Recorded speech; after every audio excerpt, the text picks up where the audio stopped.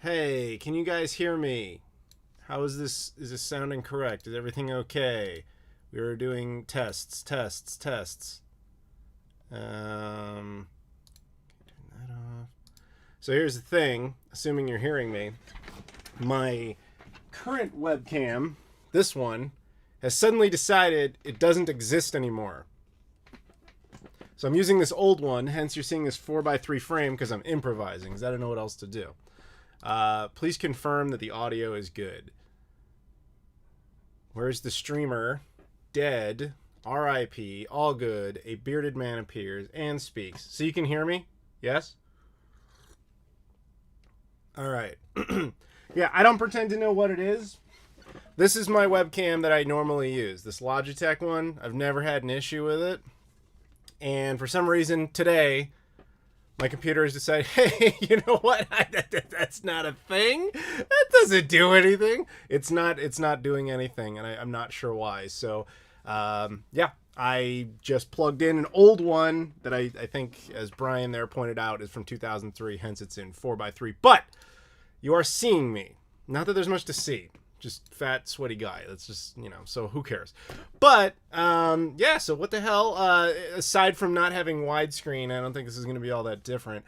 So, yeah, let's, if you're new to this, what I do is every once in a while, yes, I tried different USB ports. I got 4 right there. Every single one is reacting the same way. It's just, you never get the USB, activation noise. Nothing ever happens. But oddly enough, if I go to, test my webcam on a browser or whatever, it acknowledges it, but that's the only thing. Nothing else will. You don't even hear the little boot up noise. That sounds like an actual problem that would take a lot of time to figure. I just remember that AverMedia sent me a webcam. It's in the other room. I could go get it, but then we risk shutting everything down and it not coming back. And does it even matter? Does it even matter? So yeah, we'll figure that kind of thing out. Okay, wow, we got a donation before we even got started here. So first of all, hi everybody. Yeah, so what I do here is I do just live Q&A. We just hang out, we talk, you ask questions, and that's pretty much it. I know the normal thing has become oh, I'm never gonna set any records. We're not gonna go for forever here. And then it just happens. But I'm a little bit sick today, so I kind of doubt that's going to happen. And I apologize because at certain points I might be like, hey, hang on a second, and have to blow my nose or something. But yeah, if anybody wants to donate, I take super chats, I take PayPal. That's the type of information is in the description, or you can hit that little $ thing. I appreciate you.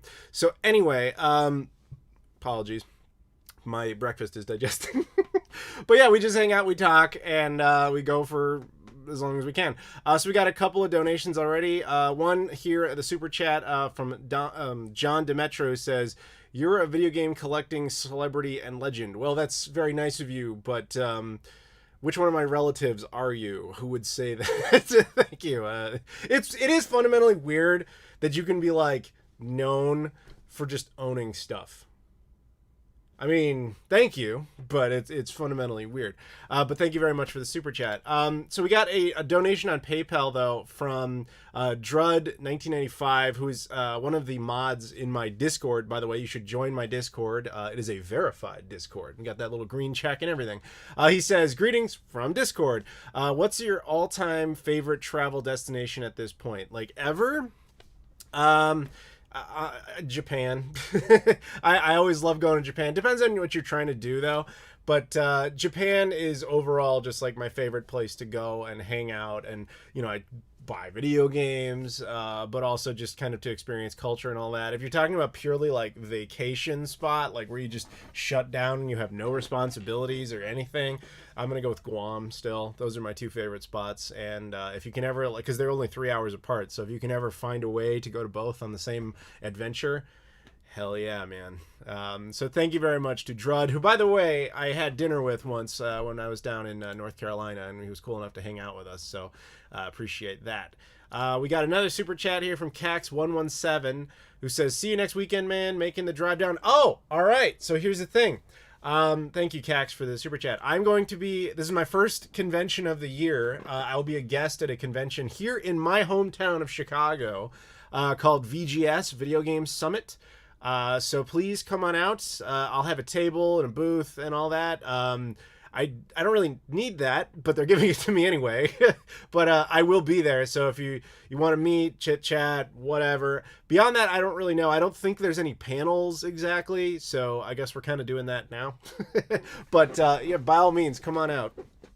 So thank you very much, Cax. It'll be good to see you. I believe we met once at Missouri Game Con, right? A verified Discord, but it feels more like a mental asylum. A fun one though. Yeah, there's some accuracy to that. But yeah, so oh yeah, if you're just going around to follow stuff, the Discord, hop on in. It's always fun. Twitter, I recently got that verified actually. Facebook fan page. I've got Instagram, all that sort of stuff. Appreciate that. And of course Patreon. Anytime you feel like doing that. The new podcast is already up over there, by the way. Am I updating to Windows 11? Not anytime soon. Verd, you're still in here, right? I know you were like complaining earlier. You're like the person all over Discord who's been actively using that, so I assume you have more to say on it. John Demetro, super chats again. Thank you. Will you be at Too Many Games in Philly this October 8th? Maybe. The thing with Too Many Games is I typically get kind of a really last minute invite to that, if that happens at all. I imagine that I will go. But if I do, it'll probably be very low key where I'm just suddenly like, oh yeah, hey guys, I'm here like a day beforehand. So I can't guarantee it, but I wouldn't be surprised.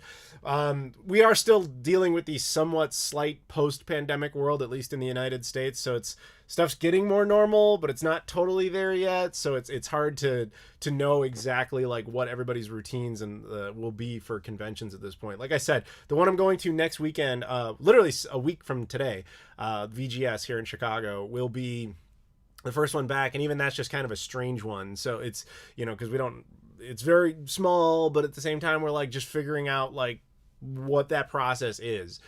So I can't plan ahead on that. The thing with VGS is like, I wasn't planning to go. They were inviting Brett Weiss, who's another YouTuber, and he asked if I was going to be there, and I was like, no. And he's like, hang on. And he asks the guy who's running it, and the guy's like, oh yeah, you're from here? Yeah, let's just do this. And I was like, all right, cool. So it's got time to get going. You know what I mean? But anyway, so even like I talked to the guys at Mo GameCon, and like they're pretty sure they're going to do it. Like it seems like that's the plan. But then there's always the possibility that some second wave of the pandemic will hit or whatever. So all I'm trying to say is things are still kind of up in the air, but I'd love to go. Thank you for the super chat. Hugo M9270 super chats. Have you played the Alex Kidd remake yet? No. I noticed that got like a cool physical edition on the Switch. It looks like in Europe. That's the thing I've noticed. It just kind of pop up in my feed a little bit, but no, I haven't played it yet. But I think it's really neat how Sega is just kind of allowing like so many of their IPs to just get remakes, even though they're not the ones handling it. I think it's like the smartest thing ever is just letting all these other devs who are super passionate about those franchises go ahead and make them, like Streets of Rage 4 and that, the Panzer Dragoon remake and all that stuff. I think it's very cool. But no, unfortunately, I haven't played that particular game yet. Well, hang on, I got another. Oh, we got a thing on PayPal here. We got a donation. It says, "Hi Adam, going out for a meal in about an hour, so won't be around long for this afternoon. It's the Euro Cup tomorrow, England versus Italy, and I am buzzing. Who do you think will win, and why do you think it will be England? Haha. Hashtag it's coming home. Have a good stream." I am quintessentially American on this. I did not even know that was going on. I apologize. Although, you know what? All right, so I'll just say England for your benefit, because why not? I assume I have more British viewers than I do Italian viewers. But I don't have a dog in that fight. Let's put it that way.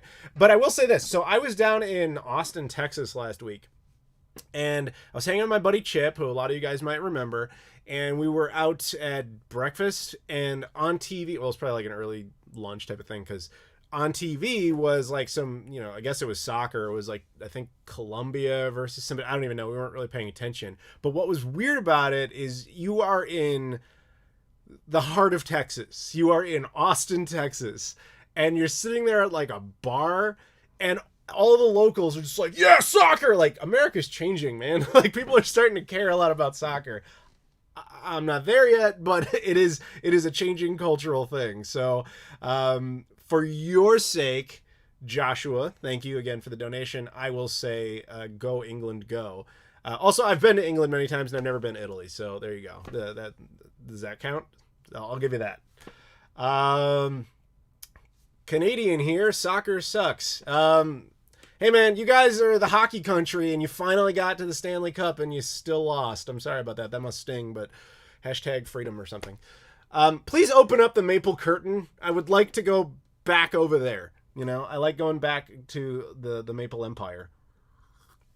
The Bucks will win tonight. So I have such a love-hate with that. I promise, guys, this isn't going to be like all sports. That's not what this is.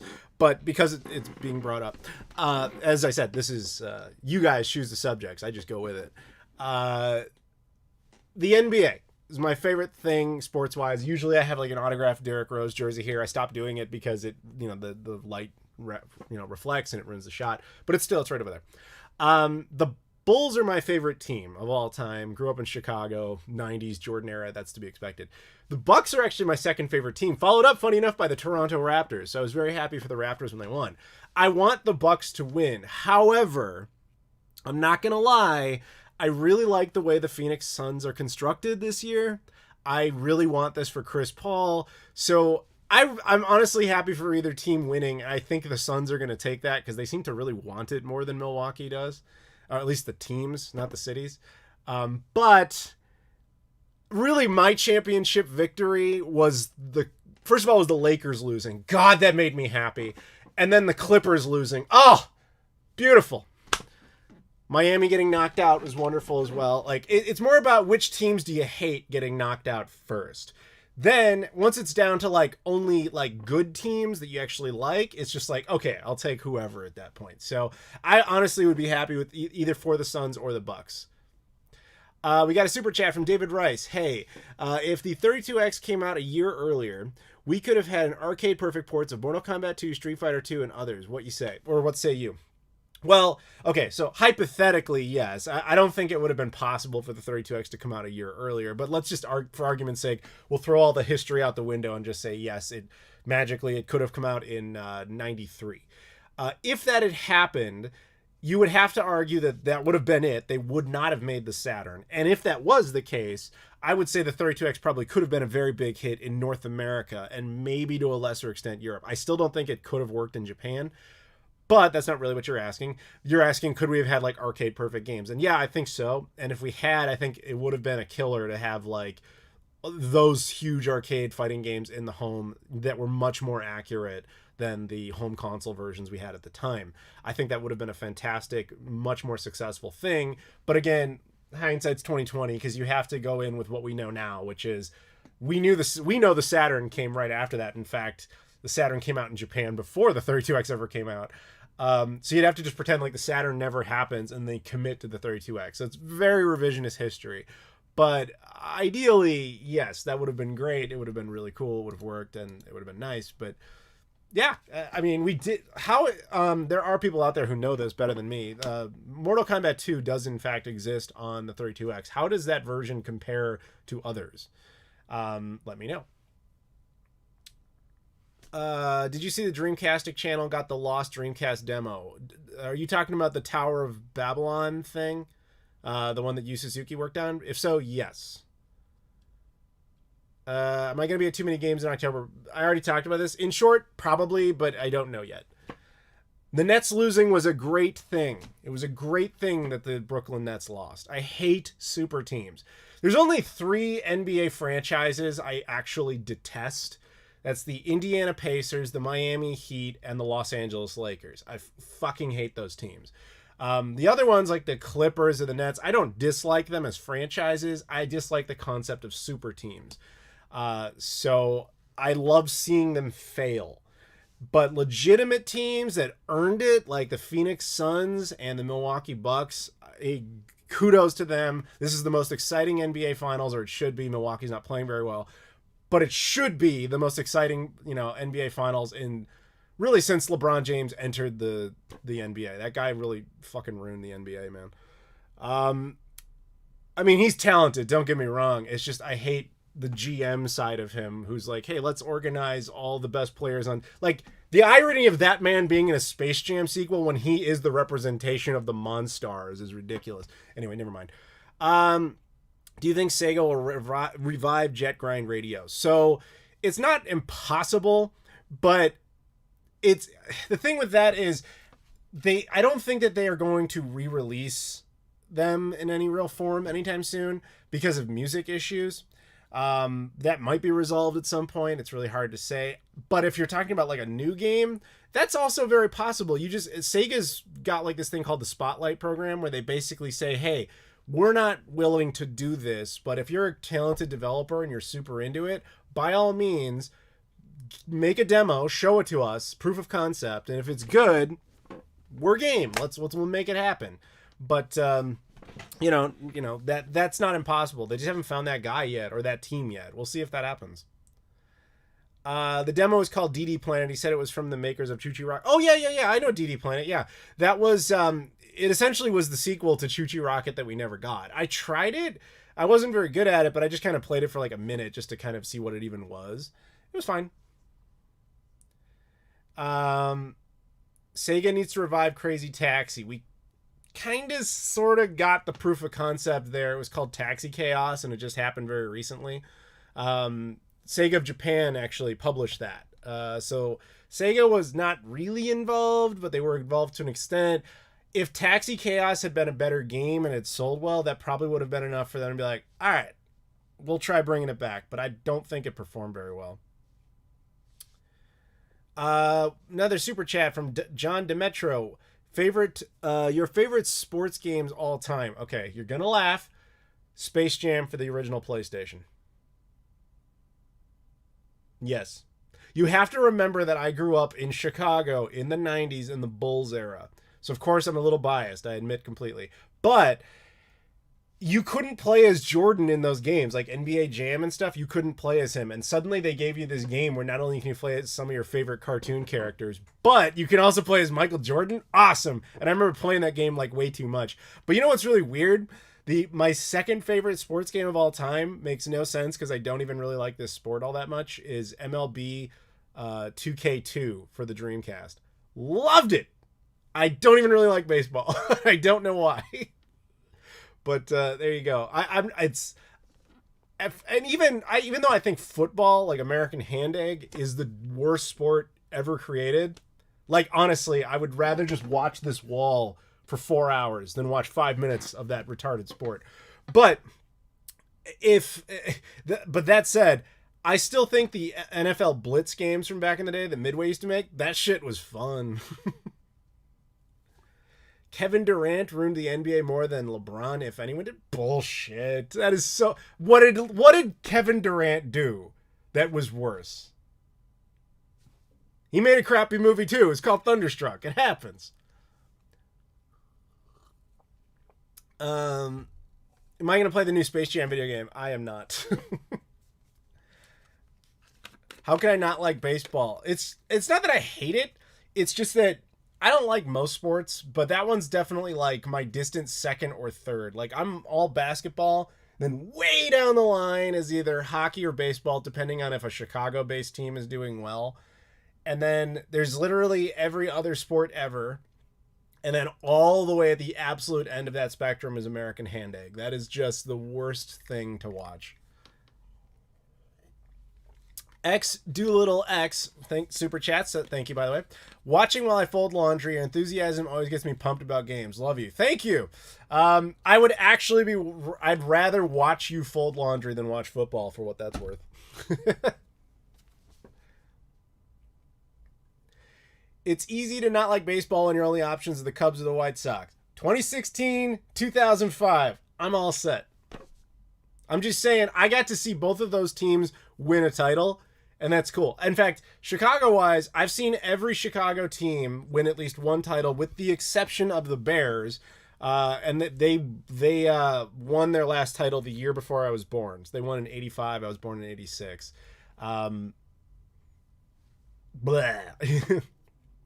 At least LeBron didn't already join a championship level team. Do not get me wrong.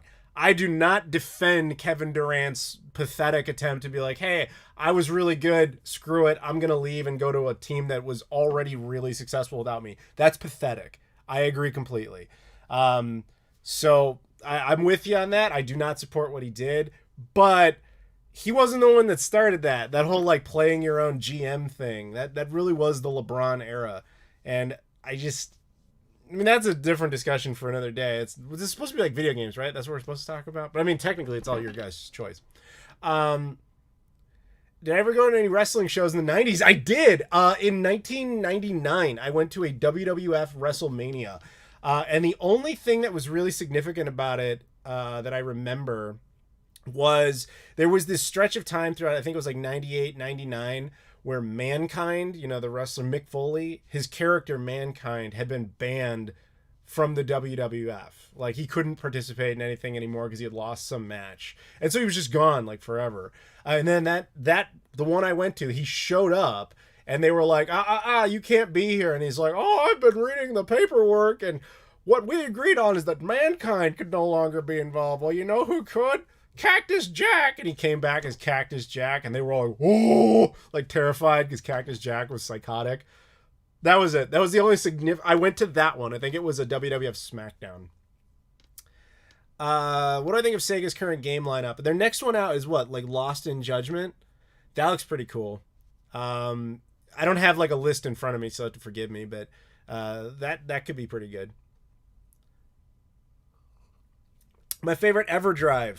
That's an interesting question because how do you define that? Like in terms of the actual like mechanism or like which console it's on? Because really they're all the same basic idea.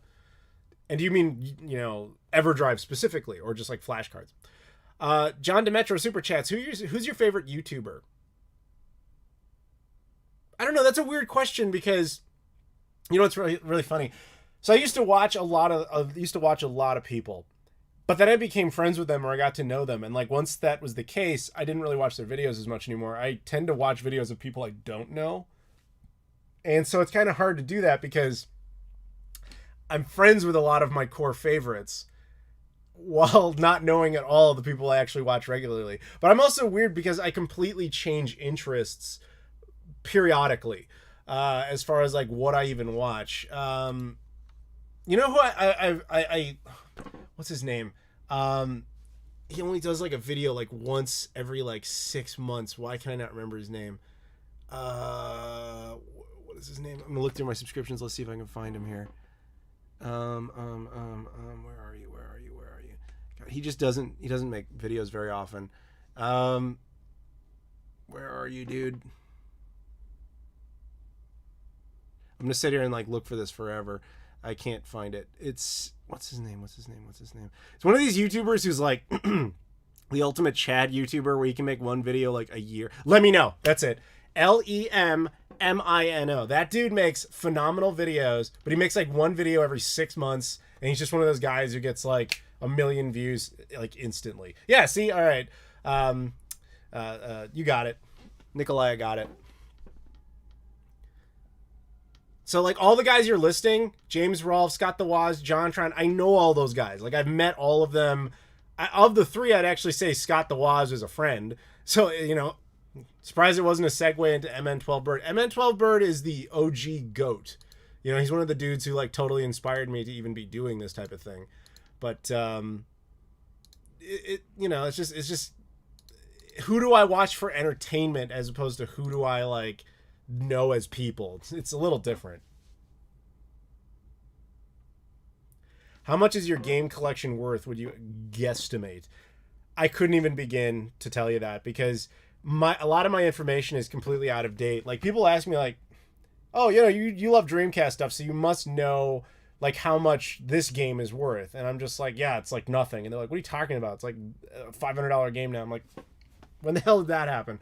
Because like once you get it, I don't know about you, but I stopped thinking about it. I'm like, oh, it's done. I don't have to worry about it.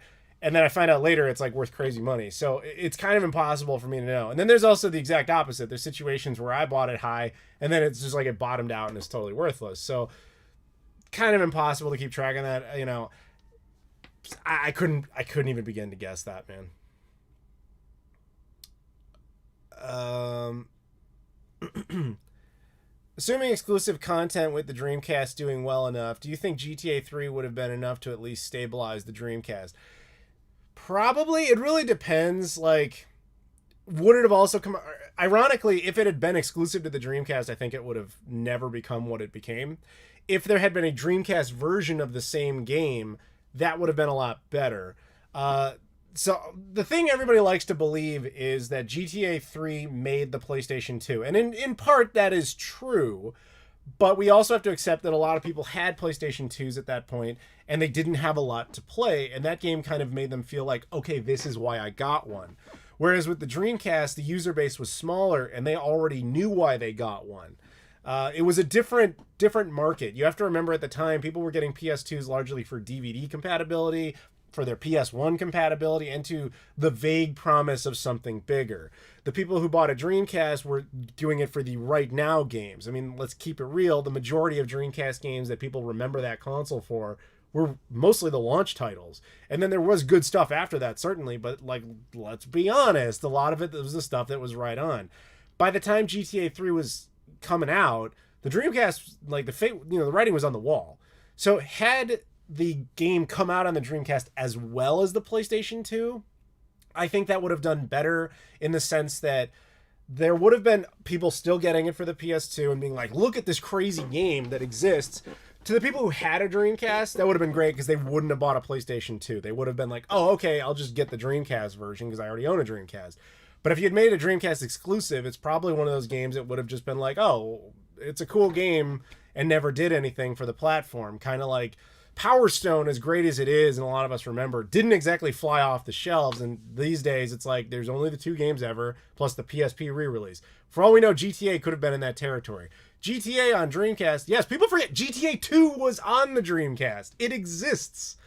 GTA 3 was in production for the Dreamcast, but it was a harder technical feat, and by that point, there was no real reason to, because the Dreamcast was essentially done.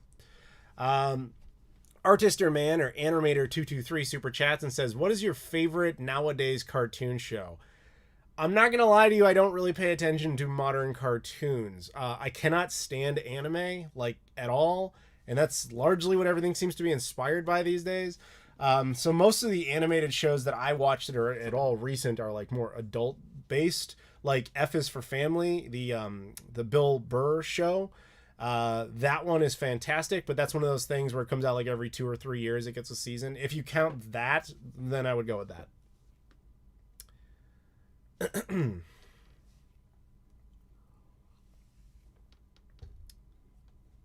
GTA 2's radio was broken on the Dreamcast. I don't pretend to know. It was never really my franchise. Super chat from Hugo M9270. What if Capcom in the 90s made their own console with exclusive access to Resident Evil, Street Fighter, Mega Man, Power Stone, etc.? Would it have been successful? I kind of doubt it. First of all, I don't think that they would have had any real interest in making their own console. It would have been very self-defeating. But let's just, for argument's sake, say they did it.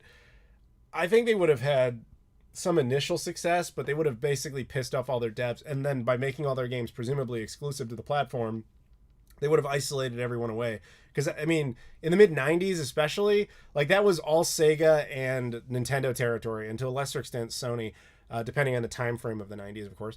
But I can't see Capcom having made a successful console back then. I mean, everybody tried. Everybody not named Sega or Nintendo did try, and with the exception of Sony, they all failed.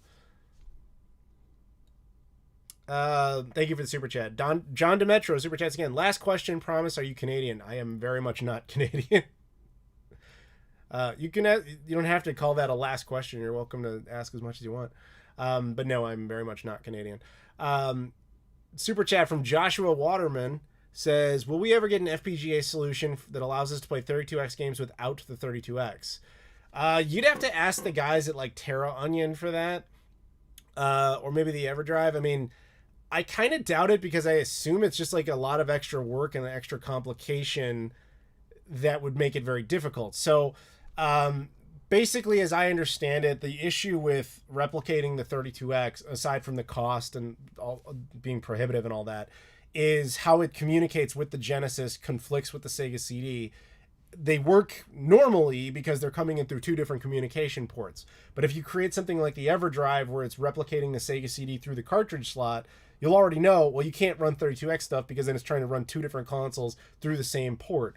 So an FPGA trying to do all three and through the same port, I don't think it is even technically possible. There is an alternative now where there's some Sega CD 32X combo games, and they're trying to essentially use the Genesis control cartridge slot to replicate the Sega CD. And there's this new little add-on that goes into the Sega CD slot, ironically enough, to replicate the 32X. So that if you have all three, then you can play those literally six games. I would think if you have that thing on the side, then you can play 32X games without a 32X, I'm guessing. But aside from that, I don't know. It seems like one of those things where they're probably not going to bother because it's not really worth it, and because it creates too many logistical issues. But I'm no engineer. That's just like my cursory understanding of it. Oh, you know what I should probably do that I didn't do is tell people that I'm live, like on Twitter and stuff. Give me 1 second, guys. Let me retweet my own tweet, because why not?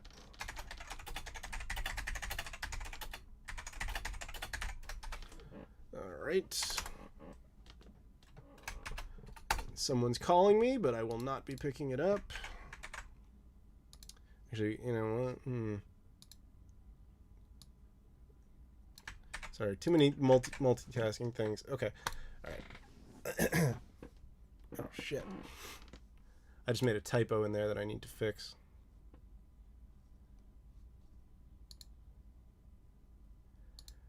One second.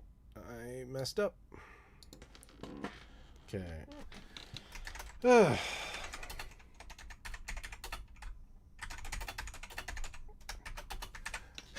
You'll appreciate this. I wrote, "I'm live, come on it," instead of "I'm live, come on in," so I had to fix that. Anyway, Sato Klee, Super Chat, says, "Say cheese, homie, thoughts on the Atari VCS?" I didn't get one. I don't really consider it a console. Nothing really has changed with that. It's just this little, was it Android based? It's nothing I have any interest in. To me, it's just one of these things that are trying to replicate the success of, the Nintendo Classic, the Super Nintendo Classic, whatever. And they're like, "Oh, we own the Atari name. Let's just do that. And we'll put it in a little Android box and call it a day. But we'll also charge like crazy stupid money for it because that's Atari. I remember Atari. Atari's like Nintendo." Ugh. And then it came out and like it's really expensive and it works like crap. Whatever. To me, it's no different than any of the other like Atari clone boxes that have come out over the years. To me, maybe there's something else out there, but whatever. No, sorry, I couldn't care less about the Atari VCS, to be totally honest. Any insider info on the mythical HD Retrovision DC component cables? Thank you very much for the super chat, Dr. Nerdly, aka Captain Potato. No. No. HD Retrovision actually is based here in Chicago. They've invited me to like check out their office, but that was like right before the pandemic, and we haven't really synced up on that yet since. But even if I went over there, I don't think they'd be like, "Here it is. Here's the magical cables that have never been released." So no, nothing there. I don't know the details of why that hasn't come out, but I know it's becoming like an old joke with them at this point. Cax117 super chats. "The Intellivision at Miko is a dumpster fire." I've only gotten little bits of this. Tommy, like last year, reached out to me saying he wanted to be on my podcast to talk about it, but I was like, I have nothing to say. Like the whole thing with the Intellivision Amico, I said over a year ago on my podcast, which was like, I've never seen it in person. I've never attempted to use it. I don't really have any great interest in it. I think he's making it for the same reason as the VCS, in that it's some nostalgia thing. But in his case, he grew up with the Intellivision brand, so he's probably like, "Oh, that's great. Let's bring that back." And I actually think his intentions are good, but I don't think it can be particularly successful. And that was kind of it. That's like really all I have to say on it. But he was like, "Yeah, we should do a whole thing about it." I'm like, I have nothing else to say about it. Like, you guys, I get messages like that all the time, and I get like the weird sponsorship messages all the time. I just kind of ignore most of that stuff because I'm just like, I don't want to do it. Like the other day, I got, like, literally yesterday, I got a message from some Chinese company on Instagram that's like, hey, will you review our USB to HDMI cable and we'll pay you $500? I'm just like, delete. Like, I don't, like, I don't, what am I going to do with that? You know what I mean? Like, I don't like to do that stuff. So I like to keep this place as kind of a sponsorship free zone, if at all possible. I really don't do them. So I appreciate your guys' support, because I just like this to be a safe spot where you can go in and just be like, I don't have to watch a bunch of ads. I mean, yes, there's Google's YouTube ad system, but aside from that, there's no like, hey guys, let me talk to you for a second about Dollar Shave Club and NordVPN and all the, you know, all the usual like bullshit that you hear. I'm just like, I don't like any of that. So yeah. And that to me is kind of the same thing, you know, just doing an entire video about the Amico, even though it wouldn't have been a paid situation. It's just like, I'm not making a commercial for you, dude. Like, I don't have any interest in it. Anyway, Joshua Finzi super chats, burger or hot dog? Really depends on where and what kind. As general vague concepts, burger, but you can have a much better hot dog than you can a burger depending on the kind. Thank you for the super chat. John Demetro also super chats. Are you full-time YouTuber or do you work? I assume I don't think you meant that in a condescending way, but you know, I'm a full-time YouTuber. But to be honest, like over the last year in particular, because I've been dealing, you know, my mother died pretty much a year ago. Actually, in 5 days from now, it will have been 1 year to the day when she passed away. And so the last year for me has just been kind of the process of dealing with that. So I try to give you guys content and stuff, but like, I'm not always there for it. If that makes any sense. Like, I'm not always like, hey, this is what I need to do today. Sometimes it's like, I can't do it. But I'm, you know, that it is my job. And so I have to get more in the swing of it. But thank you very much for the super chat. Will I review a hot and ready from Little Caesars? I'd rather have AIDS than eat at Little Caesars. In fact, Little Caesars would probably give me AIDS.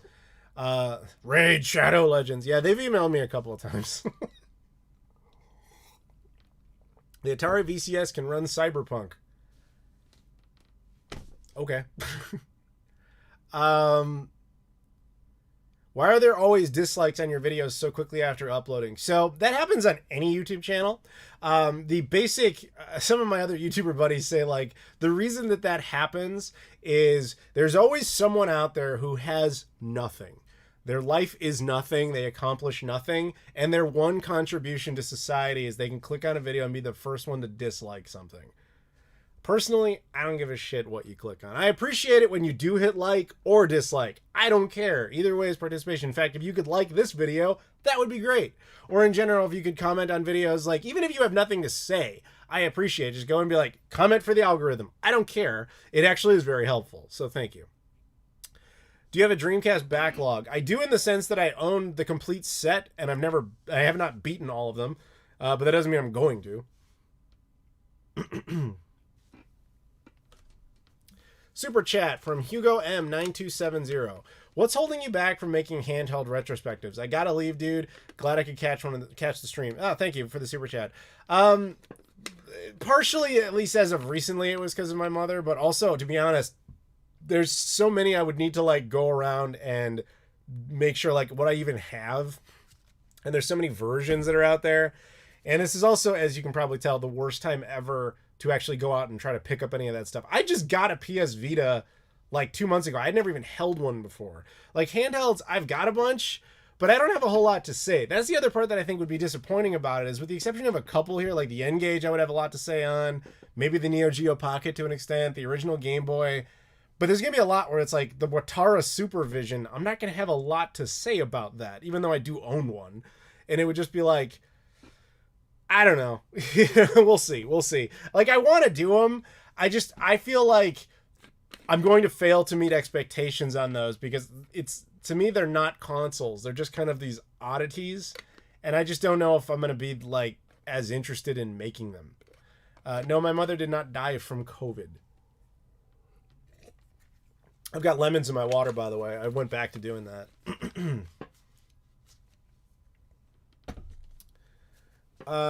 Thank you for the super chat. Come to Israel. We have great food. Are you guys open yet? Like, I mean, you know, it's like Israel and the US are like leading the way on all like COVID preventions and stuff. So But getting there is still just like a pain in the ass. Plus, I have nothing specifically to go to Israel for. Drunk in Spain, just want to say Adam's channel rocks. Well, thank you very much. Do you own both of the Supervisions? I don't even remember. Chip, my buddy Chip in Austin used to collect a lot of handhelds, and he gave me a bunch of stuff when he was trying to purge it. So I know he hooked me up with at least one Supervision. I don't think it was both.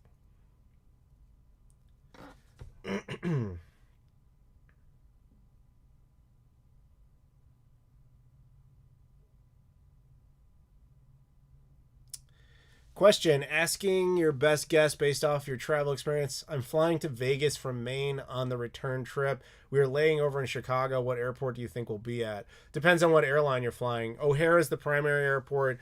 Midway is the secondary little bitch airport. If you're flying through Midway, then I'm guessing you're flying on Southwest Airlines. If you're flying on pretty much anything else, you're probably going through O'Hare. How long is your layover?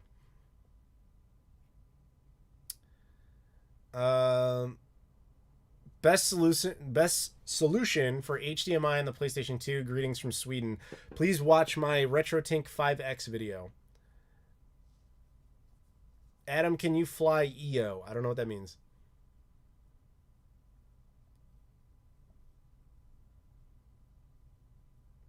The Game Gear was basically a portable master system with faulty capacitors. Yeah. Would you ever do a video on CRT gaming? Other than just to say, don't use a CRT, no. People get so fucking mad about that, but like, sorry, I don't have a big desire to have a giant bulky TV in my house just to have the games look worse. It doesn't... You go with your nostalgia, that's fine, but it's stupid and wrong. Oh no, he said the CRT is bad! Yes, I'm saying it. CRTs are fucking pointless. If you have that, it's because you have decided to go the lazier, cheaper route. And that's fine. If you enjoy it, that's fine. But I don't get like where this argument of superiority comes in because you've decided to do something wrong. Whatever. Joshua Finzi, Super Chats. Coffee with lemons today or weasel poop? No. This is just water with lemons. The coffee is actually a banana bread flavored one. I think I showed it in my Discord earlier. But thank you, Joshua, for the super chat. Go England? Right? Is that what you want to hear? Can you fly around with your mental powers? No. I can fly around on a plane. Poop Weasel coffee is the best stuff, man. You're flying United in 2 hours layover. Okay, so you're going to be in Terminal 1. If you need to get something to eat, my recommendation is head over to Terminal 1, the B section, the B gates. There is a Wolfgang Puck. Order yourself a margarita pizza and never look back as the single best food item in the entirety of O'Hare International Airport. Second is the same restaurant, Wolfgang Puck, the breakfast sandwich, but by the time you're there, it's not going to be out. So get yourself a margarita pizza at Wolfgang Puck, Terminal 1, the B gates, United.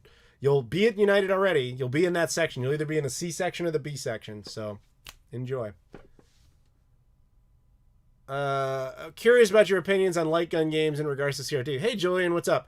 Yeah, I mean, that's like the one use of CRTs, but we have to cling to something that obscure to have any reason to keep it around. Like, I like light gun games as much as anybody, but like, do I keep one around for that? No. Do I watch VHS tapes? No, I don't.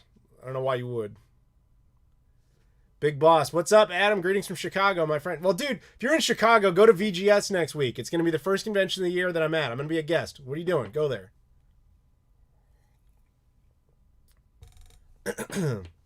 What's the best way to play GBA games on the TV? Personally, I would take, if we're using original hardware, at least to an extent, I would take a GameCube that's got an HDMI modification, it's got Swiss installed, and you put on that like fan-made Game Boy Player software, as well as having an actual Game Boy Player device for the GameCube.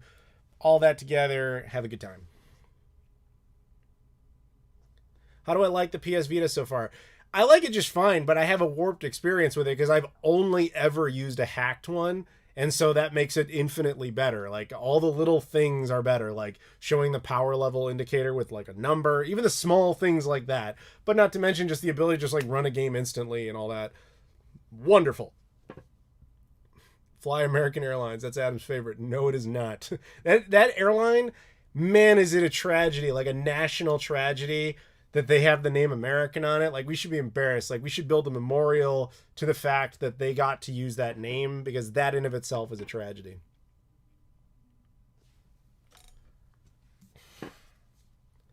Do you own an HD DVD player and actively use it or watch any HD DVDs? I have the Xbox 360 drives. I've got 2 of them. And I only have a couple of HD DVDs left. I've purged most because I didn't really need them. The only one I have that's really interesting or worth anything is Smallville Season 5, the Superman show from the early aughts. Season 5 famously got a DVD and HD DVD release, where Season 6 got a DVD, HD DVD, and Blu-ray release, and then 7 onward just got DVD and Blu-ray. But they never did a cataloged Blu-ray Season 5 release. And I've actually read about it.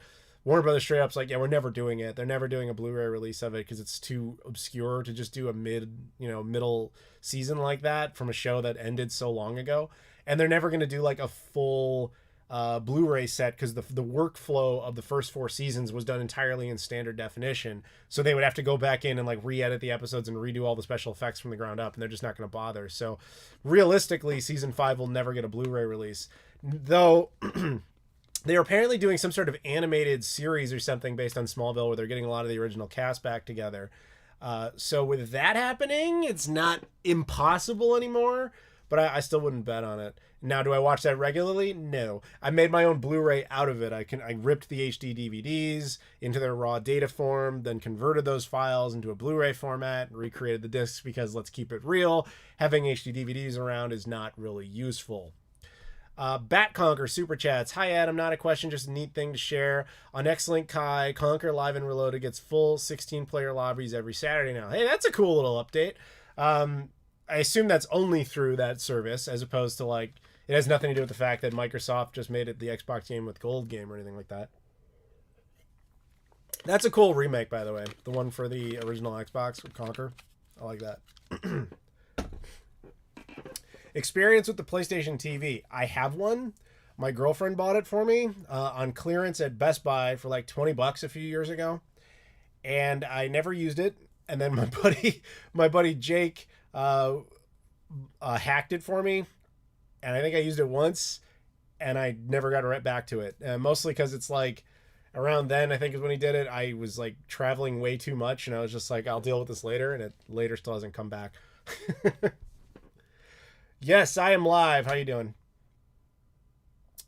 Somebody save me. I can't sing for shit. But yeah, somebody's just quoting it. I remember that. That was the most annoying thing about Smallville. I love that song. But apparently the cast and crew just like hated that song because they had to hear it all the time. Favorite film director all time? I think your most consistently good filmmaker, believe it or not, as standard as it might sound, would be like Alfred Hitchcock. But he wouldn't necessarily be my favorite. I think that's a really hard answer to say, because I like Kevin Smith as like an individual like figure who makes films, but his movies can be a very mixed bag. Steven Spielberg is a very classic answer, and he doesn't have as many misses. But then again, you can look at someone like George Lucas, who really only made like one movie that I like, and yet you can argue that it's like the greatest film ever made. So it's very difficult to find somebody who's like, really able, you can really answer that question. John Demetro Super Chats. My kid is being trolled on Instagram. Any advice? Block button? Basically with trolls, the best response is no response. And first of all, I don't know exactly what you mean by trolling, so it's hard to say, but I would generally just say you typically ignore it. Unless it's like legitimate harassment, then you can get like the police involved or whatever. Adam loved Yoga Hosers. Never saw it. Didn't really have any interest. I saw Tusk. I actually liked Tusk. I don't care. I thought that was a fun one. The one that killed Kevin Smith for me was Cop Out. Like, dude, before that movie came out, I was such a big Kevin Smith fan. I had made the pilgrimage out to Red Bank. I had gone to the Quickie Stop. I had gone to his comic book store. I had seen the man live in person in Chicago in a theater. Like, I was super in. Like, I watched all of his stuff with the commentary, everything. Then Cop Out comes out. I go to see it, And like after that, I was like, I think I'm kind of done watching his stuff. Like it killed it. I hated it so much. I'm back around to liking him. He's actually liked a few of my tweets recently, funny enough. But yeah. Hey, Ronald, what's up? Tech therapy. Hey, bro, unpopular opinion, it seems, but even I moved away from CRTs and CRT projectors since we can get so many great solutions these days with our retro consoles with. Exactly! You don't need CRTs anymore, unless you're just using light gun games, and even that's like, really, honestly, the people who are connected to light gun games, or sorry, CRTs that much, I don't blame you. You don't want to do the financial investment into the infrastructure of how to, basically make retro stuff work correctly on a modern television. I don't fault you for that. But just using like, I don't have enough money as an argument for it is better is like what a child does. It's not a good argument. It's basically like the same as when you were a little kid and one's like, I like Sega Genesis, I like Super Nintendo. And the reason you're even fighting about it is because you can only have one or the other. That's what kids do. That's basically the CRT versus the correct solution argument. Thank you for the super chat, Ronald. It's good to see you. I miss you, dude. I got to come back to Austria. We got a party. Inkling, super chats. Hey, Adam, any luck getting a PS5? I was able to get a bundle from Gamefly. Check it out. Gamefly offered me the same bundle, but I don't want it. I'm very fixed on getting this from Best Buy. I was going to save this story for whenever the hell this happens, but I was not expecting it to take like almost a year. So I'm just going to tell you guys something. The reason I've been so hard up about wanting it from Best Buy is that when my mother passed away, which again was almost a year ago, 5 days from now it will have been a year, I had to go through the process of beginning to shut down her digital life, which included things like her credit cards, right? And so when I was getting ready to shut down her credit card, you have to understand she kept the same credit card like plan for, I don't know, 20 years beyond, probably like 30 even. And so like she really was loyal to that particular type of card. My mother was also not really a points person. So she was adding up all these points without even realizing it. So we got to a point where I realized like, wow, she was sitting on a ton of Best Buy gift cards, or at least the possibility of Best Buy gift cards, because you could add up all these points and then redeem them for something before closing out the account. And I realized there was enough there to basically buy myself a PS5 with her Best Buy gift card points. And for me, it's using them for that purpose specifically. It just feels like my mother getting me like one last video game console. Like I know I'm 34 and that's the type of thing a kid wants or whatever, but I'm never going to have that again. And that's the closest I can come to it, is if it goes through Best Buy. Problem is, Best Buy just refuses to sell me one because they never have them in stock. So, yeah, that's pretty much my reasoning there. Cax117 Super Chats. Rank Sega consoles favorite to least. Dreamcast, Genesis, Saturn, Sega CD, Master System, 32X, SG-1000, Pico Bina, and I'm not including Game Gear in there because that really just goes with Master System. Oh no, Inkling, don't feel bad. It's fine. Like it's not. I'm not like upset about it. It's just that everybody keeps asking me like, why haven't you got it? And I'm just like, I was trying to save that story honestly for when the video comes out, but it's a justified question at this point. People think I'm like, dude, I see them around. Like, why are you not picking them up? It's like, that's why. I'll retell the story. You guys will all forget this and we can all pretend it never happened. But that's the truth. Is just that's why. Is I'm just waiting until Best Buy has it for that reason.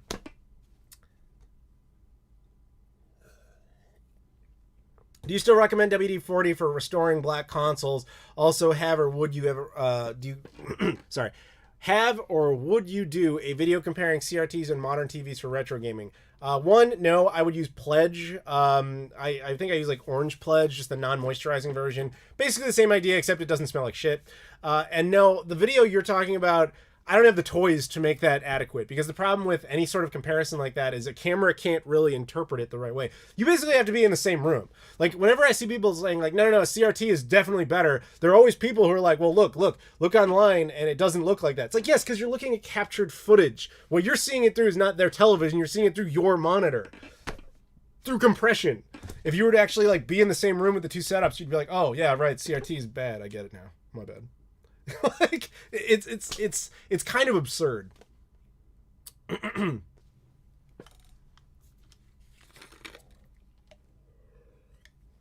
Why was Knuckles Chaotic such a bad game? Couldn't tell you. I don't know how that's... I've never been a fan of that one. It's funny, actually. So Knuckles Chaotic's birthday was like 2 months ago or whatever. And I randomly, like, I don't know if you guys follow Sega on Twitter, but they randomly tweeted about that, and they used a photo of me holding the game. And it's one of these things where people were like all conspiratorial about like Sega's gonna do a thing, blah blah blah, like Knuckles Chaotix is coming back. But I could tell you firsthand, like literally the day before, they just messaged me and they're like, "Yo, I guess Knuckles Chaotix's birthday tomorrow. Do you have a copy? Can you show us?" And I was like, "Yeah." And they're like, "Can we use this on Twitter? Have fun." That's it. There's no great conspiracy. It was just something to post about. Super chat from Dax. Okay, Adam, top 3 games for each Sega console. Go. All right, well, that's obviously very opinion based. I don't know if I could do that. Dreamcast, I'm going to give you Shenmue 1, Shenmue 2, and I'm going to go Sonic Adventure. If we're counting those as 3 separate games, that's what I'm going to go with. With the Genesis, Sonic 2, McDonald's Treasureland Adventure, and Aladdin, I think is what I would go with. Off the top of my head, maybe Ninja Turtles, Hyperstone Heist. With the Saturn, maybe Panzer Dragoon Saga, Burning Rangers, and Rystar. No, not Rystar. What am I? Astal, sorry. Sega CD, Sonic CD. You know what I kind of like is Batman Returns, actually. And maybe something like Sylphied. I actually kind of like that. I'm sure there are better answers, but it's like I'm just kind of, it's just what's popping to my mind. Master System. You know what I actually like on the Master System that's like really weird is the Michael Jackson's Moonwalker conversion for that. It's not a very good game, but I actually kind of like it. Some of the Sonic games are okay. Master System I don't really have a lot of great love for, to be totally honest. 32X, I don't know. Mortal Kombat 2. I don't even know if I could name an SG-1000 game off the top of my head. I have a bunch, but that doesn't mean I've really played them extensively. And the Pico and the Bina is just, who cares? Actually, there's a McDonald's Treasureland game exclusively for the Game Gear in Japan. How about that? I have it. I picked it up over there. I want to go back to Japan so bad. Do I like Nights into Dreams? You know what's really funny you asked me that? Because I've asked myself that recently. So when I first played Nights, it was when I was in high school. The game was not new or anything like that. I think I just hit the camera, sorry. How's the camera angle? How we doing here? Because this camera was very much an improvised decision. I look like, it's friggin' Dutch angle there. Okay. All right, how about that? You guys like seeing the wall? No, you don't like seeing the wall. How about that? Sorry, didn't mean to hit the camera like that. All right, yeah, Nights into Dreams. So when I was in high school, I mean, Sega was already out of making consoles. Like, they weren't doing it anymore. But that was the first time I had a Saturn, so I was playing Nights into Dreams because that was like the game that everyone was like, hey, I remember a Saturn for just this game. I remember a friend of mine and I liked it, and we were really into it. We were playing it. We thought it was fantastic, blah, blah, blah. A couple years ago, randomly, the Xbox 360 upgrade, if you will, of Nights into Dreams became the new like gold games with gold game. So I downloaded it. It was free because I already have Xbox Live Gold, and I was like, let's just try it out, see if it's at all like I remember. And I was just like, I kind of hate this. Like, I didn't really like it. I think I would have to like get back into it again. I don't know what it was. It was just the magic of the age or something, but I don't know. I don't feel like that game aged all that well. We got a super chat from, sorry, not a super chat, but on PayPal, which, by the way, if you got, I appreciate the donations. If you guys don't care which one you're doing, I always prefer PayPal, but that's entirely up to you. I appreciate it, though. Information on that is in the description. But Joshua Finzi says, will you still consider playing digital games in the future if that's the only option left, like a hypothetical Shenmue 4? I cannot bring myself to support digital content. And I know what you're thinking. Like, I just talked about Nights into Dreams. But the way I see it is that was free. Like, if I get a free thing, whatever. I'm willing to check it out in the vague hope that maybe there's some physical edition at some point. But if we were really going to sit down and be like, dude, you need to play Nights into Dreams right now, I'd probably whip out the Saturn version. But that's different than spending money on it. I cannot in good conscience buy a digital game. And I've said this before, even with Shenmue 3, before it was going to get a physical edition. I don't think I could do it. Now, given my own YouTube career and my reputation, realistically, they'd probably send me a key anyway. And then maybe I'd try it, you know what I mean? But, like, I could not bring myself to buy it because there's nothing to buy, you know? I don't know, but I don't think that's an issue. If we're in a situation where there even is a Shenmue 4, I'd be happy with that. Dutch angles remind me of Battlefield Earth. Yes. One of history's most infamous movies. Yeah, it had a lot of that. By the way, Joshua, thank you again for the donation. Is coffee a drug? Yes. Caffeine is a stimulant, and it is the active ingredient. It just is. We got a super chat from Chuster Kuhn. Favorite game OSTs besides Shenmue? Actually, very good question. You know what I actually like a lot? Runbow. Runbow was a game that came out on the Wii U physical edition. And there's other versions, whatever. I think there's a Switch version now. I've never even played the game. But when I got the Wii U version, it had this little digital code in it saying, like, hey, if you want the OST, go ahead. Now, with music, I don't care. I'll get digital because I don't really collect music. Except for vinyl records, but that's only if I like it enough to go and get a vinyl record. So I was like, all right, whatever. I'll check it out. I'll download it and try it out. And I fucking love that score. Like, I listen to that shit all the time, and I have no idea what the context of that music is, and I don't even care. I love that so much that when I Am 8-Bit announced they were doing a physical vinyl of it, I was all over that shit.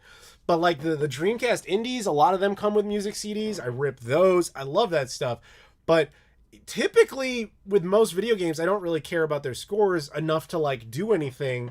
But most of the video games I do like, where I like this music, it's usually for just random ones I've encountered, not so much because of the video game itself. Shenmue, yes, is on a different level, because even people who don't like the game will say, like, oh yeah, well, the score on that is fantastic, and it should be for the amount of effort they put into it. But yeah, it's, I think I might actually go with Runbow as my second favorite, believe it or not, even though I've never played a single second of that game.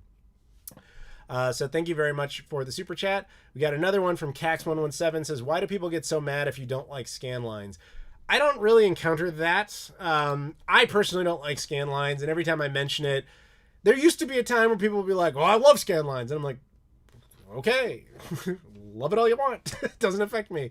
I personally don't like it, and that's it. You know, I don't get the, like, we're pretending to be nostalgic for distortion thing, but if you love it, have at it. Thank you for the super chat. My least favorite game. Okay, it's funny you asked me this. I was just in a video about exactly that question. Brett Weiss did a video asking a bunch of YouTubers to, like, talk about their least favorite game that they own. And at the time, I was, believe it or not, I was out in Forks, Washington, which is where they filmed the Twilight movies. I'm embarrassed to say that I've been there. But anyway, I was hanging out. I was sleeping in a teepee. Like, I was on a whole different thing out there. And I was asked to make this video. So I'm like, okay. So I filmed this thing talking about it. I'm trying to think about what that would even be. And I screwed up the name of it. I called it Orange Blossom, but the name of the game is Orange Pocket. And I have it for the Dreamcast. It is a Japanese date sim anime garbage game. Maybe if you like date sims or whatever, it's good. I don't know, but I don't speak Japanese. And it's just, to me, it's like emblematic of the entire problem. It's like, it's anime, I hate that. It's date sims, I hate that. It's completely Japanese, so I can't understand it at all. And on top of that, when it came out, it was super expensive, and it probably still is because it's a very low print run type of game. And it's like, everything about that was just like, this is the worst thing. But I still had to have it because it's part of the Dreamcast collection. So while it's probably not the worst crafted game that I own, it's just symbolic of, like, everything I don't like. How did Scott the Woz reached out to you about your film, your cameo for his glorious movie? He just direct messaged me on Twitter. We follow each other on Twitter. He's a friend of mine. Petition for Adam to guest on Spawncast. I've met him. I would do it, but never asked. Like, honestly, it doesn't take much for me to show up in people's stuff. If they ask me to do it, I typically do it. Like I said, Scott just DM'd me, and I was like, okay. Like I said, he and I are friends. Like I've met him a few times. Like, he was actually the person to make me feel like officially old. Like I had this transition from like, hey, I'm still in it, to he said something and I was like, oh my god, I'm a dinosaur. And that was at Too Many Games a few years ago when when I was told that he grew up watching me. Yep. What Runbow song do you recommend to listen to first? I don't know if there's one. First of all, I'm not enough of a music guy to be able to even tell you the name of a track. I just have like the entire score. Like, yes, I have it in an iPod, an actual iPod. I'm still rocking one of those, even though I fucking hate Apple products. I have it in there, and I just start it and just let it run. It's not a very long score. You could probably listen to the whole thing in like 40 minutes or whatever. I just listen to the whole thing. There's probably a playlist on YouTube, I would imagine.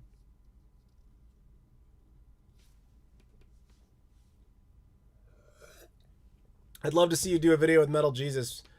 He's been in a few of my things over the years. The thing is, I only do cameos when I'm asked, but, like Jason and I hang out at conventions. I've been in the background of some of his stuff. He's been in the background of some of my stuff. He did a little mini interview for a video I did. But, like, there's this notion of, like, doing a big collaboration. I'm just like, what? I don't know if I've never really sought that out. Like, I've never been like, hey, guys, I'm going to reach out and get a whole bunch of cameos for my video. I think I did that a couple of times just for the joke. Here, I think it was, like, one time where I really did that was I did a video on Sega Saturn foam cases. And I was like, or for those who don't remember, the Sega Saturn had those long box cases, right? And when you'd open them up, terrible design, discs would pop out. So one of the things, rather than redesign it to a normal case, they decided, hey, let's put these like foam inserts in the case so the discs can't fly out. And people lose those over time. So at one point I was really going hard on the Saturn collection stuff. So I was like, okay, I should get foam inserts to replace, because people make those. You just mass produced and you just put those in there. And I was like, all right, I'll do that. So I bought a bunch and I was like, I should make a video about this for like the 6 people out there that care. But I'm like, this is such a ridiculously niche topic that I feel like I need to spice this up. So I went to a bunch of YouTuber buddies and I was like, can you just react to this? Like exactly what the situation is like. Like I'm buying foam cases and making a video. And it was pretty funny. But like, aside from that, I never really bothered with the whole like tracking people down to do cameos thing. Because the other problem with that is just like, you have to work around other people's schedules and it can really screw stuff up. Like, it took a while to track down everybody at the time who I was trying to get in it. And then the only person who wasn't in it who said they would do it, but like I was waiting on him for like a month and a half and he just kept never sending it to me, was Rich from ViewTech USA. Like we were talking, he's like, yeah, I'm going to do it. I'm like, I just needed a shot of him just standing there and be like, why did you force me to be in your video? Like something generic like that. But he just never did it. And he kept apologizing. He's like, yeah, I forgot today. And my kid this. And I was like, that's fine. But then you just kind of go like, all that's happening is I'm just delaying my video and I kind of need it done. So I kind of stopped wanting to do that and just work by my own schedule, if that makes any sense.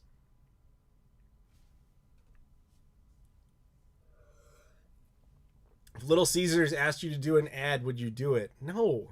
Why do you keep bringing that up? Like, I hate Little Caesars. Little Caesars, if you're watching, your pizza sucks. Your product sucks. Nobody buy it. This video is not sponsored by Little Caesars. Go fuck them. Is that better? Hopefully we've burned that bridge forever now. I'm glad it's burned. Just like their pizza. Shit.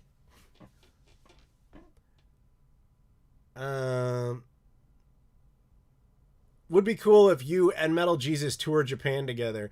You know what's funny? I gave him a bunch of advice on what to do when he was there. Because by the time he went there once, and I had been there like at that point like 9 times. So I was like, here's some advice on what to do, because everybody was asking me questions like that.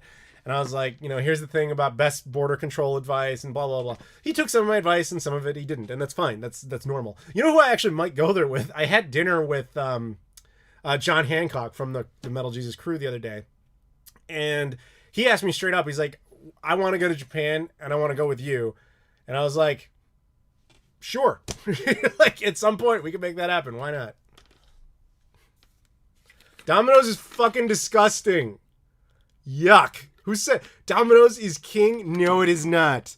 The king of the toilet. Like, they're fucking awful.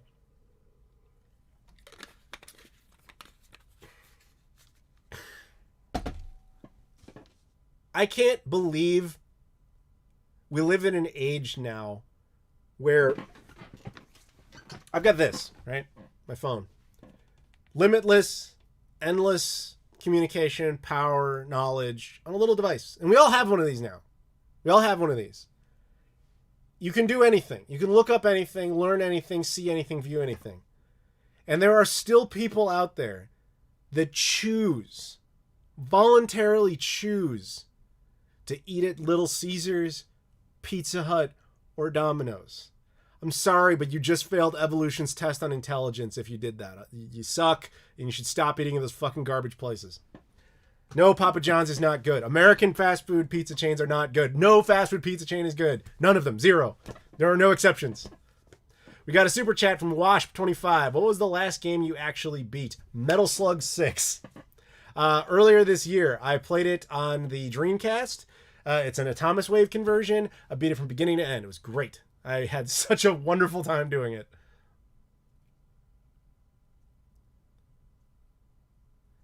You can't beat a $6 large pizza. Yes, you can. It's called not eating it. It's fucking gross.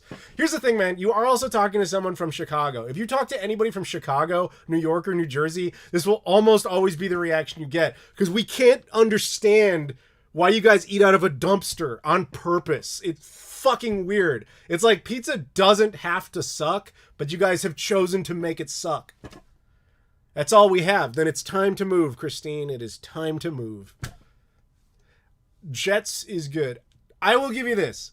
Jets is the least bad of all of those. Like if I absolutely had to have, for some reason, fast food pizza, I would eat that.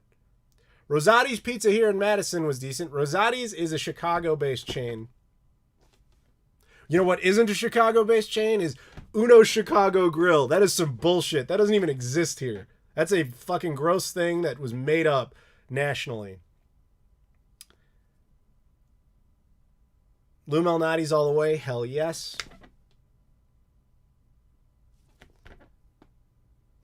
Costco pizza. I have never eaten their pizza, nor would I. But I will give Costco a little bit of a pass here because everyone tends to say the same thing. Like, Costco is very concerned about their food quality. They actually care. I'm not saying it's good, but at least they try. Will this be a 12-hour live stream like last time? I really don't think so. In case you guys can't tell, my voice is a little off. I'm a little bit sick. I've got a bunch of, tissues and some cough drop type of things nearby, although I haven't really been needing them, but my voice is also a little off, so I don't know how long this will go, but we'll see. I'm still there. Jimbo5577 super chats. I got a Turbo Express. Do you have one, buddy? No, unfortunately, I do not. See, that's another one of those reasons that holds me back on things like the handheld recap. Is like there are just obvious omissions like that I don't have, and it's just like I just kind of want it to be complete before I do it, but I don't know how realistic that is. Sorry, we don't all live in Chicago. Yes, you should feel bad about that, but that's fine, man. It happens. But, a lot of the places in Chicago do mail that stuff out. Lou Malnati's will mail you a pizza to Los Angeles. What's your excuse now, son? Do I have the COVIDs? No, I have the COVID vaccine. Adam loves Tim Hortons. Shut your fucking whore mouth. That is so not true, and you know it. Tim Hortons... I mean, that is the only place that makes Little Caesars look like fine cuisine. That shit is nasty.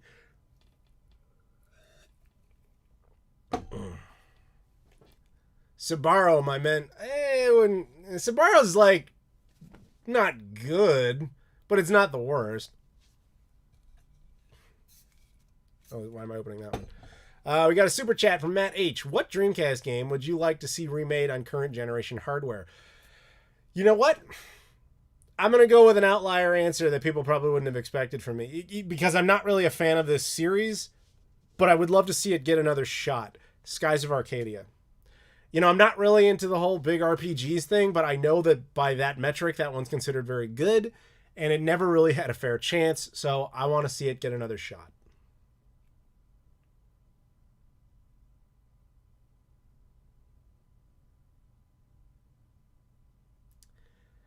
What do you think is the biggest difference between US and European tastes on games? That's an interesting one. Obviously, okay, so I can only really speak to stereotypes in that case. I would say the most successful stuff here that doesn't work over there tends to be American hand egg bullshit games, aka Madden and all that crap. But on the flip side of that, the whole concept of like soccer coaching seems to do much better in Europe. Like that's an actual franchise. And then just the racing games, like F1 games and all that stuff, does a lot better over there. I would say those are the two stereotype ones, but yeah. Bring back Bug. Bug was not a Dreamcast game, it was a Saturn game.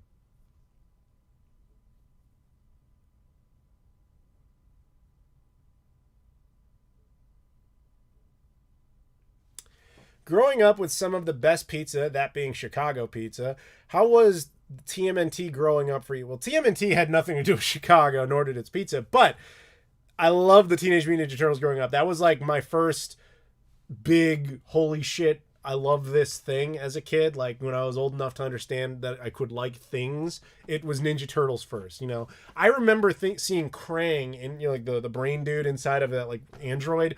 And somebody once asked me as a kid, like, this guy was like, what do you think he is? And I straight up said, I thought he was bubblegum. I remember saying that because I didn't know how else to explain what I was even looking at. But yeah, I loved Ninja Turtles like so much as a kid.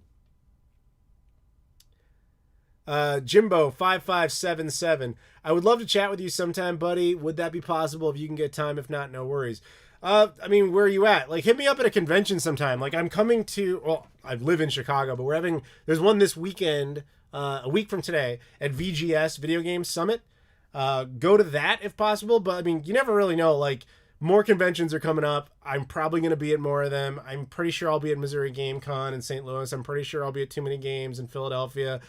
I travel a lot, so there's always a good chance that you're going to be like, hey, why are you out, like, here? It happens.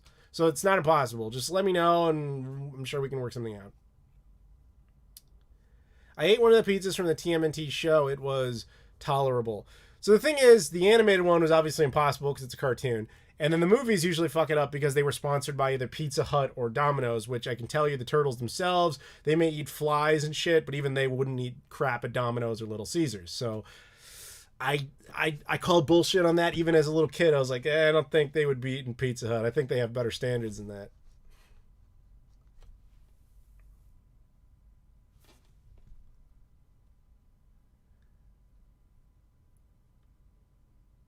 Have I considered making a channel covering handhelds? Have you considered making a channel covering handhelds? You repeated yourself. Why would I make it a channel about that? Why has no one asked why New York City / New Jersey pizza is superior to Chicago bread pizza? Well, first of all, your assessment is ridiculous. New York City and New Jersey pizza are not the same thing, so already you're wrong on the face of it. Secondly, Chicago bread pizza implies you don't know what the fuck you're talking about, because that doesn't even make sense. Now, if you're saying, why do you like that type of pizza over another, that's a matter of personal opinion. Really, there's room for all three, but to group them all together and say they're one thing means you don't know shit. I loved the TMNT macaroni. The fuck is that?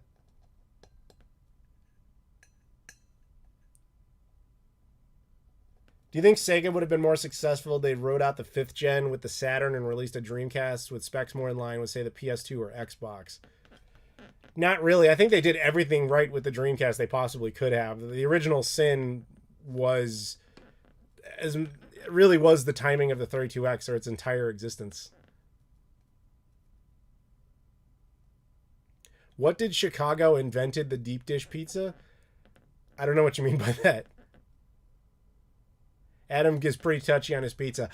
I do, because I'm from Chicago, and anyone from New York or New Jersey will tell you the same thing. Those 3 states, those 3 areas, people are very passionate about pizza because it fucking blows our minds that the rest of the country and even the world is just sitting there eating like dumpster water and just doesn't know any better. And we're like, dude, trust me, try this. And you're like, oh, Little Caesars. It's like, oh my God, they have no idea. It just blows our minds, man. Like, I tell people this all the time. I will not eat pizza outside of Illinois, New York, or New Jersey. I don't care where the fuck we are. We go to Italy, I probably wouldn't. Well, maybe Italy I would. But like everywhere else, I'm just like, I'm not eating pizza here. I will never eat a pizza in California. I will not eat a pizza in Texas. I will not eat a pizza in Kansas. I will not eat pizza anywhere else.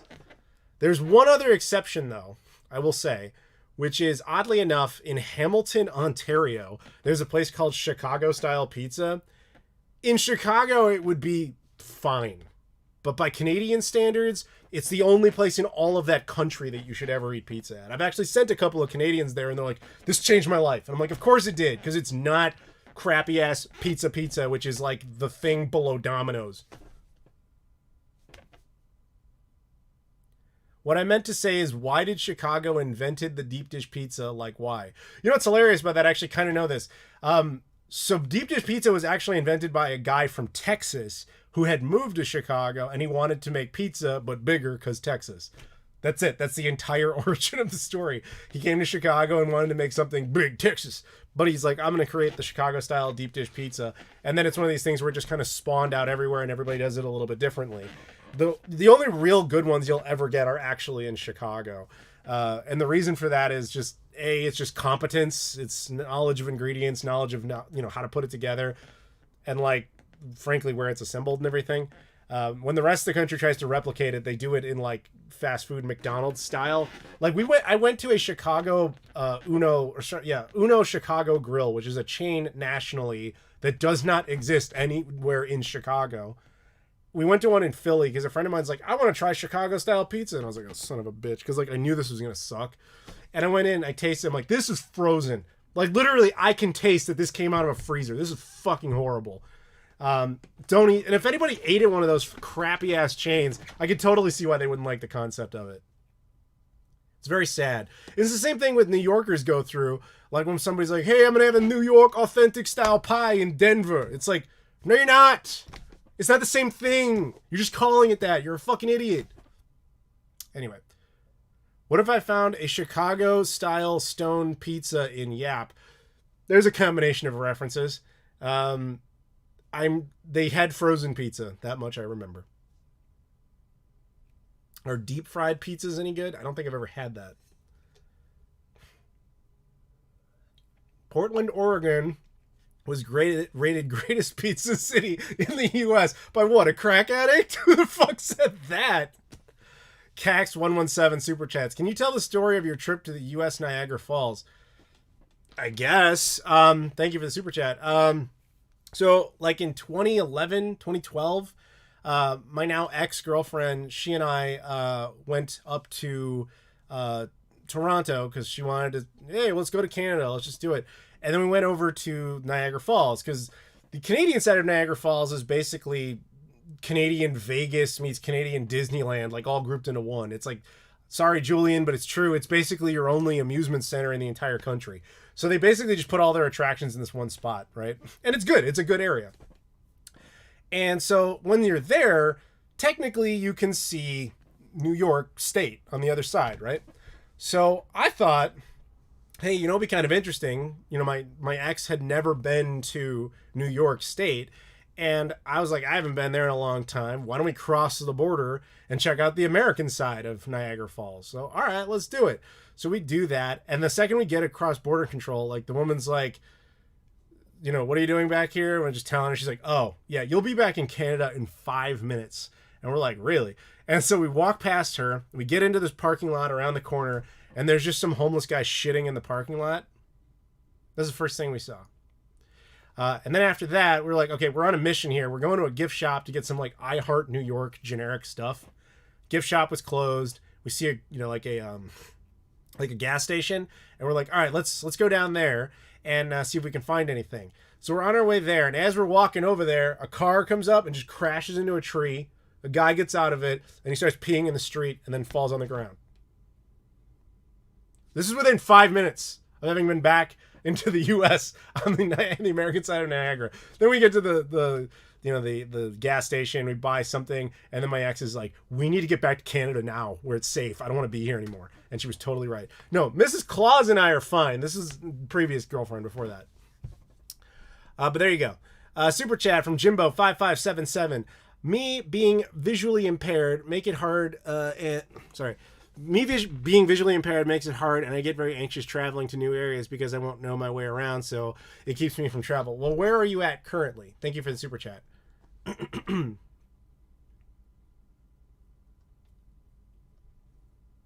Bloomberg said Portland pizza was good. So some generic newspaper about finance told you that pizza from there was good. Well, good fuck cares about their qualifications. If I want to know how the stock market's doing, I'll ask Bloomberg. Have I ever been in a car wreck? No. My old car was hit by something, but I wasn't around for it.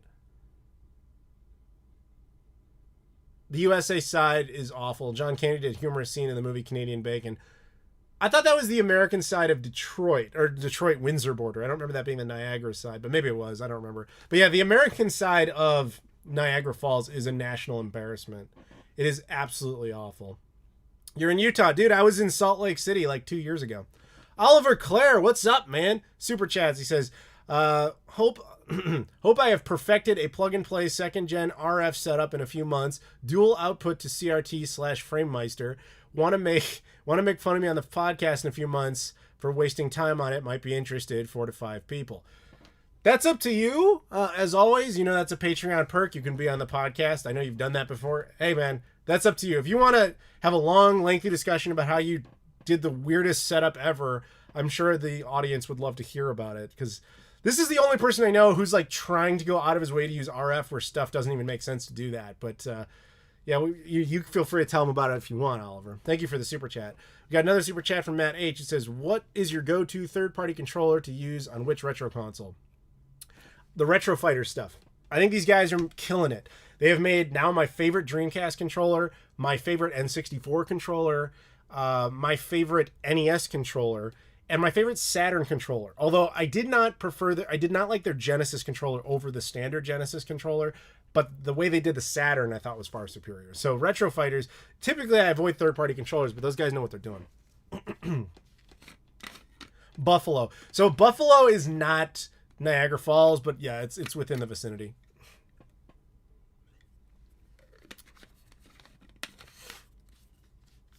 How many first-gen systems do you have? I do not remember offhand. That's kind of the problem. When people are like, how about a first-gen retrospective? Like, I'm game. But the problem is, the Magnavox Odyssey is the only console in that generation worth making a video about. Everything else is just a Pong clone. So if I was going to do it, it would be 2 videos tops. One about the Odyssey and one about everything else. So I could do it. It just probably wouldn't be the most exciting thing ever. Super chat from Jimbo5577. I'm in Utah, buddy. I was just thinking of chatting on Discord or something. Well, dude, come into the Discord. I'm in there all the time. Like, as anybody that's a Discord regular will tell you, like, I'm in there to an annoying amount. So it's not impossible. At what part of Utah? Like, I was in Salt Lake City 2 years ago, and then I went up to what was it? Logan. I went up to Logan, Utah. I saw Logan when I was in Logan, Utah. I saw Avengers Endgame for the first time, and I saw it with Mormons. That was a weird experience. Where did I get the Odyssey from? Rob Janos. He gave that to me because I guess he got it at Digital Press where he works. He might be working right now. Bastard's always working. He has no time for fun anymore. Oh, good, guys. I got a billing notification for my health insurance. Yay. All right.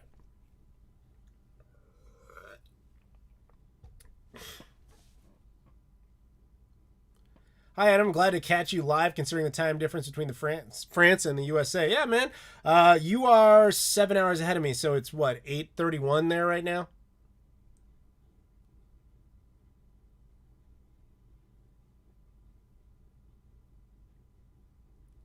Have you ever visited the Chicago West suburbs? Yeah. Like what? Like Aurora? Naperville? Where's Scott the Canadian? Canada. You're heading to Video Game Exchange. You'll tell the owner hi. Go for it, man. Have a fun time. Actually, I might have to go up to Madison in like a week. I got to meet up with Ben Heck.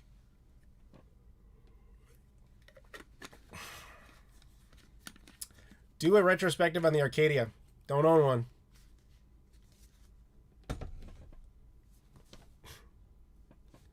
You ever paid the troll toll? I don't know what that means. Will I ever get rid of Rob? I don't know. That's really up to Rob.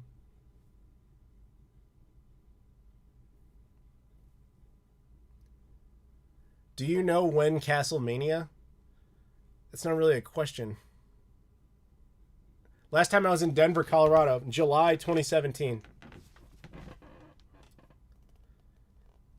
Thoughts on the OLED Switch model? That's one of those things where I'm just like, everybody's pissed off about that, but that's because you set up expectations that were totally unrealistic. Nintendo never said like, hey guys, we're gonna totally have this like 8K Nintendo Switch. Just chill, just wait for it. Oh, by the way, we didn't do it. Here it is. It's just a better screen. Everybody just wanted to believe they were gonna do something crazy. They never said anything like that. So that's the problem with like fan hype, is it leads to impossible expectations. Ben Heck, what will you be doing? A video he and I have been working on for over a year and a half now. The pandemic really screwed it up. I'm just going to go do the next piece of it. How dangerous is the area of Chicago you reside in? Literally not at all. Where do you live? I am so tired of this like retarded stereotype.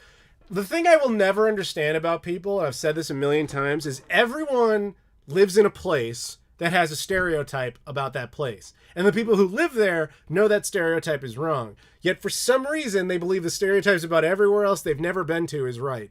That is like the dumbest mentality about humans. We all do it, and it's stupid. It's a thing we need to stop doing. Thoughts on the Shantae series? It was never like my favorite thing, but I think today or yesterday, they limited run games just did like a huge new bundle of stuff out there.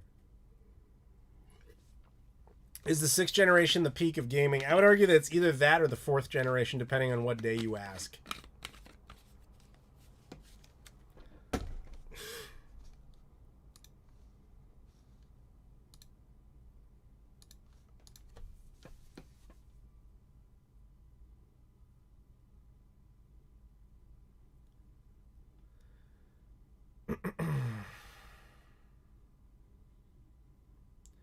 Would the Dreamcast Akura work in 480i on a CRT with a component adapter? What the hell are you trying to do? First of all, the Akura for the Dreamcast will output 480p, so you'd have to go out of your way to make the signal worse to get it to run on a CRT. Don't fucking use CRTs. Throw them in the trash. That's where they belong.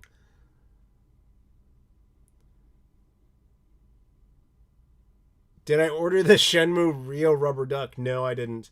I thought about it, but then I was just like, I don't really want this. Like, Australian stereotype is 100% correct. I ride my kangaroo to the bottle to get grog. Okay, are you a bogan? Isn't that the term?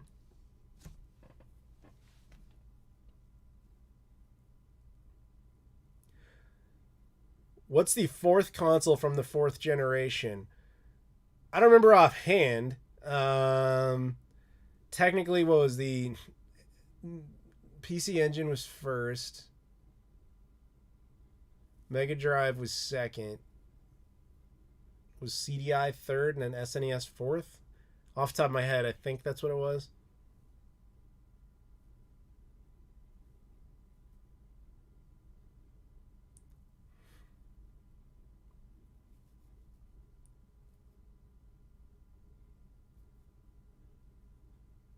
Order the Shenmue music box. No, I was very tempted to, but that thing's really expensive.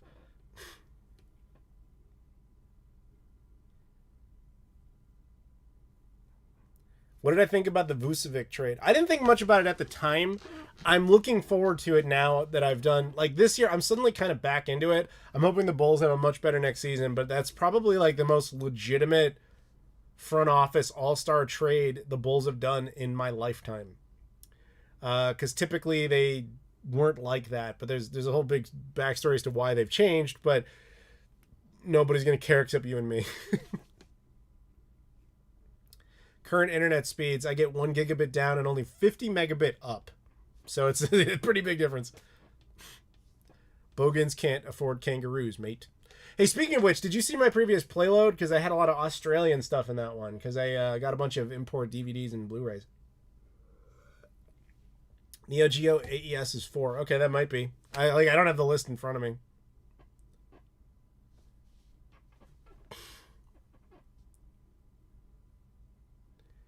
Is Glass Nickel pizza better or worse than Rosati's? Glass Nickel will probably do a traditional, like, quote-unquote New York style better. But aside from that, I would go with Rosati's.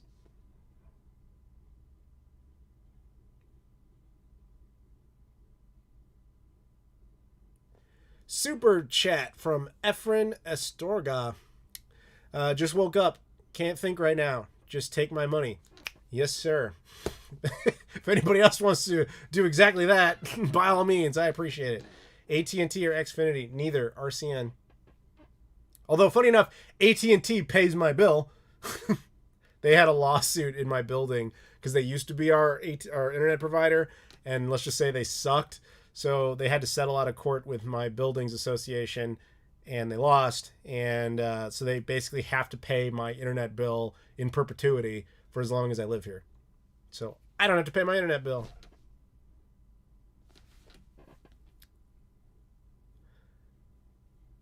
Oh, Luis, what's up, man? Says, sup, Adam, let's get pizza soon. Thank you. Game Park, you are from Chicago. You fucking understand. You get real pizza. You don't go to goddamn Domino's and Little Caesars and other retarded bullshit. Do you have any of the exclusive Xbox Australian games? Yes, I do. All 4 for the OG. They're over there somewhere. But it's all like rugby shit. That surprisingly, like, Australia is great for DVDs and Blu-rays, but it is a horrible place to get video games. And as I'm sure you know. Even worse is just, like, how few there are. You know, there's only a couple, like, and they're always sports games. It's kind of nice for collecting, though. You don't have to think about it, but... Only 50 up? That's crazy slow for 1 gigabyte down. Tell me about it. I know. But, you know, aside from uploading videos, it's never really... I don't need it that much for anything because I don't game online or anything like that. So 50 up is very sufficient.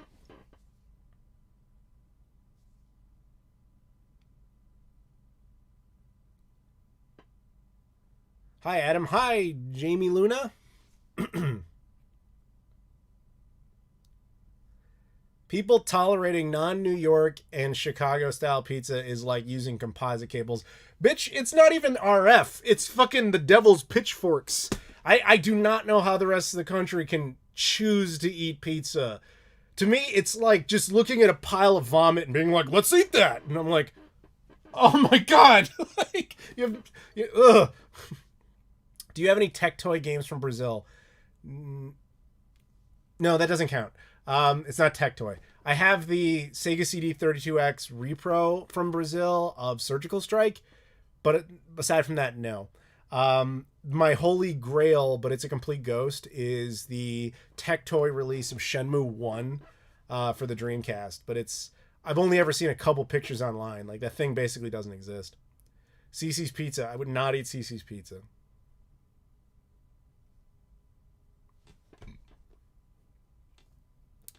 Have I played Minecraft before? Not for any meaningful amount of time, no.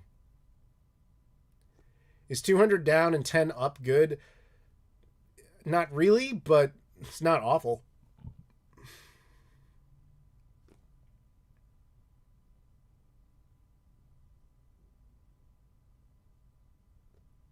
It's our only option for pizza, and it's nasty. Well, again, it's time to move. Soul Butcher, I don't know where you're at, but it's time to leave.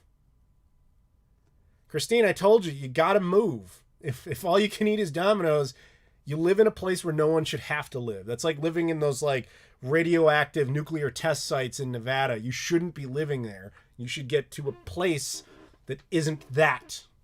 That's how I feel about places that only have shitty pizza. Sorry. But even if you can't get good pizza there, it depends on where you are, because you can make up for it in other ways. Like I travel a lot, so I can tell you like which, I'm not biased in this. I'll tell you like where the best food items are. Like, I can get sushi here and it will be edible, but I'd be stupid if I said, no, it's as good as Japan. Like, that's dumb. It's wrong. Your best barbecue bet, it's going to be Texas. Your best tacos, Texas. Best wet burritos, Los Angeles. Best standard burritos, also Texas. Best regular tacos, like traditional Mexican style, back to Los Angeles. You know what I'm saying? Like, it just depends. Some places do stuff better than others. Best Asian food as a general qualifier in the United States, the entire state of Washington. It knows what it's doing. The best udon, Honolulu. Here's a new one because it totally blew my mind. The best ramen, Anchorage, Alaska. Who the fuck knew? But it's true, I swear to you.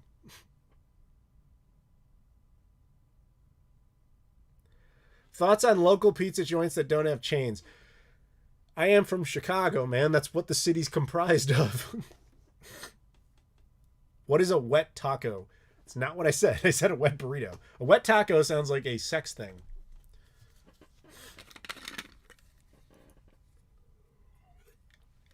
$200 down is twice the speed of the best Australian internet. Well, I'm sorry to hear that because that's kind of pathetic here.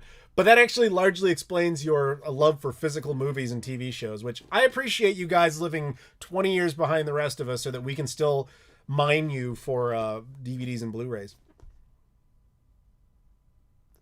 Have you found any good pizza places traveling around outside Chicago? And if so, where? New York. And to a lesser extent, New Jersey.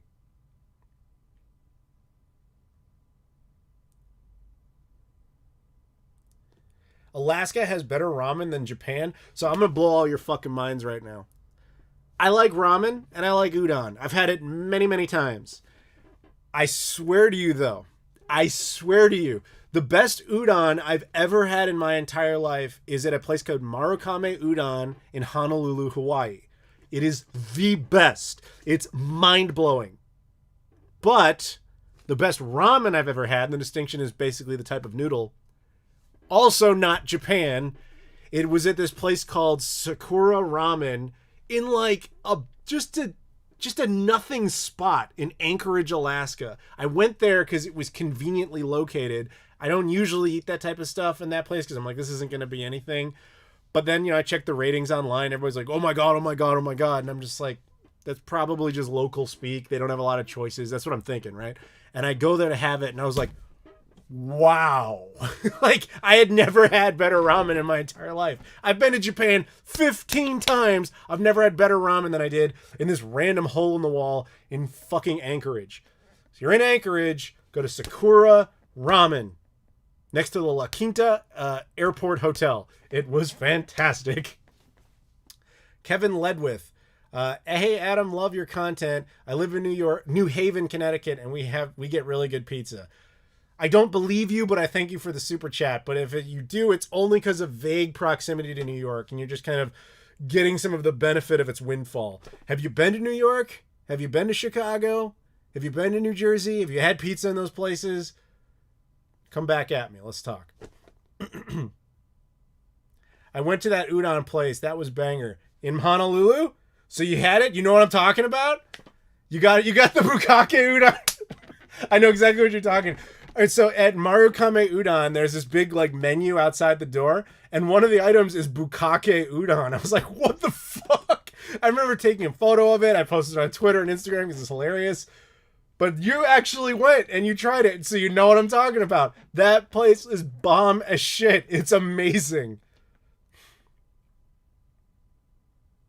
I live an hour to Chicago. Is it worth the trip? Of course it is. An hour is nothing. An hour is like less than the average American's commute to work. What an hour? The fuck?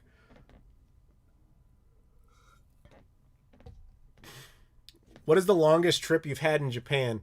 Oh, that's an easy one. November of 2019. I had to be there near the beginning of November for Magic Kyoto, which was a Shenmue event. And I had to be there when the game Shenmue 3 launched, which was November 19th. So I had to be there for basically 3 weeks. But most of my time was my own. And the coolest thing about that was in the middle of that trip, a buddy of mine who lives in South Korea, his name is Fox. He works military stuff. He got sent down to Guam for like 5 days, and he's just like, "Hey man, I have no idea where you are right now, but I'm in Guam. What's up?" And we're just chatting, and I told him like, "Dude, I'm in Japan." He's like, "Oh, you want to come down to Guam?" He's like, "You got a free hotel." He's like, "I'll hook you up with the flight. I fucking hate being down here by myself." So I took a vacation in the middle of a trip. So I went from Japan. I was in Japan for a week, then down to Guam for a week, then back up to Japan for a week. Fucking crazy. It's like I have flown into Japan so many times, but it was actually really great because my suitcases were entirely full of like video game shit, right? So then when I went to Guam, you're back on US soil. So I was just kind of dragging stuff around, but then a buddy of mine was like, "Hey man, I need a bunch of stuff from Japan." And I'm like, first of all, I'm not there anymore, but I'm going back, but my bags are full. He's like, "Well, you're in Guam, right? Like, can you just ship it home? I'll pay for the shipping." I was like, "Yeah, because you're shipping it from Guam. It's USPS now. So it's like shipping it from Ohio. It doesn't make a difference." Shipped all the stuff home, went back to Japan with empty bags, and then he paid me for a bunch of stuff. It was the best. But basically, if you count that, that was basically 3 weeks. Although, while not the longest, I can tell you the most psychotic stretch of traveling I ever had in my entire life, if anybody's interested. What's bukkake, Adam? I have no idea because I'm a Christian. You wouldn't have said it that way if you didn't know what it was. Any expats living in Japan? There's plenty of Americans who live in Japan, yeah.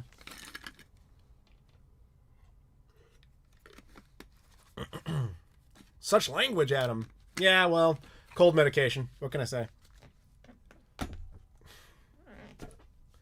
Have you been tracking down games for a specific system lately, or is it just kind of a mix of things? Mostly a mix because there's no like specific hunting I'm doing at the moment.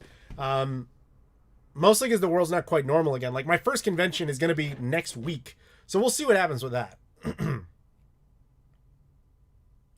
I've come to talk about gaming, and now I'm staging to talk about pizza. Yeah, that happens.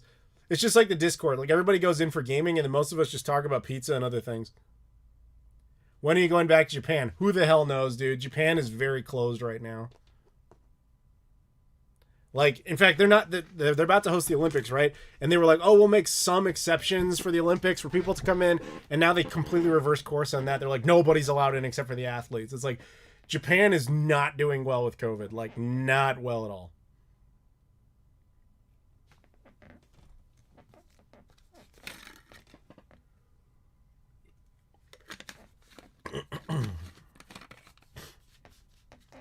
So how you guys doing? You have any fun?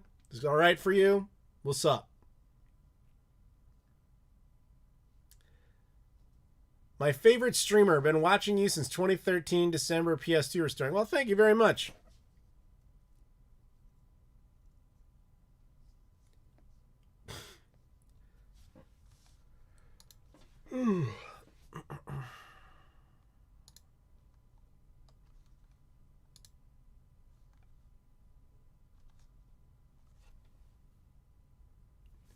Isn't the Sega Saturn the most underrated system ever? Yeah, I would probably agree with that assessment. Yeah. Would I visit North Korea? I would visit that little room, the Situation Room or whatever they call it. You know that, if you guys don't know what I'm talking about, there is this little room in North Korea where you can technically go in from South Korea, but you can't like go beyond that room, but you are technically in North Korea once you've gone there. It's like how 99% of people ever see North Korea is in that room. I would do that, but that's it. I have no desire to be like, "Hey, I'm gonna go to Pyongyang." Hey, it's Slub's Game Room. What's up? Hey, like, guys, we have a real YouTuber in here. He and I hung out back in was it in Play Expo Blackpool? Was that like, what was that, like spring of 2019? Time flies, man. It's good to see you. Have I ever visited Dubai? I'd love to meet you. Hey, man, I'd love to go to Dubai. There's a possibility, like, Abdullah, who's on the podcast, he lives not in Dubai. He lives near, like, Abu Dhabi. But he's told me, like, "Hey, man, sometime we got to arrange this." Just a matter of time.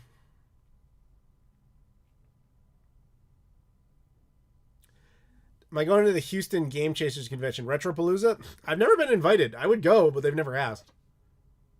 Damn, that was a while ago. Right? Yeah, time flies, man. How you doing over there?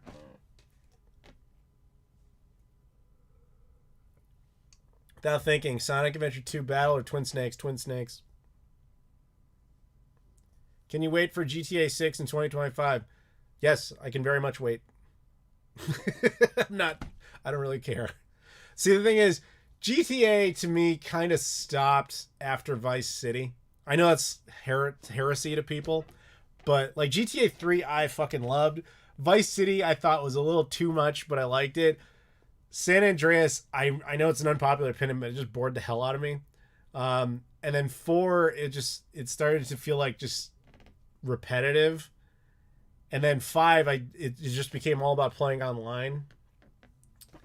And I just don't care. Like, I just don't care anymore. Do I know any expat gamers in Japan? I know Americans living in Japan. I don't know if they'd go so far as to call themselves that, but yes. Why were you in the Czech Republic? I had to change trains one way or another. It was either change in Munich or change in Prague, and I made the mistake of changing in Prague. Opinion on video game addiction and how to overcome it. Don't play World of Warcraft. That's about it. You get into PS5 digital? It's like asking would I eat a Domino's pizza. Of course not.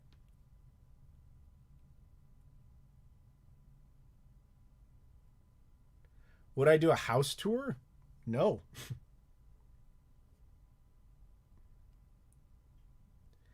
You stated you don't drink alcohol. I always wondered why you have the beer poster behind you on your videos.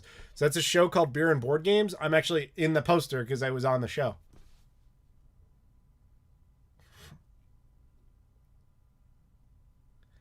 When I did my Slopes Game Room says when I did my history of GTA, I got called racist a few times for saying I wasn't a fan of San Andreas. Fuck those people.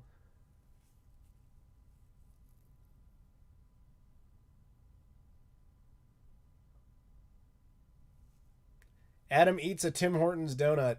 No, I have done that. Unfortunately, I remember one of the. I think it was like so. I used to go to Canada at least like once a year until the pandemic. From like 2007 to 2019, I went up to Canada at some point every year. And the first couple of years, it was I think it was the first time I went there. I was fucking blown away by just how many of this donut chain existed. Tim Hortons, fucking nuts. It was at every corner. It was insane. And so my friend who was with me, we were just like, we should try this place. Horrible. I'm not kidding, we each threw up. Like, it was like the worst thing ever. And then it became this reoccurring joke. I would bring people to Canada, but you gotta try this like donut chain. And everyone's like, this is just fucking awful. And it used to be part of the pilgrimage, was like, if you will, the suffering was part of the adventure, was to eat it at Tim Hortons. But eventually it was like, can't do this anymore. These things are just too gross and it's not fun anymore. It's just, you're just eating vomit. Like, it's just terrible. And I never forgave Tim Hortons when they started putting table salt in my coffee. I thought it was a mistake, only to find out that apparently that's a thing in Canada. Not a common thing, but it is a thing where sometimes they just put table salt in coffee. Fuck that, I'm out.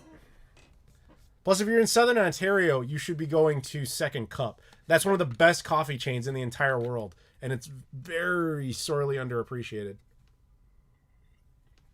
Did you visit Prague Castle? No, I visited a series of train stations.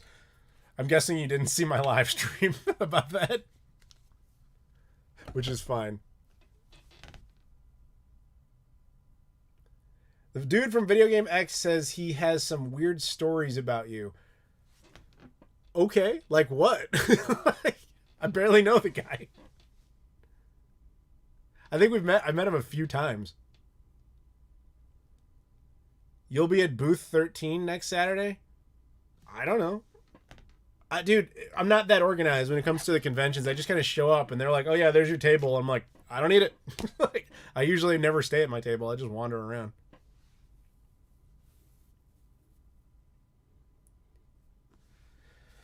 Imagine a Tim Hortons on the American side of Niagara Falls. That's actually not impossible. There's Tim Hortons in like 10 different states. And especially on the Michigan side, there's a lot of Tim Hortons in Michigan.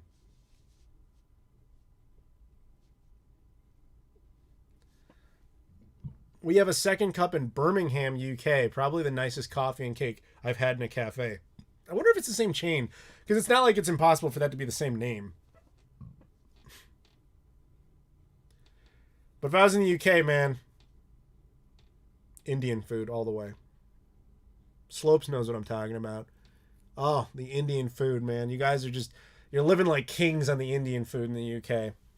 Please, story's too long. No Prague. Don't worry, I'm not going to tell it again. I don't have the energy. Do you think Rockstar Games will make another game ever at all? If you guys keep buying GTA 5, you're the problem. Like, what reason do they have to make a new game when they keep making money off the same game? That game has been on 3 different generations of hardware and is still considered relevant. It unfortunately kind of created the new model of what everybody's going for. Like, you get 1 or 2 bites of the apple with like a big game that comes out once a year, but if you get a persistent game like a GTA 5, you just keep making money off the same game over and over again. What do you think of Pat, the NES punk, or Pat Contri? I think he's fine. Like, I've had dinner with him a few times. We hang out at conventions. He's fine. Nice guy. When Indian food is way too spicy, it kills my stomach. Indian food is not spicy, man, unless you like go out of your way to do it wrong. You can tone it down. I would say never get it like completely nothing, then it just defeats the purpose. It's like saying, I want cake without sugar in it. Like, what the fuck are you doing? Like, again, it's probably a health reason, but what the fuck are you doing? Next gen games you're excited about? Oh, Far Cry 6. I am all over that shit. Like I really, really want to play Far Cry 6.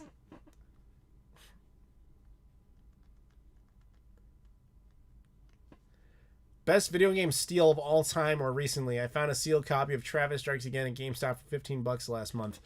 I think my all-time best was in Japan. I was in Osaka. I wandered into a book off and I was just looking at their video game stuff and I saw a white GameCube. And I was like, really? A white GameCube? Now, a white GameCube existed in Europe as kind of a standard thing, but it was nothing special over there. However, there was a Japanese one, and this was, in fact, the Japanese one, that was a contest prize for Final Fantasy Crystal Chronicles. There were only 150 ever made, and they were just sent out to contest winners. That was the only way to ever get it. I got it for $28. You can look online right now. I think there's a couple on eBay. And like the minimum for like console only is like a $3,000 machine. And that was a few years ago. For all I know, it's worse now. So that's probably my all-time budget to quote-unquote profit ratio, even though I didn't sell it ever.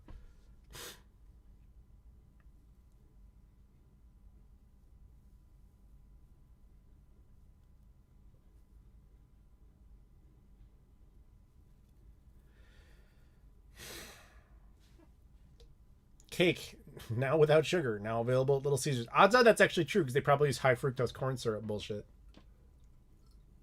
I finished my first coffee, guys. This is a problem. I only have one more. In my Ubisoft thermos, actually.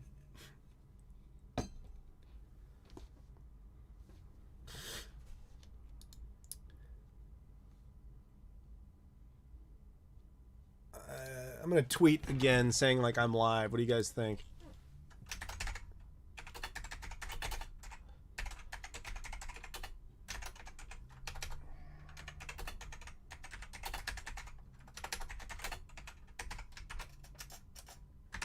Dude, typing at this angle, really hard.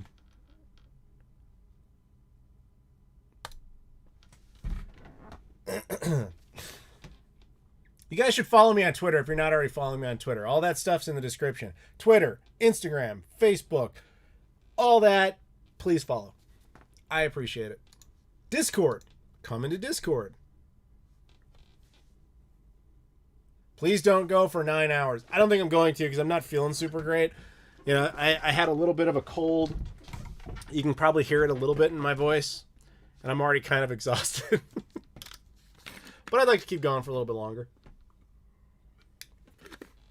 What's the most disappointing Dreamcast game you ever bought? Well, I kind of talked about this before, actually. But basically, it's a, long story short, it's a game called Orange Pocket. Which I had no choice because you can't have a full Dreamcast set unless you get, you know, the full Dreamcast set. So you're going to inherently run into that problem. When I travel, I usually fly out of Chicago. Hey, that sounds familiar. What is a good place to land in Japan?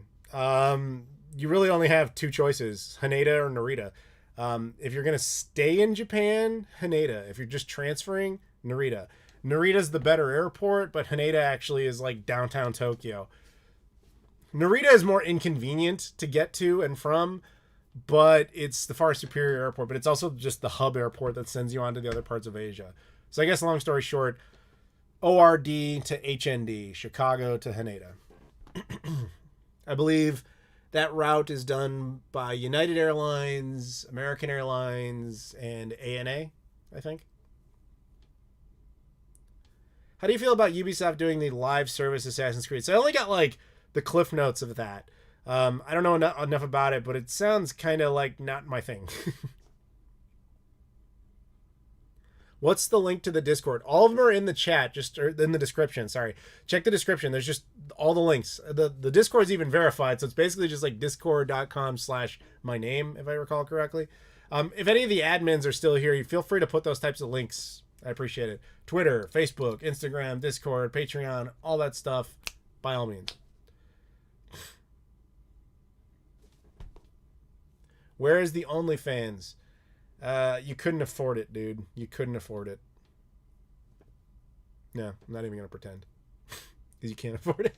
You can't handle it. OnlyFans wants to move away from porn. Well, yeah, I don't think that was ever their intention. I think that's just what they got known for. Kind of like how Wish got known for just being for garbage. Like, it kind of sucks when you get pigeonholed into like, fuck, that was not what we were going for.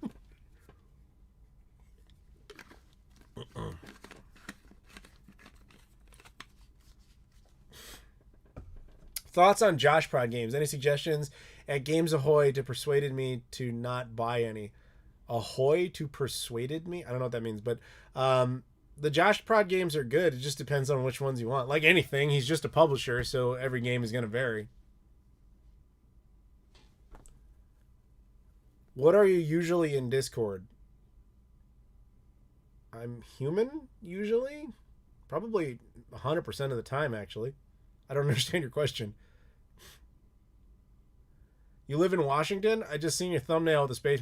No, I live in Chicago. I was just in Washington. I was in Seattle a couple weeks ago. And I'm going there again in a few weeks. I travel a lot. I get around. It used to be a thing where I would like, hey, I'll live stream every day before I fly somewhere. Then that became prohibitively impossible because I started flying way too much. Do I listen to rap or hip-hop music? Not really, no. Good time to start collecting Wii U. It was about 6 years ago. I wouldn't want to try and do it now.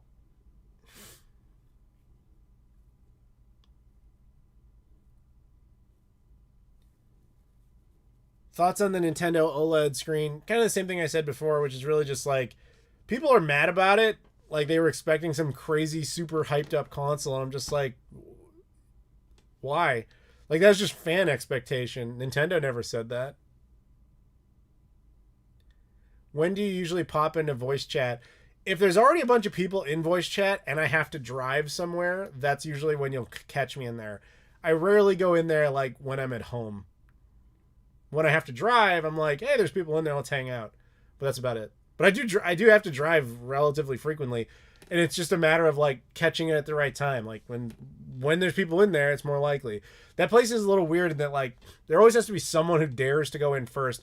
And credit to, there's a guy named Verd in there. Credit to him because he's usually the guy who triggers all that. Like he's just like, fuck it, I'm just gonna go in voice chat and I don't care who knows it.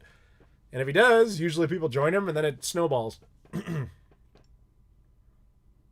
If Wii U games are really cheap right now, get them.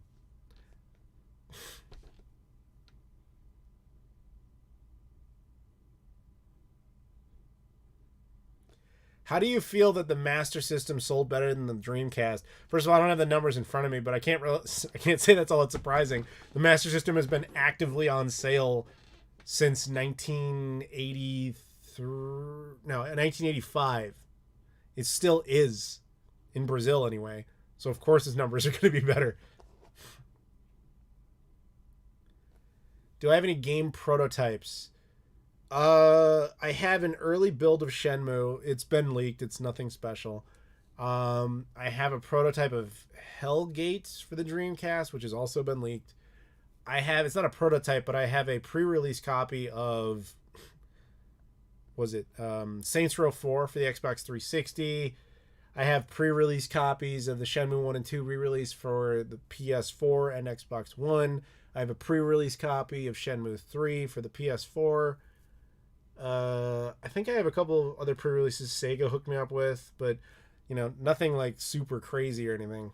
Mostly the stuff I have like that is Dreamcast oriented. At one time I got a Dreamcast dev kit from Japan for some guy who was just trying to get rid of it. And all I did was buy the dev kit, but he threw in a whole bunch of other shit. And there was like a bunch of prototypes. Nothing really special, just games that already came out and all of them were leaked already. It was just like he just had them. Did you ever finish the Mega Drive J-Cart set? Wow, there's an old reference. I know what you're talking about. So the J-Carts were Mega Drive games that had extra controller ports in them, so you could play up to 4 players on a game. I don't think I ever finished that set, but I did actually get like quite a few. The problem is I don't live in the UK, and that's like where all of them came out. I think the only one we ever got was Pete Sampras Tennis, which I do have, but the rest was just like all the Micro Machines games. And I got a few of them over there, but I couldn't possibly say it's all of them. Prototype consoles. No, don't own any prototype consoles. Have had access to many of them. Like Nintendo PlayStation Prototype, the Sega Pluto, stuff like that.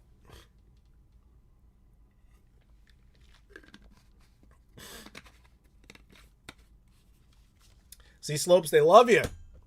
That's a common rule with anybody who watches me is they always like all the other YouTubers who come in more than me. That's how it's supposed to work. It's the same with Discord. Like when Shane Rerez goes in there, everybody like loses their minds. It's good times. Have you heard there is an English translation Sega Gaga project in development? That same story has been going around for years. Actually, the guy Derek, who works on most of those, is in my Discord. He hangs around in the Keep Dreaming section, and he's constantly like, here's our latest release. I think he was the one that told me straight up the problem with Sega Gaga is that it's not easy to translate because of how the game itself is programmed, but I don't pretend to know the specifics of that. What happened to your launch Xenon Xbox 360? Do you mean my I don't have any, if you're talking about like a prototype or something, I never owned one. If you mean my actual first 360, I still have it.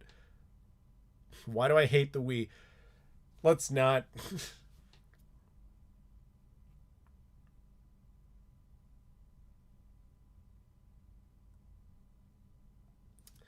Any advice for Wii and Wii U collecting the Chicagoland area? I love Chicago, man, but it is a terrible place to buy video games. However, as I said, I've been saying a couple times, there's literally a video game convention happening in 1 week near O'Hare.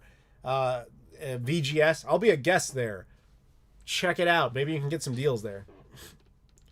Do you collect other things besides games? Yes. I collect a lot of random knickknacks and things, but video game themed stuff, but a lot of movies, Blu-rays, TV shows, some basketball stuff, or at least I used to collect more of that, like autographed things, basketball cards. That was more of when I was a kid, but I still have all that stuff. State Quarters, I finished that set a long time ago. I have a lot of varied interests in things to collect, but for video purposes, really all I ever talk about is video games, because that's what people want to hear about. What are your thoughts on the Elysian Shadows Kickstarter Dreamcast thing?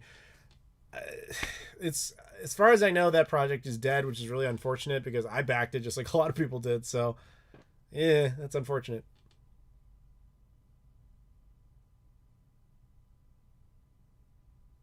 Have you ever stole a video game or a toy or anything like that as a kid, maybe on accident? I don't think I did. I was never really like the klepto type. It's kind of like, I didn't really have a hard time acquiring stuff legitimately, so there was never really that drive to take stuff illegitimately.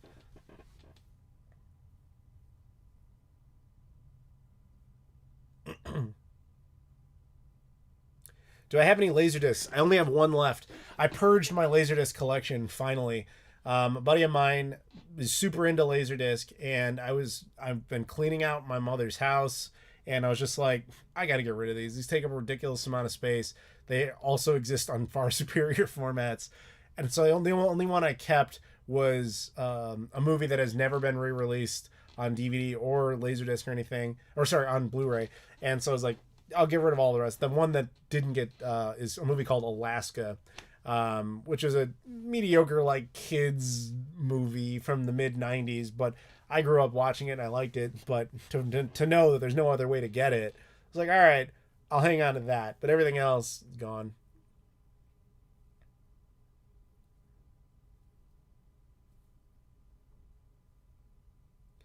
VHS, no, I do not keep VHS. I think VHS is one of the worst video formats ever created. I was thrilled to get rid of those years ago. In fact, almost all of them were purged back when I was in high school. But as I've been cleaning my mom's house out, I found a few more that somehow survived, and I just pretty much just got rid of those. I traded them all in for like the 5 cents that they were worth because they're just garbage format. One console that you'd like to erase from gaming history. The Nintendo Wii. Yeah, I said it. I don't care. Alistair, what's up, man? This dude makes some indie Dreamcast games. You need to get your discs pressed, son. Good to know. Any Colorado locations? I don't think that question was aimed at me.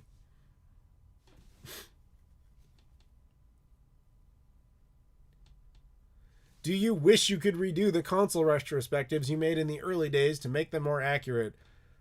I don't know if I would wish that I could do that, because I could actually just do that. I don't really have any desire to do that, if that's the question. I kind of thought about it at times. Like if I was going to redo them, like how I would do them differently, etc. But no. Your mom was a Laserdisc collector? No, not at all. They were my Laserdiscs. It's just that it was my house that I grew up in, so I was just clearing it out.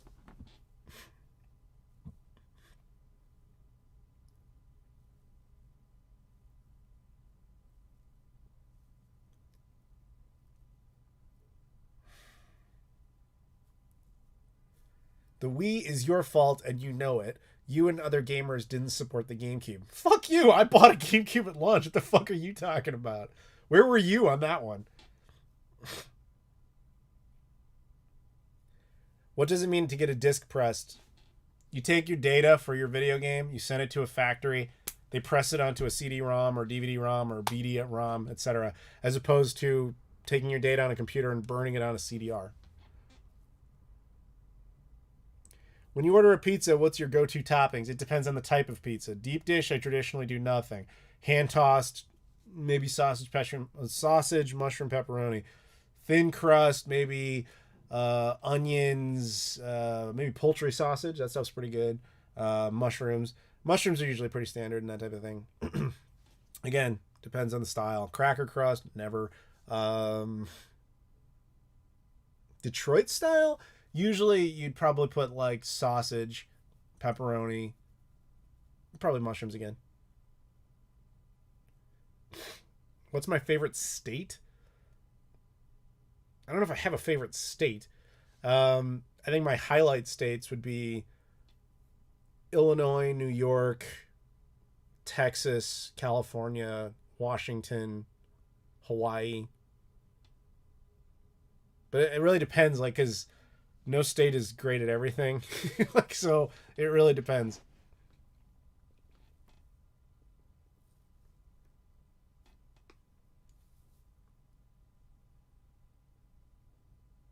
Like, are you judging based on sites, cost of living, politics, geography? I mean, no place is perfect.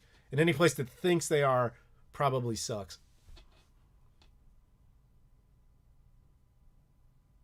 Tourism, living conditions, it's all very different. Like, Hawaii's great to visit, never would want to live there. Guam's not a state, but I'd love to visit there all the time. Wouldn't want to live there. You know what I mean? Does Texas have a lot of gaming stuff? The Gaming Museum, there's a bunch of video game stores. So yeah, I mean, that's going to happen. It's the second highest populated state in the union. What was the last time you played the Laser Active? Actually, funny enough, it wasn't that long ago. It was like a year ago. Ryan at Castlemania asked me to check something with it, so I did. So I was playing fucking Pyramid Patrol for like 10 minutes just to see if everything was up to speed with something he needed to verify. Gaming wise, what's your favorite state? I don't even know what that means. Like, to buy stuff? To arcades? I mean, what? Should DC and the territories be states? Yes, absolutely. 100%. That's not even debatable. Anybody who says they shouldn't is a fucking idiot. And I say that with no apology. Like, if you think they shouldn't be states, you are a moron. Guam has a Kmart, though. Yes, it does. The most successful Kmart on Earth.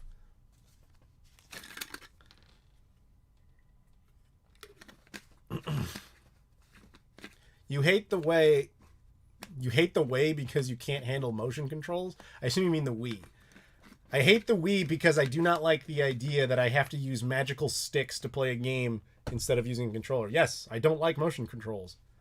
That's like saying you don't like your car because it pollutes. Like, yes, I don't like pollution. You're like, okay, it sucks. It is a bad thing. Or you could get an electric car that doesn't really pollute, and you can get a game console that doesn't really require you to be pissed off while you're playing it. Can you recommend any good video game stores in Chicago? There was one called People Play Games that no longer exists. Video Games Then and Now might be the best one left. Chicago is not a great place for retro video game stores, unfortunately. That's probably the best one, though. What state would you never want to go back to or just never... I've been to all of them. I'm going to say it, Alabama. There's no reason to go to Alabama except to get from another state to another. Like, if you have to drive from Texas to Georgia, then you have to go through Alabama at some point, but that's about it. Yeah, Alabama and Mississippi are like the two worst states in the union, but at least Mississippi gave us a river. Alabama just gave us racism. Super chat from Hunter DeMello. Hey man, it's good to see you. How's Hawaii doing? Just got stoned off an orange zigzag joint. Glad to be here. You're on Kauai, right? Am I wrong? Good to see you, and thank you for the super chat. Slopes wants to come back to Chicago. It's been a long time. Hit me up. We'll hang. Captain Potato says no reason to go to Idaho either. Stop coming, Outlanders. Captain Potato is a sentient potato, so he's a tad biased in his anti-human position.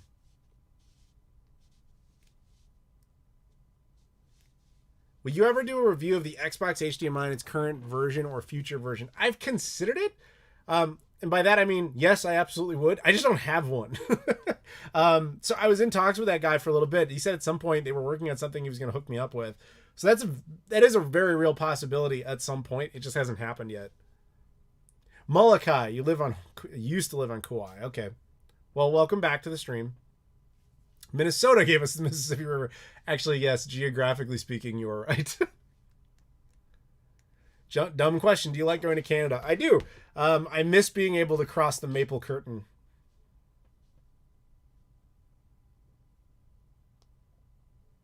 I'm a father now. All my trips are based around Disneyland. Well, first of all, congratulations. Secondly, Disneyland's fine. That is, by the way, all right, so I'm just going to tell a story that for Americans that about British people, and British people don't get offended because I think you all know it's right. Every time I talk to someone from the UK who's talking about wanting to visit America, it's always the same thing. It's either I want to go to New York or I want to go to Disneyland or I want to go to California. That's it. This is the only three they ever mention. And it seems to be like I've been to the UK enough times where I've seen like I've been in a hotel watching TV or whatever, and they'll have a game show on. And in these game shows, I'm sorry, but British game shows are really kind of pathetic as far as their like grand prizes. Like here we've Who Wants to Be a Millionaire and all these things where they pay out like lifetime, retirement level payouts. But in the UK, it's like the big grand prize is like £5,000. You know what I mean? Like it's not extremely crazy. And whenever they ask someone like, if you win, what are you going to do? Every single contestant without fail always says some version of I'm going to America. It's either I'm going to Disneyland, I'm going to New York, I'm going to California. Maybe you get the one off who's like, I'm going to Texas. But like, that's it. You never hear them say like, I'm going to invest in my family's future. Oh, I'm going to take a trip to Sweden. Nothing. It's always, I'm going to America. I'm getting out of here. And it's always Disneyland. And yes, just like Sonic Speed says, Disneyland Paris is right there, and they don't give a shit. They still want to come to the American ones. Tell me why that is. The English in particular, I love you guys, but I swear if you had the physical ability to take England in particular, cut away Scotland, Wales, Northern Ireland, and just manually lift England and just connect it to the United States, you do it in a heartbeat. And then pretend like you didn't want to do it. That seems to be the thing.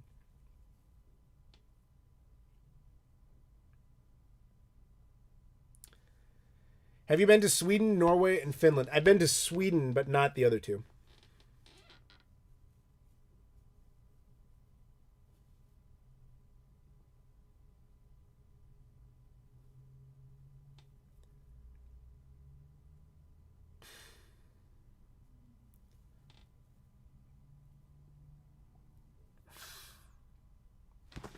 I've been to Disneyland Paris, and it's amazing. I'm British. I've been to Disneyland Paris, too, although it was a long time ago. I was like 9 years old. But I actually remember it being awesome compared to the American parks because it was basically the American park, but no people in it. Though the best one was Disneyland Tokyo. That was fun. Do you like Georgia? I've spent some time in Atlanta. Atlanta is, my mom used to say about Atlanta, a great place to live, but you wouldn't want to visit. Like the opposite of how most people talk. Because Atlanta is very, very boring. It's very peaceful. It's fine. You know, you can have a life, but there's nothing to really do if you're there for tourism purposes. Like I've been there 2 or 3 times as an adult, and I've been to the Coca-Cola tour thing 4 times. Do the math on that. That means I did it more than once on a single trip. And I will say this, Mary Mac's Tea Room, best fried chicken place ever. Georgia, you own the fried chicken thing. Don't go to bullshit like Chick-fil-A. It's garbage. Don't eat there. Eat at real places. Do you have a favorite game for the GBA? Not offhand. I haven't played it enough to like have one where I just have this like amazing golden memory of it. Maybe if I sat down and looked at my collection again. Yes, Disneyland Tokyo did have some size restrictions, but we need not go into that. Can the Retro Tank, HD Retrovision, and M Classic save the Wii and GameCube games that are played on the Wii? Can you make some food, take a dump in it, and then add some paprika and hope that that works out? Would you still eat that? Fuck the Wii. It is shit.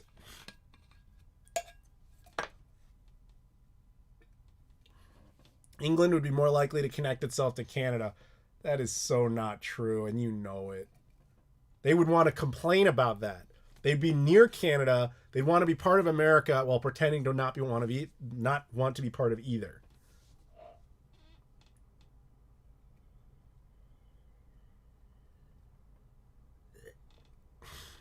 Mrs. Claus's favorite video game. The Sims or Assassin's Creed. You'd really have to ask her on the day. It depends on the day. Some days it's The Sims, and other days it's Assassin's Creed. Does anyone confuse you with Zach Galifianakis? Not that I'm aware of. I usually get, out of shape Andrew Luck and Alfred Molina with a beard. Have I been to Salt Lake City, Utah? Yes, 2 years ago, as recently. I'm from England, and I would really like to visit Green Bay because I'm a fan of the Pack. Green Bay sucks. Green Bay it's a stadium with a town around it. There's nothing else there. You will be very disappointed.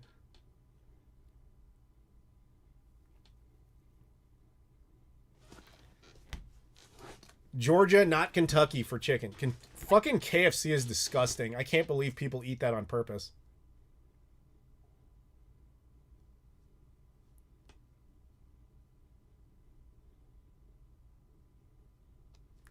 I honestly hear mostly negative chat about America from the average Joe here, to be honest. I adore it. Most peeps go to Spain because it's cheap. I know that. And I'm telling you, I believe wholeheartedly if you could magically connect yourself to America, you would force yourself to do it while pretending you don't want to. That is the most quintessential British thing there is. You have to pretend you don't want to do it while you are doing it, complaining while also doing it. It's a thing. KFC is not awesome. You have no standards. Blah. That's fucking disgusting. Like that's food you feed to animals. You feed that to the thing that's going to become the actual fried chicken. Not Popeyes. Why do you guys eat at fast food garbage chains? I don't understand it. Eat at real places. They don't suck.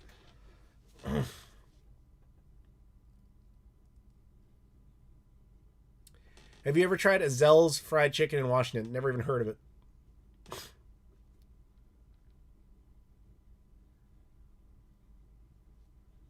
Adam, why did you betray Indy? He stole the idol? I must have made an Indiana Jones reference without realizing it. We do love to complain. Yes, you do. And that's fine. It is the British way. Are you in Seattle? Why? No, I am not. I am at home in Chicago. I was in KFC. I almost said in KFC because I was reading KFC. I was in Seattle a few weeks ago, and I will be there again in a few weeks.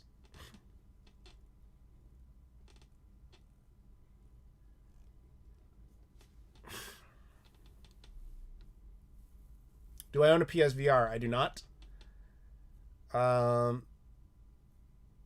KFC was never good in my lifetime, dude. Although I do think that thing about KFC being like stupid popular in Japan is like hilarious because it apparently is very true. I mean, I've seen them over there, but it's never really like super crazy or anything.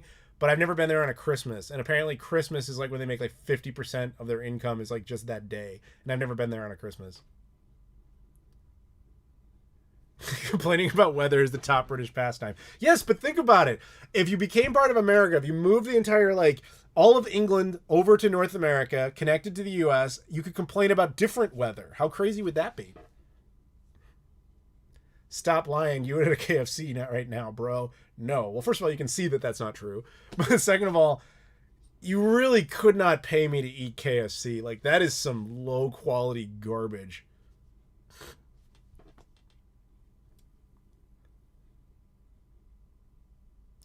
Right now, loving you, leaving you. Gotta go watch a movie later. Slopes Game Room is out. The real YouTuber is leaving. Later, dude. Good to see you. If you're subscribed to Paramount Plus, Nick Arcade is on there. I have access to it, a subscription. Let's put it that way. But no, I haven't bothered to watch it. I have fond memories of it as a kid, and I don't really want to screw those up because I know it will not actually be very good. No, I don't eat Church's chicken. Why do you guys keep bringing up fast food joints? They're fucking gross. Mrs. Claus was in a video. She was in that Christmas unboxing a few years ago. What was that, like 2014 or 2015, I think it was? It was probably Christmas 2014, I think. We did this whole bit because a bunch of people sent me stuff that year just kind of randomly. So we thought it'd be kind of fun to do this Christmas unboxing where she played like an angry girlfriend type of role, but people thought she was legit and they just like kind of hated her for it, and it was just like awkward, but she was totally like faking it, but whatever, it was fun. Greetings from Russia. I like your videos. Good luck, friend. Thank you. That's a Japan thing. Actually, one of those means up yours in the British context, right? I'm not saying that. I'm saying thank you. Peace. Or cool. Hey, do you think the $100 Patreon tier will open up by October? Is it closed? It shouldn't be. I think there's supposed to be 3 slots.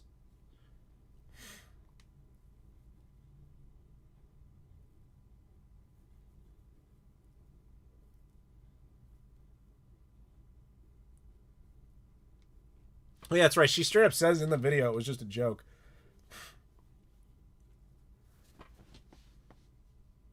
Kyle Broussard says it's $4.99 per month for the regular subscription and the premium. Is that like Paramount Plus? Are you talking about that?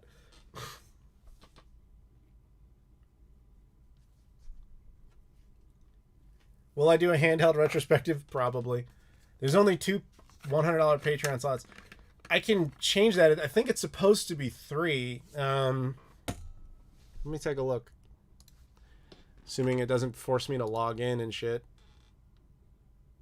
You hate Pizza Hut. You hate the Wii. What you don't like? What don't you like? I just told you what I don't like. I don't like the Wii and I don't like Pizza Hut. You gotta have standards, man. It's not that hard. God, I so very rarely change anything on my Patreon that I forget how to do that. Let's see. Page. Edit page. How about that? Would that work? No, that all looks pretty standard stuff. I don't know. Why, are you seriously considering doing it?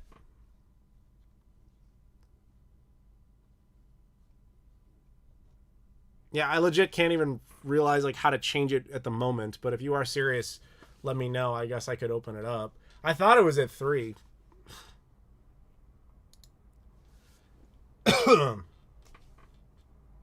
Yeah, I can't figure it out. Just like, it's not like instantly obvious to me, so I would have to dig around. I don't want to just sit here and deal with that while you guys want to talk. But if you are serious, I could open it up, I guess. I thought it was. You hate McDonald's as well. I do not hate McDonald's. I just don't eat it. McDonald's to me is, first of all, they've got hometown pride for that one because they're from here. But it's not good food. And if you think it is, you got low standards. I just don't want to eat it.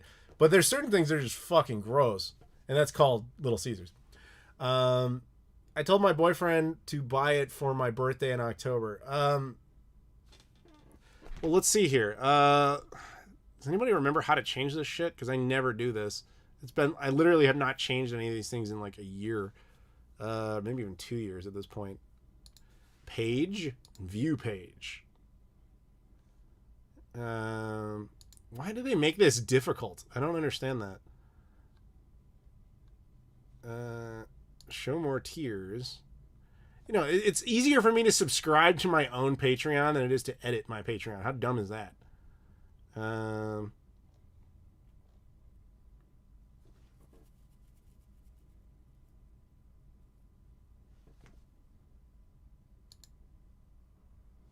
This is exciting. We sit around and now it wants me to log in again.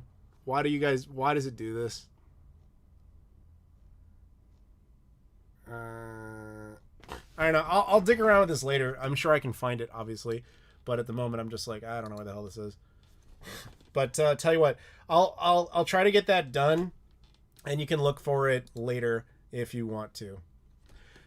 We got a super chat from Hunter DeMello says, I think the DS did exactly what the Wii should have done. Its gimmicks, touchscreen and a mic, were useful for hardcore gamers, which gave it a much better appeal.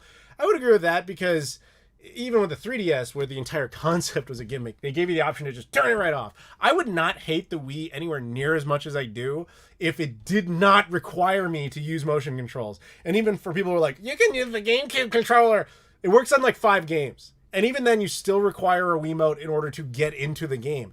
And you're like, oh, you could use the Pro Controller. You still have to use the Wiimote to get into the game. Or you have to have a Wiimote that's activated. So you have to connect a Pro Controller to a Wiimote, which means the Wiimote needs batteries. And it's just like the stupidest series of extra shit that you need to do instead of just plug the damn thing in and have it fucking work. It's fine. You can do it later if you want. I was just curious. I'll be doing it for my birthday in October. All right. I will try to remember to do that. If I don't, I guess send me a message or something. I'm in the Discord, whatever, but I should do it. It's literally like, I would do it instantly right now if it was like obvious on how to do it. It should be, but Patreon keeps changing their infrastructure and it's like, oh, how does that work? Oh, wait a minute. I might have found it. Let's see. Everybody, we're going to go through this together. No, I didn't find it. It's fucking with me again. Tiers? No, wait.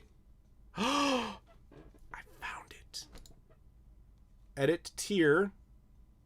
And let's see here. You can do everything except change how many people are on it. Why? Why is this a thing? Seriously, why is this a thing?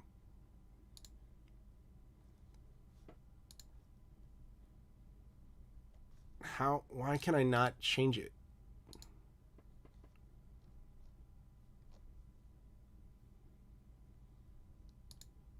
it like, okay, I'm going to have to really dick around with this later because it's just like it's not even presenting me with the option. Why is it only showing me one? What is this shit? You know, the great irony is I didn't even want to make a Patreon. Like, I never wanted to do it. It was never really that interesting to me. I only did it. You want to know why I created a Patreon in the first place? Everybody's like, oh, you just wanted the money or whatever. It's like, no. The reason I created a Patreon is there was some little fuckstick who started going around pretending to be me to try and, you know, get money out of people. So then I was like, oh, I can't have that. So I created a Patreon just so I'm like, look, there are going to be people that are cool enough that they just want to hook you up with money sometimes. Like, you guys have been cool enough to send me money on PayPal and the donations and Super Chats and all that. I just wanted to give people a safe place to do it where they knew it was going to me, not some little fuck douchebag who was like, oh, I'm totally him, when he's not me. So that's the only reason I created in the first place. That's why I really don't change it very much. And to the point where now I don't remember what the fuck I'm even like, how to do it. There you go. Did I try Pepsi Blue? I tried it back when it came out when I was in high school. But yes, I got it again on the re-release. It's just as shitty as I remember.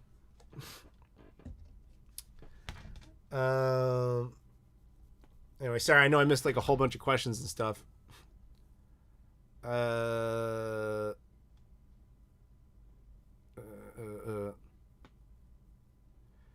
Can you do a video on the Panasonic Q around the GameCube's 20th birthday? It's actually not the worst idea. What, in November? Maybe if I remember to do it. You'd have to remind me. Rechargeable batteries for the Wii. Mine don't work, and I bought the official Nintendo set. It just died after like one use. I even did a video on it. I did 2 videos on it. I did a video on the actual device, and then I did a video on the follow-up being like, hey, here it is, and it doesn't fucking work anymore for no reason. The Nintendo Wii is a cursed pile of garbage.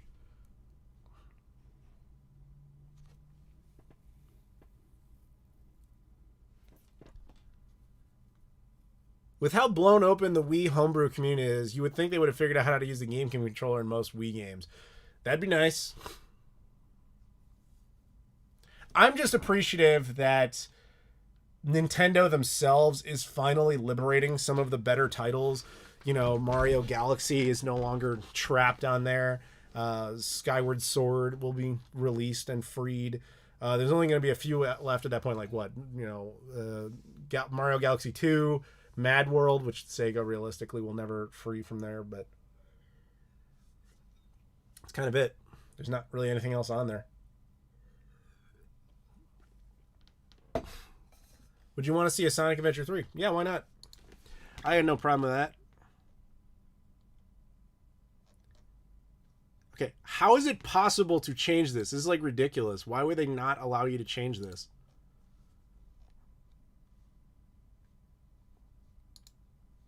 Aha! All right, ladies and gentlemen, I found it. Boom! Officially, there is a 3rd slot available on the Patreon. I don't even know if you're still watching, but it is available now. I'm sorry, I did not realize it was limited to 2. It was supposed to be 3, but there you go. Do I prefer Sonic Adventure 1 or 2? Sonic Adventure 1, easily. Crystal Pepsi, yes. I had the reissue. I don't think I ever had the original version of it. You know what I never got to have was New Coke. That was discontinued before I was even born. And they did that incredibly pathetic reissue with Stranger Things, but it was so hard to get that I never got to try it. And I'm sure it wasn't that good, but...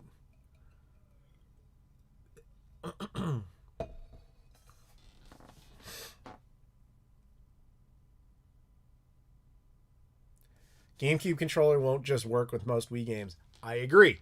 And that's why it's an annoying argument. People are like, well, you know, you could just use the GameCube controller. It's like, no, you can't. It works with almost nothing. It works with like Mario Kart Wii. That's about it. It doesn't work with anything. Thoughts on the Panzer Dragoon remake? Do you think they'll do Saga? I didn't play the Panzer Dragoon remake. I love that it exists. My guess is you would see the second game well before you would see Saga.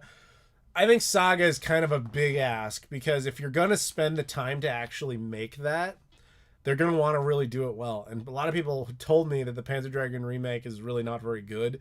So I don't know. I can't really make that case since I wasn't enough of a fan either way. But if that team that was passionate enough to make that ended up making something really mediocre, I don't know if they're gonna really want them to continue with it.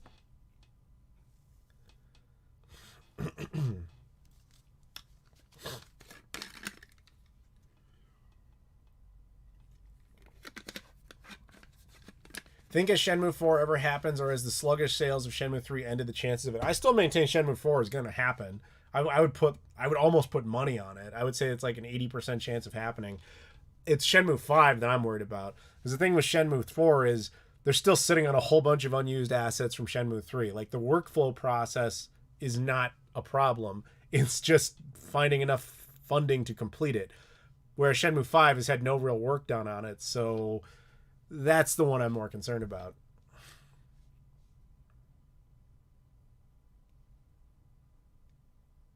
How many hours a week do you play video games? Not enough.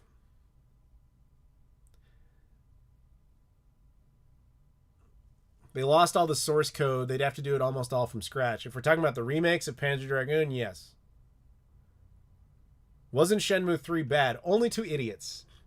And I am saying that very strongly. That was a good game. It's very misunderstood. Because it was like with the Switch OLED. Everybody has this retarded expectation of like, where's my Switch with 8K? Why would you think that was going to be a thing? Just like with Shenmue 3, everybody went into it thinking like, oh, this is going to be like some huge explosive GTA game where you fucking murder Lon D. Why do you think that? That was never going to be a thing. For the last 20 years, Yu Suzuki was like, the next one will just be the continuation. That was all it was ever meant to be. If you think about it in a big overall arcing game, it's really just the section of the game that's meant to grind the character so that he levels up. That was the whole point of the game, and it beautifully did that. But everybody's like, it didn't conclude anything. Yeah, no shit. It was never meant to. It's the 40% point of the story. So anybody who says they didn't like it because it didn't do enough fundamentally doesn't understand the series. It was, yeah, would it have been nice if the story progression was further? Of course. It would also be nice if I found a briefcase full of money. It wasn't realistic. That was never part of the plan. Do they have funding for Shenmue 4? No, not that I'm aware of. If they do, it's very much under the table type of thing, but I can't imagine that would be the case. My guess is Yu Suzuki is going to work on non-Shenmue related projects for a while, and then maybe come back to it later.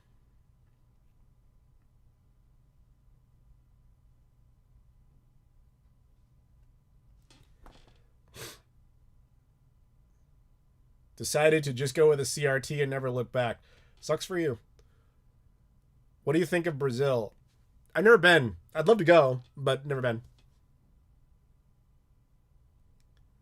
Is it too much to ask they fix the Joy-Cons and other small flaws? Totally agree with you on that.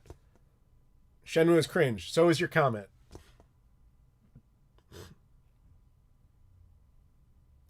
Shenmue 4 comes in 2047. Hey, the same year that Hong Kong is reverted completely back to China. Is that part of it? Is that the plan?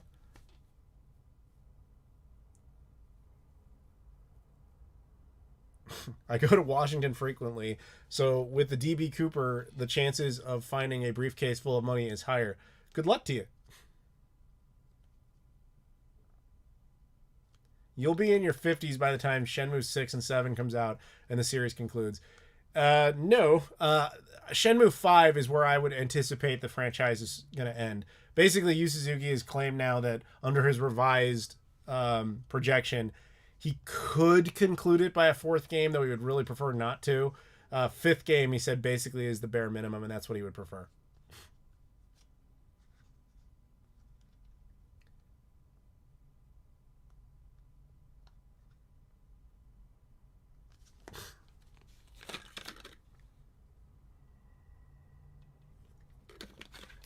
Geez, all right, then.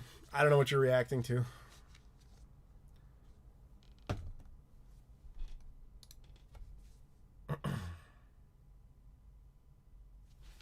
How would you rate the first Shenmue? I mean, I think it's a masterpiece, but obviously it's flawed. You know what I mean? Like, that's just going to be a thing. It is a 20-plus-year-old game. Certain mechanics simply did not age very well, tank controls and all that sort of stuff. But, you know, certain expectations of what a video game is are very different than what they were at the time. So I view it all as just a persistent piece of artwork, whereas people typically now tend to look at it like they're expecting it to play like modern content. Like, they were expecting to be able to basically do GTA stuff, which is like stupid. It's a dumb expectation. That's the thing I don't understand, is like why people have these strange expectations. You're setting yourself up to hate stuff. It doesn't make any sense. Are you into old World War II first-person shooter games like the earlier Call of Duties and Medal of Honors? Actually, yes. Like Call of Duty 2, I think, is like one of my all-time favorite games. Did I play the new Alex Kidd? I did not.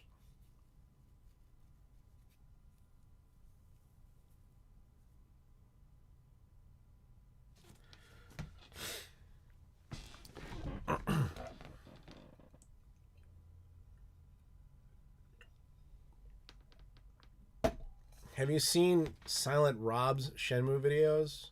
I don't know who that is.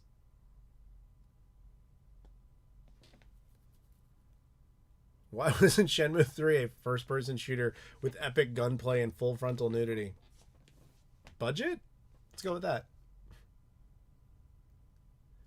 My friend expected LA Noire to be GTA in the 40s.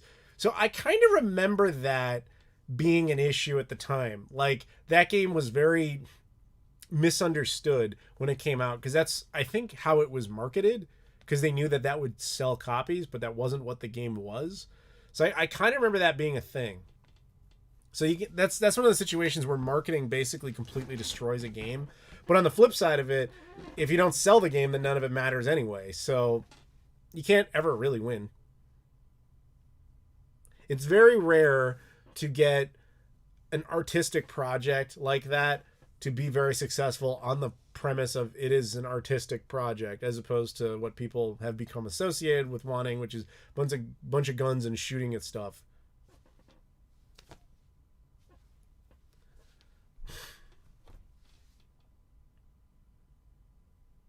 Why is there no HD remaster of Crazy Taxi? There kind of is. There's the PC version. There is the Xbox 360 version, which I think is Xbox One and Xbox Series X compatible. I don't really recommend that version. Basically, the core problem with Crazy Taxi is that it was made with a lot of corporate tie-ins and licensed music, all of which could not be reused. So the HD re-releases are very weird, because you're not hearing Offspring, which was so unbelievably iconic. It's kind of like hearing Star Wars with a completely different score. It's just very weird. And then, like the characters being like, you got to take me to Pizza Hut. Now they're just like, you have to take me to Pizza Place. Or they don't say anything. It's just like weird.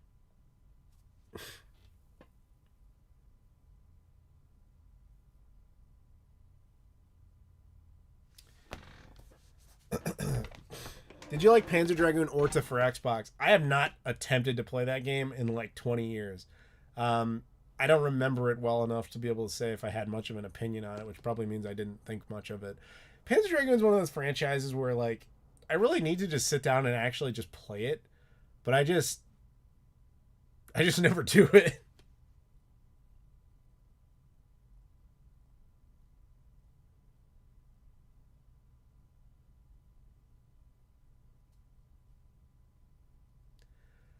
Your cameo in that one Scott the Woz episode, yes. Yeah, that was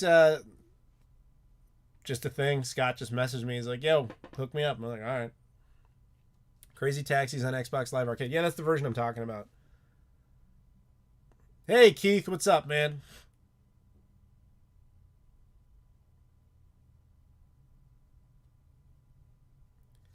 Honestly, it sucks that the newest port with the original music is on mobile. It has the original music? You'll have to explain that one to me. How do you feel about game grading services and graded games in general? I think it's ridiculous that most people are trying to sell graded copies of Modern Warfare 2 on Xbox 360 for thousands of dollars. Like, okay, I'm kind of like, okay, there's one part of me that enjoys the historical preservation aspect of it, but aside from that, nothing. I don't blame a bunch of people who are like, hey, I found a way to make money off of people who think a copy of Modern Warfare 2 is valuable. Cool.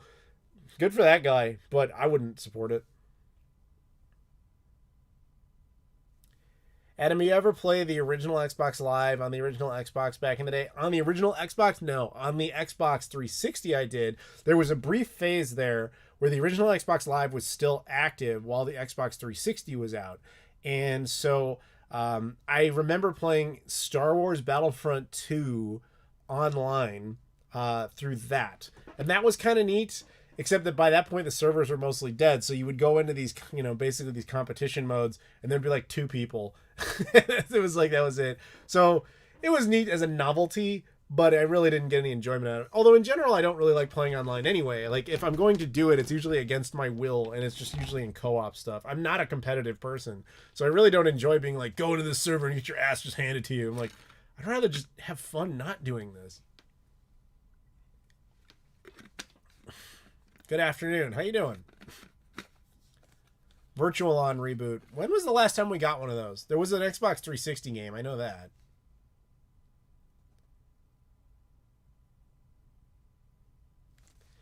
Adam, we know Lodmod loves it, but aside from Black, I don't recall your position on Twisted Metal. I think Twisted Metal 1 is a fine game. Twisted Metal 2 is one of my all-time favorites. Twisted Metal 3 is like one of the worst games I've ever played in my life. Twisted Metal 4 is totally pointless. Twisted Metal Small Brawl is dumb but harmless. Twisted Metal Black is great. Twisted Metal Head On is very forgettable. And Twisted Metal 2012 was a huge disappointment. And I don't think we've had any other Twisted Metal games.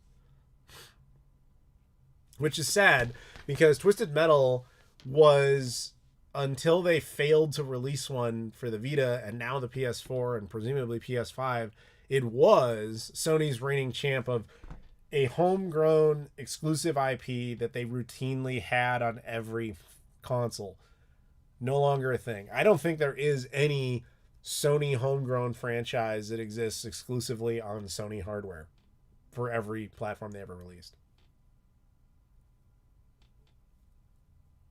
Though to be fair, that's not even true of Sega. Like Sega didn't do that. Like they didn't have a Sonic game on SG-1000.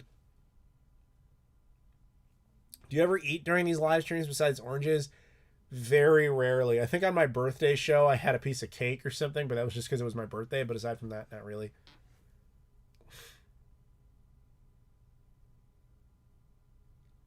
Never tuned into one of your lives before. Hey, bro, what's up, man? When are you visiting the Bay Area? I was there a couple of weeks ago. I will be there, I think, in like 3 or 4 weeks from now. I assume you're referring to San Francisco Bay. Not Tokyo Bay. That would be much nicer.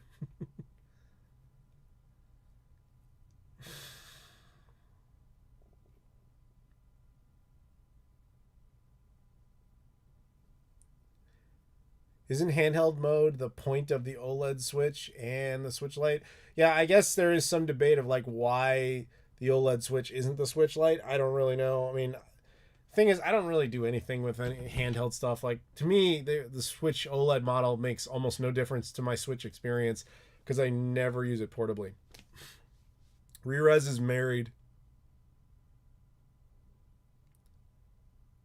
Oh, it's Jerry. Okay. You live in that area. Hit Keith. Keith, yeah, maybe we'll hit up. Okay, yeah. Norcalm is my friend, Jerry. Jerry is very, very wealthy. Like it's ridiculous. But he's also evil. So if you have any problems in your life, it's Norcalm 3's fault. Just letting you know. Like, if your family has ever been struggling financially, it's because of that guy. Any real problems in your life is Norcalm 3 did it to you.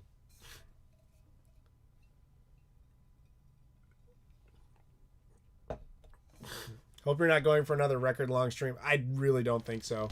I mean, we're only 3 hours in, and I'm already kind of like,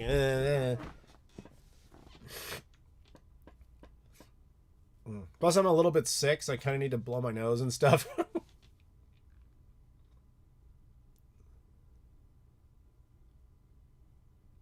Where does Shenmue go from here? I tried the third game, but it was tedious.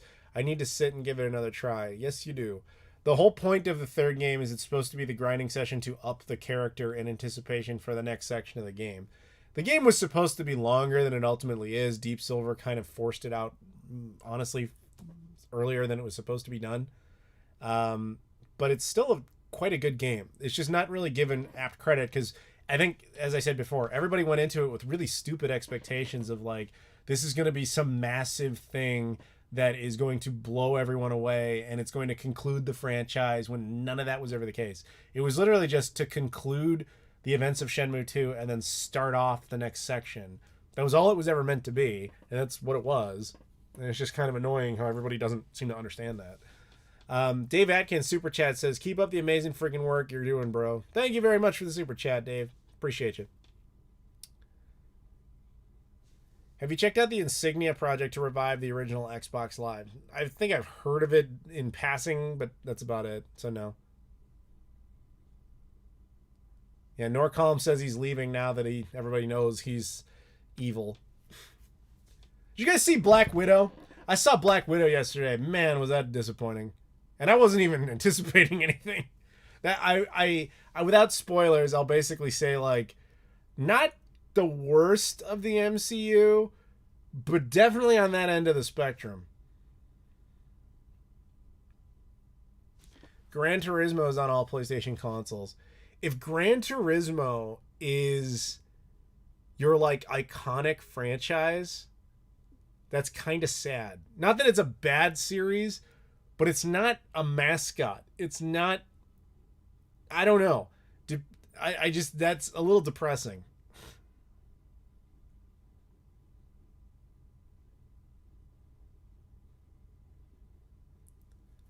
Told you, the MCU is getting long in the tooth. I do not agree with that assessment at all. But that movie in particular, let's just say I've looked into the behind the scenes of why it is the way it is. And it's unfortunate. It really is a movie that did not need to exist. That's the best word I can use to describe that movie, is pointless.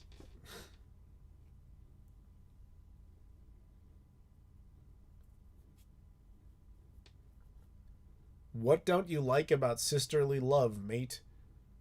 The fuck are you talking about? You want me to hook up with your sister? What are you saying? First game you ever bought with your own money? Oh, that's kind of a hilariously sad story. Back when I was a kid, my friend and I, like, he had a Super Nintendo and I had a Sega Genesis. So our whole thing was like, I'll play the Super Nintendo at your house, you play the Sega Genesis at my house, blah, blah, blah. And I remember one year we played Super Mario World like crazy at his house. Absolutely loved it. And around the time of his birthday, I thought, okay, there was a new Mario game coming out. And I was like, oh, I really want to play this. I should buy it, but I don't have a console. His birthday's coming up. I'll buy him the game, and then I get to play it, right? And I bought him Mario is Missing. I was just missing my wallet after that shit. Like, that was like the worst thing. It's terrible. And yeah, I think that was the first game I remember paying on my own for. How would you rank the MCU movies from worst to best? I don't have the list in front of me, man. That takes some time.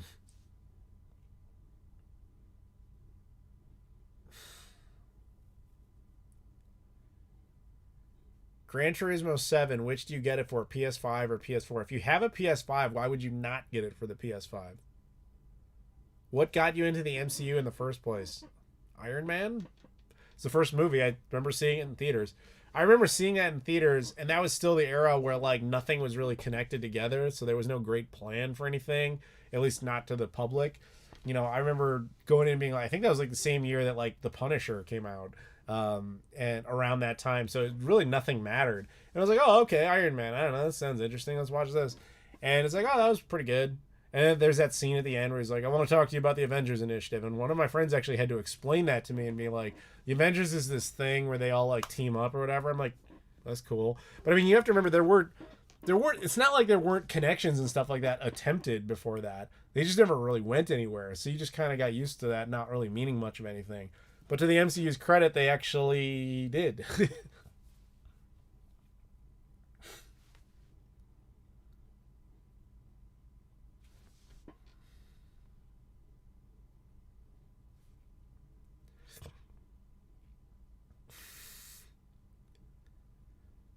What do you... Sorry. What's your take on the whole Amico melodrama? Do you think Tommy should step down? I only saw, like, cursory little bits of that. I don't really know the details, so I'm really not in a position to say. Yeah, I don't know. I don't have enough information to really draw a good opinion on that.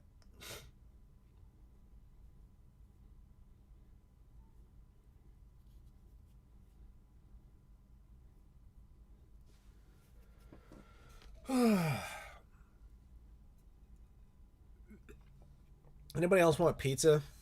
I really want pizza. You know what I want though is a New York style. I want an Uncle Paul's pizza from Manhattan. That's what I'm feeling right now. Raging Snake says good evening. I don't know if that means you're just arriving or you're leaving, but either way, hello.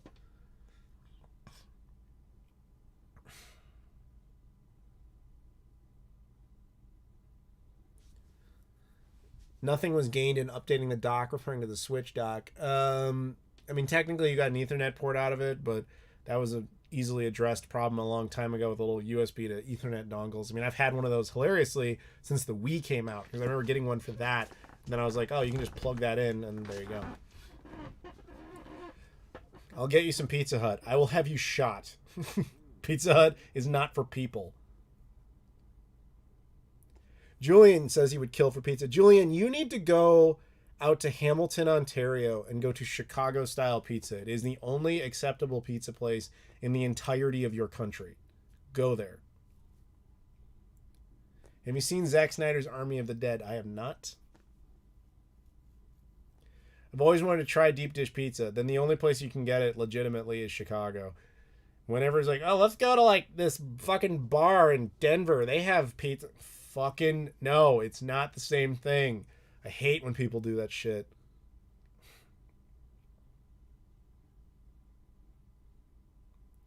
Only 127 views, Adam. Isn't that a shame? It's 127 viewers, live viewers. That means there's 127 people currently watching. Playbacks, which you don't have access to, the analytics is totally different.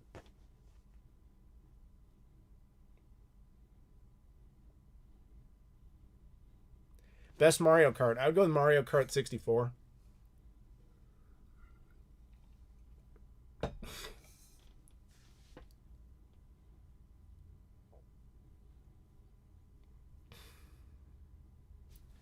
I had it at the time we were at Con Bravo. It's top tier. Dude, that was like 5 years ago. Was it Con Bravo 2016? You need to go back to Hamilton. Joe's Pizza, New York? What?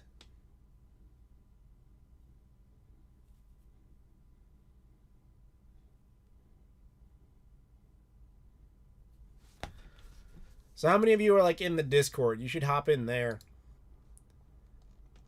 Actually, I think Verd is live streaming in the Discord right now.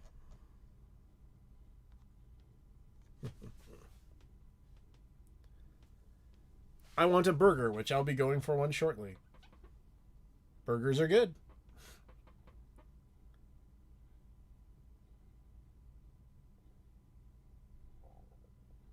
It's very disappointing that it isn't 4K, though. Why would a Switch be 4K? Nintendo never even suggested that. I think, realistically, the best you could have hoped for in a Switch Pro would have been 1080p. Like, let's just keep it fucking real. Like, that was never going to happen. Temper your expectations.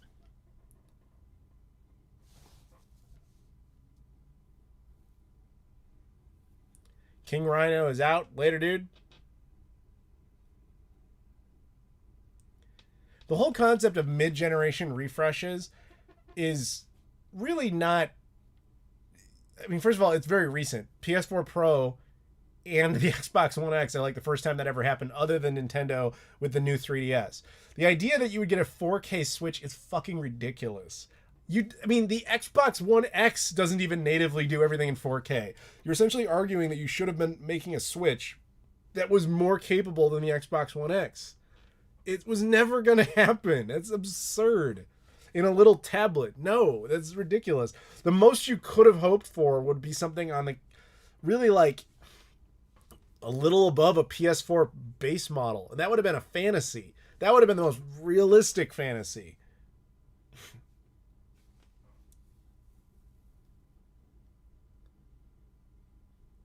It's already 1080p when it's docked, isn't it? No. In fact, it very, very rarely ever is. Usually it's 720p or odd resolutions like 900p.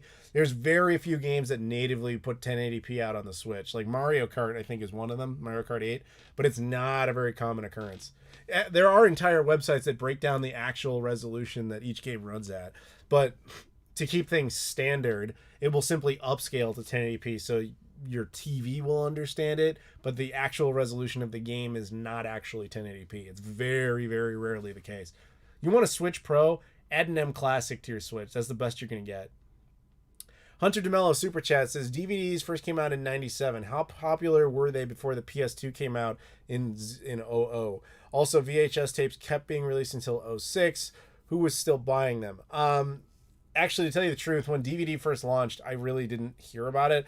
I first heard about DVD in like the stupidest way. I remember my mom took us to like her friend's house and we were watching, you know, she basically, he set us up in like the kids room type of area, and he had a Laserdisc player, and he brought out a copy of The Mask on Laserdisc and put it on. He joked that we were watching a DVD.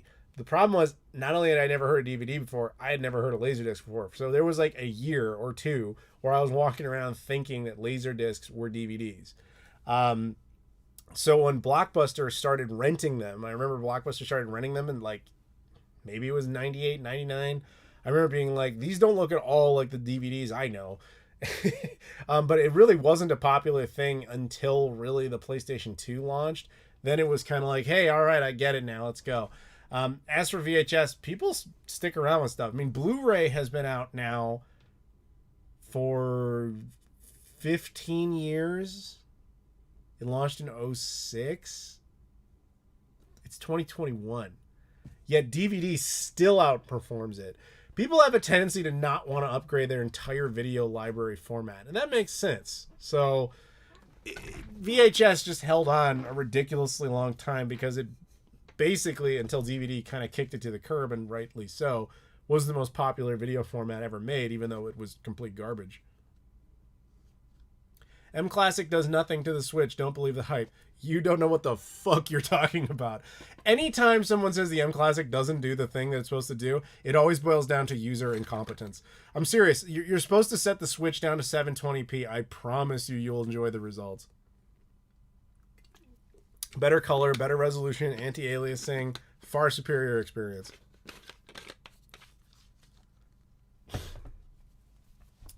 Yep, 15 years since Blu-ray launched. Crazy. The Alfred Molina picture in the Discord, yeah, that does kind of look like me, especially because he's got like that blue and white going on. Sometimes I wear that blue Sega hoodie. It looks a lot like that.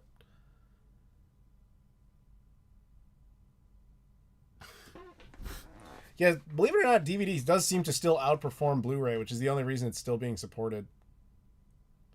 I love Blu-rays. I think it's a far better format, though. So I saw James Rolfe. James Rolfe has this video about like reasons he doesn't like Blu-ray, and he's kind of got some valid points, mostly about how it's very bad at remembering where you left off. That's not always the case, but there's a lot of instances where like when you start it, like skipping through the initial screens is much harder on a Blu-ray than it is on a DVD. Some of his points boil down to like not really understanding the format, like saying, oh, it requires all these like internet keys, which is not really true, but stuff like that. But in general, yeah, Blu-ray has a little bit more like extra step bullshit in it, but if you get past all that, it's definitely the better format. I thought The Matrix was everyone's first DVD. It was not my first, but it was very close to it. My first was Transformers the movie, a Canadian version of that had been released, and it was a terrible VHS transfer. And I didn't realize that until Rhino put out their version of Transformers the movie, and like you put them next to each other, it was night and day difference. It was like using a Switch and then using a Switch with an M Classic, night and day difference.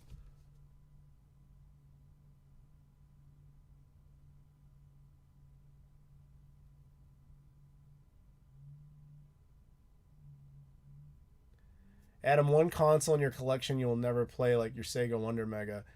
Well, there's a lot I would never play because there's no reason to play them that way because it's totally impractical. Like, I would never really sit down and use the Divers 2000 Dreamcast for entertainment. There's just no point. Like, it's the worst way to actually play the games. But as far as like if you were to, that's like a variant. If you're talking about like an entire like console that I'll probably realistically never sit down to play ever again, it's gonna be something like the Casio Loopy. Like I'm never really gonna sit down and play that again.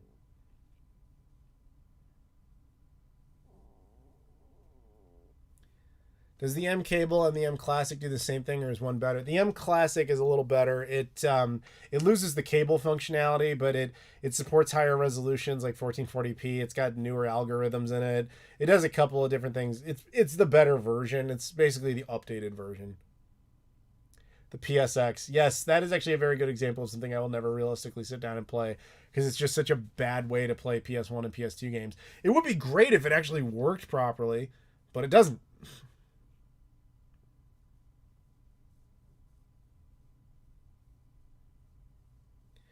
That I can't remember where I left off in this is the world's smallest violin stuff right there. I know you're quoting him. Yeah, that's kind of where I'm at with it too. It's annoying, or it can be, but it a lot of the times it does remember where you left off. It really boils down not so much to the format, but the player. Like I typically use like Xboxes for that, and they're not bad about remembering where it left off, unless the Blu-ray itself is encrypted in some weird way. Nuon, I can't find a controller for less than $300. Yeah, I've never even seen one, man.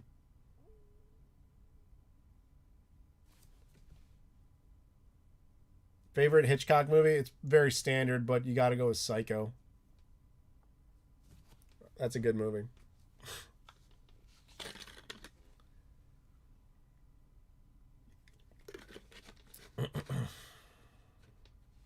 One console in your collection you'll never get modded.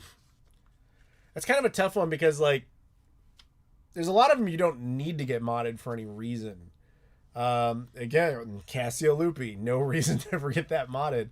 Um, I typically get it modified if it has some sort of issue, or if there's like if it's such a high demand one that it makes sense to get modified. It's very rare you'd approach something that has no problems and there's no benefit to upgrading. Like you can put an S video mod into a Sega Genesis, but there's really no reason to do that unless you're really gung ho about S video, which I don't know why you would be. Um, yeah, so I don't know if I have any great answer for that. Modded Wii U's are fantastic. I did an entire video about that. I miss chapter select screens on DVDs. Don't get that on Netflix. Yeah, I I kind of hate how the concept of what's left of physical media there, like we were getting very generic menus that look like you just did it on your own and you're like making your own pirated version. I'm sure you guys know what I'm talking about. There's this very generic Blu-ray menu they use now, and all they do is change the background art at this point, where it's just like stop, start, and play, and there's really nothing else to it. That is annoying, but at least it exists. The problem with DVDs and Blu-rays is they no longer need to sell themselves on extras. There was a time where that was a big deal when they were competing with VHS, because you have to remember VHS was so ridiculously successful. It wasn't just the best format or best, it was the format. It was the only thing people used. So in order to be like, hey, here's a reason to switch, you know, you have to be like, here's a million reasons to switch. But now that everybody's used to that, they're kind of like, there's a lot of effort that goes into those behind the scenes documentaries, and it's just not really worth it when everybody's streaming all their stuff anyway. So that's kind of what's happening there. The only exception to that now typically is when you have an impassioned filmmaker who really wants to go the extra mile, or if it's like some indie studio that's doing the release like an Arrow or a Criterion collection where they take the time to put all that in, because that's the whole point, is we're doing a low print run for the super collectors. But the days of like every movie comes out and has like 12 behind the scenes features in it is kind of over.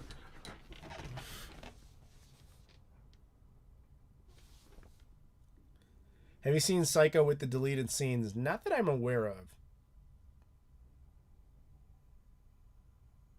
Does Sony still really have any good exclusive titles? I'm sure a lot of people would argue that Ratchet and Clank for PS5 goes right in there.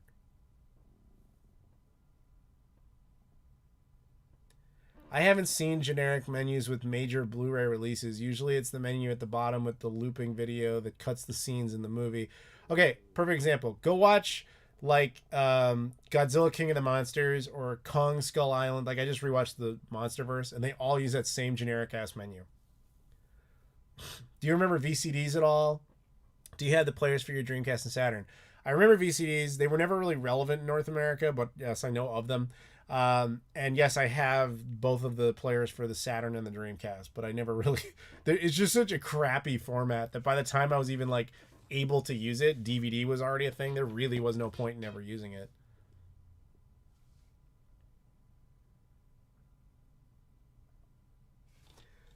Do you one console you collect like greatest hit games for Xbox or PS2? I don't really collect that. Like you mean like the All Stars editions and greatest hits and platinum hits? I don't go out of my way to collect those unless there's some reason to get that particular build.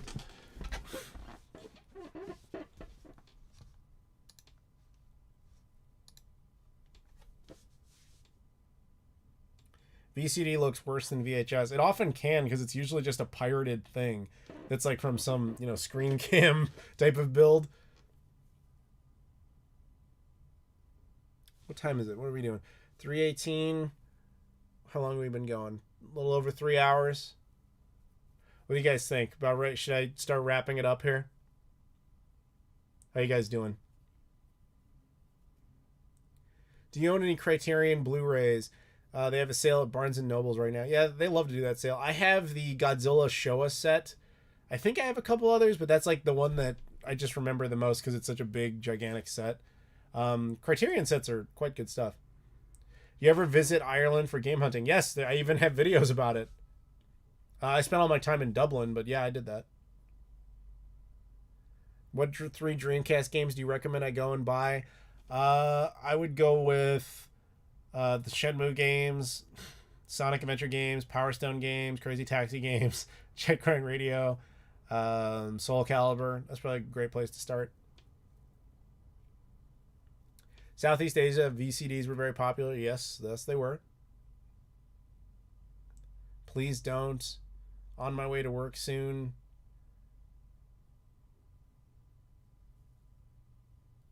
Is there a Godzilla Heisei collection? Not a collection, although with the exception of the Dr. Pepper cut of Godzilla 1985, all of them exist on Blu-ray. Are you not hungry, Adam? Not really, no. Hunter DeMello super chats. He says, do you remember Hasbro Video Now? 30-minute CD of 240p video on one stereo channel and mono sound on the other stereo channel, active from 03 to 06. I do not. I'm sorry. That would have been a little late for me. That would have been late high school, so I wouldn't have been looking into toys much at around that time. Thank you for the super chat. Sega Dreamcast Mini ever? I find that very unlikely. Not much in Dublin. Last time I went in Belfast, there was a great store which sadly closed. I don't know if it's still there. There's a store called The Rage in Dublin that was quite good. That's about it. 3 hours. Look at the stamina on young Adam. This is nothing. My record is over 10 hours. The thing is, like, I only do this while you guys are enjoying it, and then when you guys are kind of when the chat starts to slow down, I start to get the impression like, all right, people are kind of done, so I guess we're done.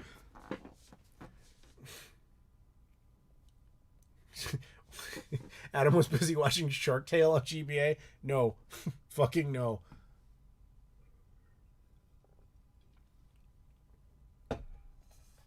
Did you ever use mini DVDs besides just the GameCube? No, that was the only context in which I did. I've used mini CDs, like CDRs.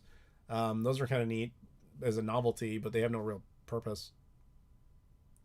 I had a 9-hour stream on Christmas Eve. Yeah, I did. I remember that. I was kind of like losing my mind by the end, but yeah. I think the Rage is still there. Quite expensive. That could be. I haven't been there in, what was that, 2016? So it was like 5 years ago when I was there. Now you're just bragging. What am I bragging about?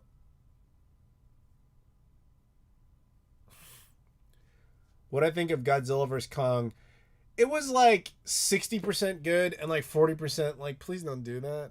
The whole Millie Bobby Brown subplot had to go. That was terrible. It did not need to exist. She was only in there because she was like contractually tied to it from her Stranger Things days. So, but it really like hurt the movie. That whole pointless hacker subplot. Like I how many more times are we gonna do that stereotype? I would say is the second best movie in the MonsterVerse. What's really sad is the best Godzilla movie in the MonsterVerse is Kong Skull Island, the one that has nothing to do with Godzilla other than a very brief cameo that he has at the end.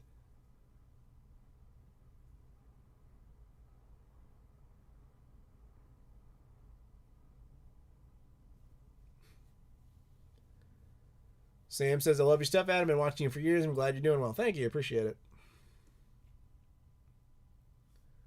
Was there ever a real difference between Super Bit DVDs and regular DVDs?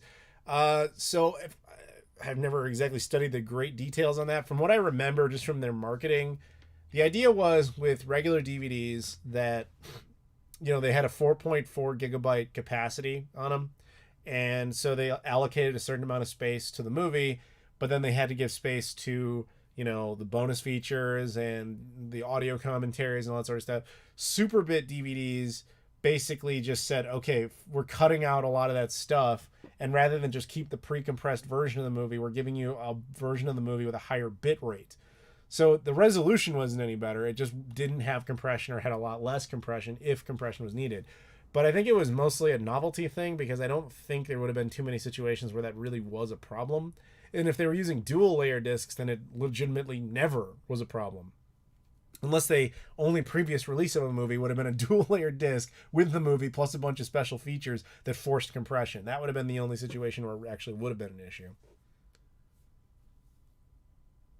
Shark Tale is terrible. I agree. I remember seeing that once. That was just awful. I don't know why the hell I watched it. I don't remember the context of why I saw it. I just remember thinking like, wow, this is just bad.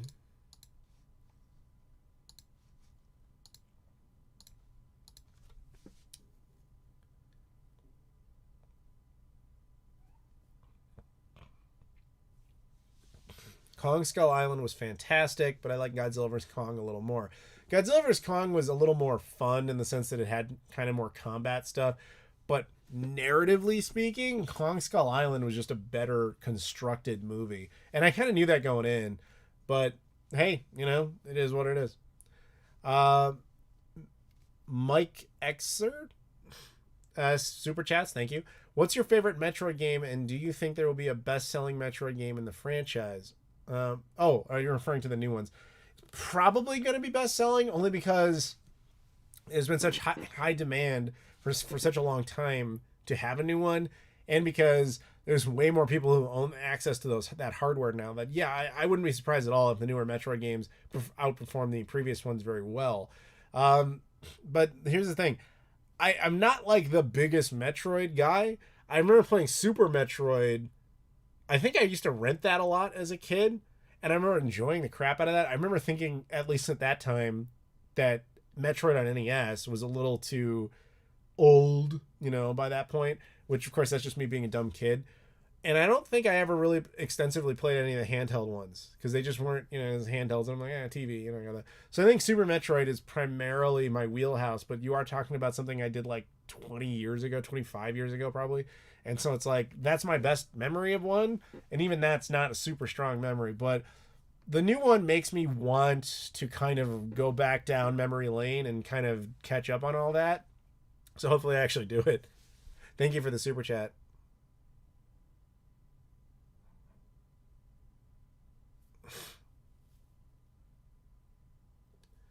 Hey Adam, cheers from Poland. Mars Matrix rules. Hey, how you doing? Greetings from the U.S. Chicago specifically. Which, as I understand it, every time I've been to Poland, that makes me famous for being from Chicago. When do we get the Kaiju Frankenstein in the MonsterVerse? Probably never. That's like a weird story that only like 6 people would care about. Hunter DeMello super chats. Top 10 licensed kids movie games. I don't know, dude. I'm not sitting on a list in front of me. I would say it's very rare for a kid's licensed game to be good.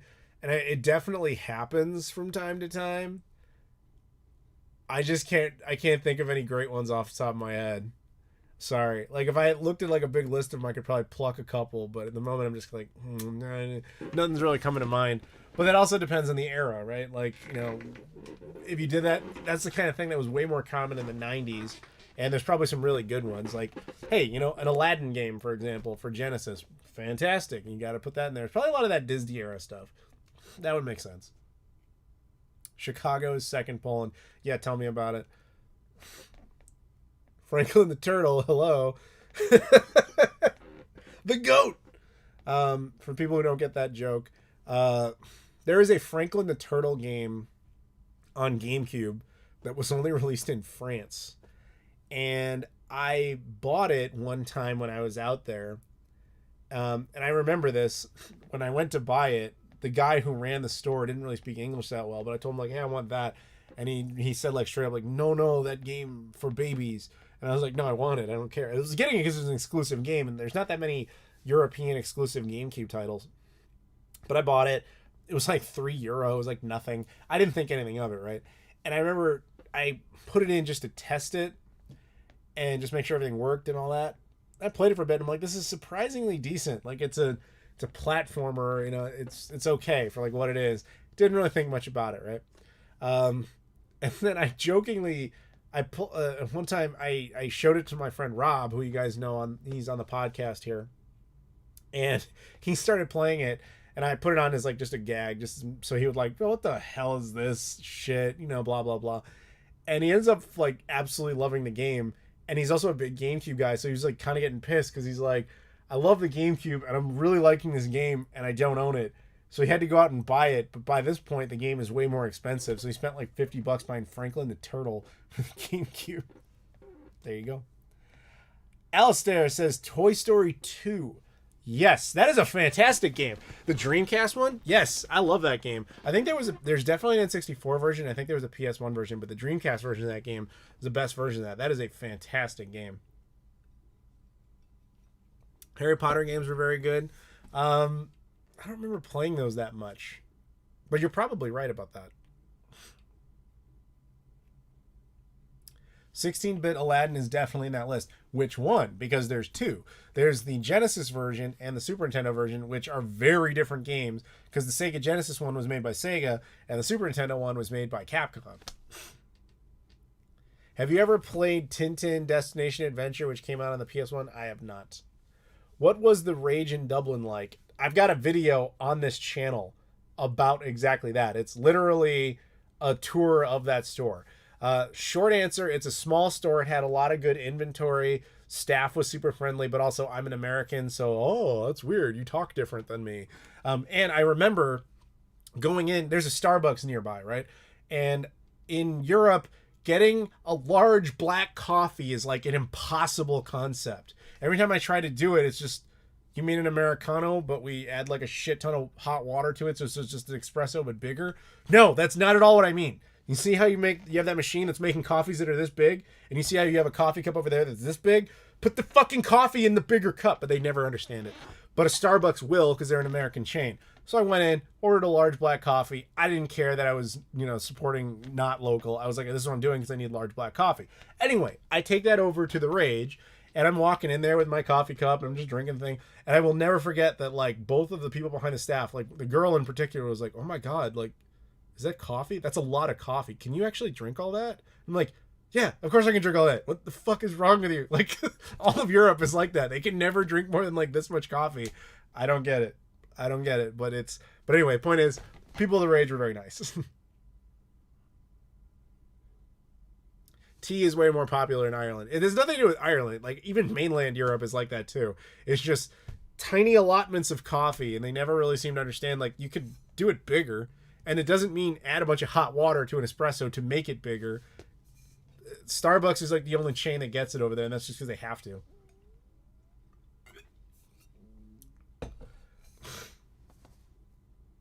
Starbucks has seriously reduced their options, but the prices still suck. Yeah. Although, you got to give it to Starbucks Japan. Like, they're crazy. They'll come up with all sorts of new shit all the time. Honestly, coffee has gotten more Americanized since then. I hope so. I was in. When was the last time I was in Europe? It was when I went to Luxembourg, I think, a couple of years ago. Yeah, I remember it being still the same thing. Hunter DeMello super chats. When did you start to go bad? Sixth, seventh gen?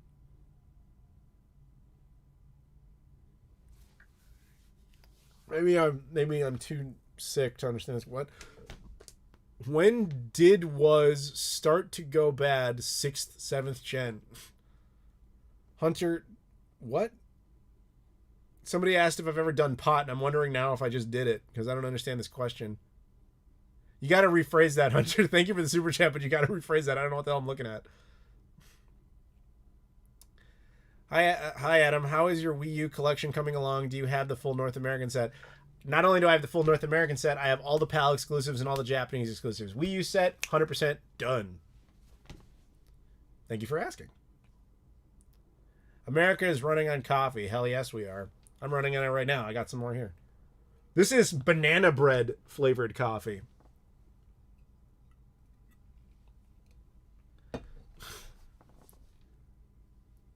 Can't wait till soft drinks get more Americanized here. So small at the moment. It's kind of hilarious you say that because the new fad in the US is to have sodas that are in tiny, like, airplane size cans. I meant EA.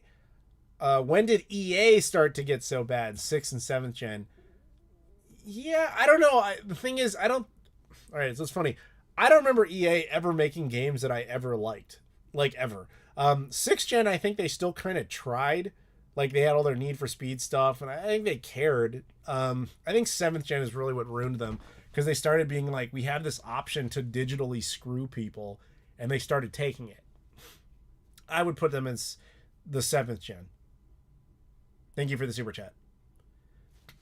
If you guys want to super chat at any time, feel free. There's also PayPal as an option. All the information on that is in the description. I appreciate the support. Thank you. I buy whole bean Death Wish coffee. I have a bag of that in the other room.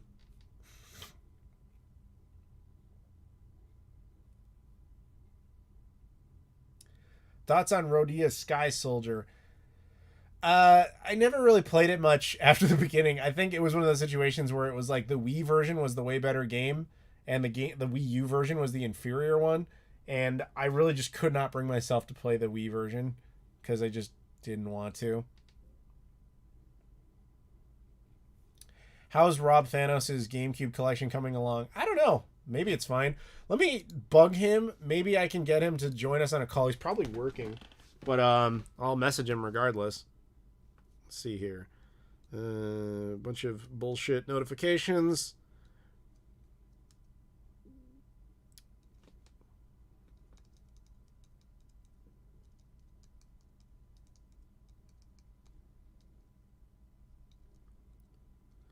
All right, I sent him a message. We'll see if he responds. Will you get a whole Wii collection? I'd rather die. Like, to me, that's like the worst console you can possibly collect for. Like, honest, and this, I don't mean this, I know people will take this as an insult, but whatever. The two consoles that are like the worst to collect for are the Wii and the PlayStation 2. And the PlayStation 2 is like a legitimately good console. It's just that there's so many games on it. It's like 5,000 plus worldwide that getting it is just ridiculous. But the Wii, while it doesn't have that type of vast library, it's all garbage. And those two are like, you got to pick your poison on that. And I would just pick neither. I'd rather have consoles that are not impossible or just don't fucking suck ass. Like, I would much rather get a Casio Loopy collection all day long than get a Wii collection.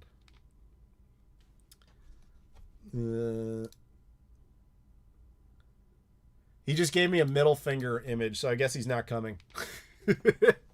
He literally, Rob's response to me asking if he wanted to be on the stream was just him doing this. So I'm guessing no.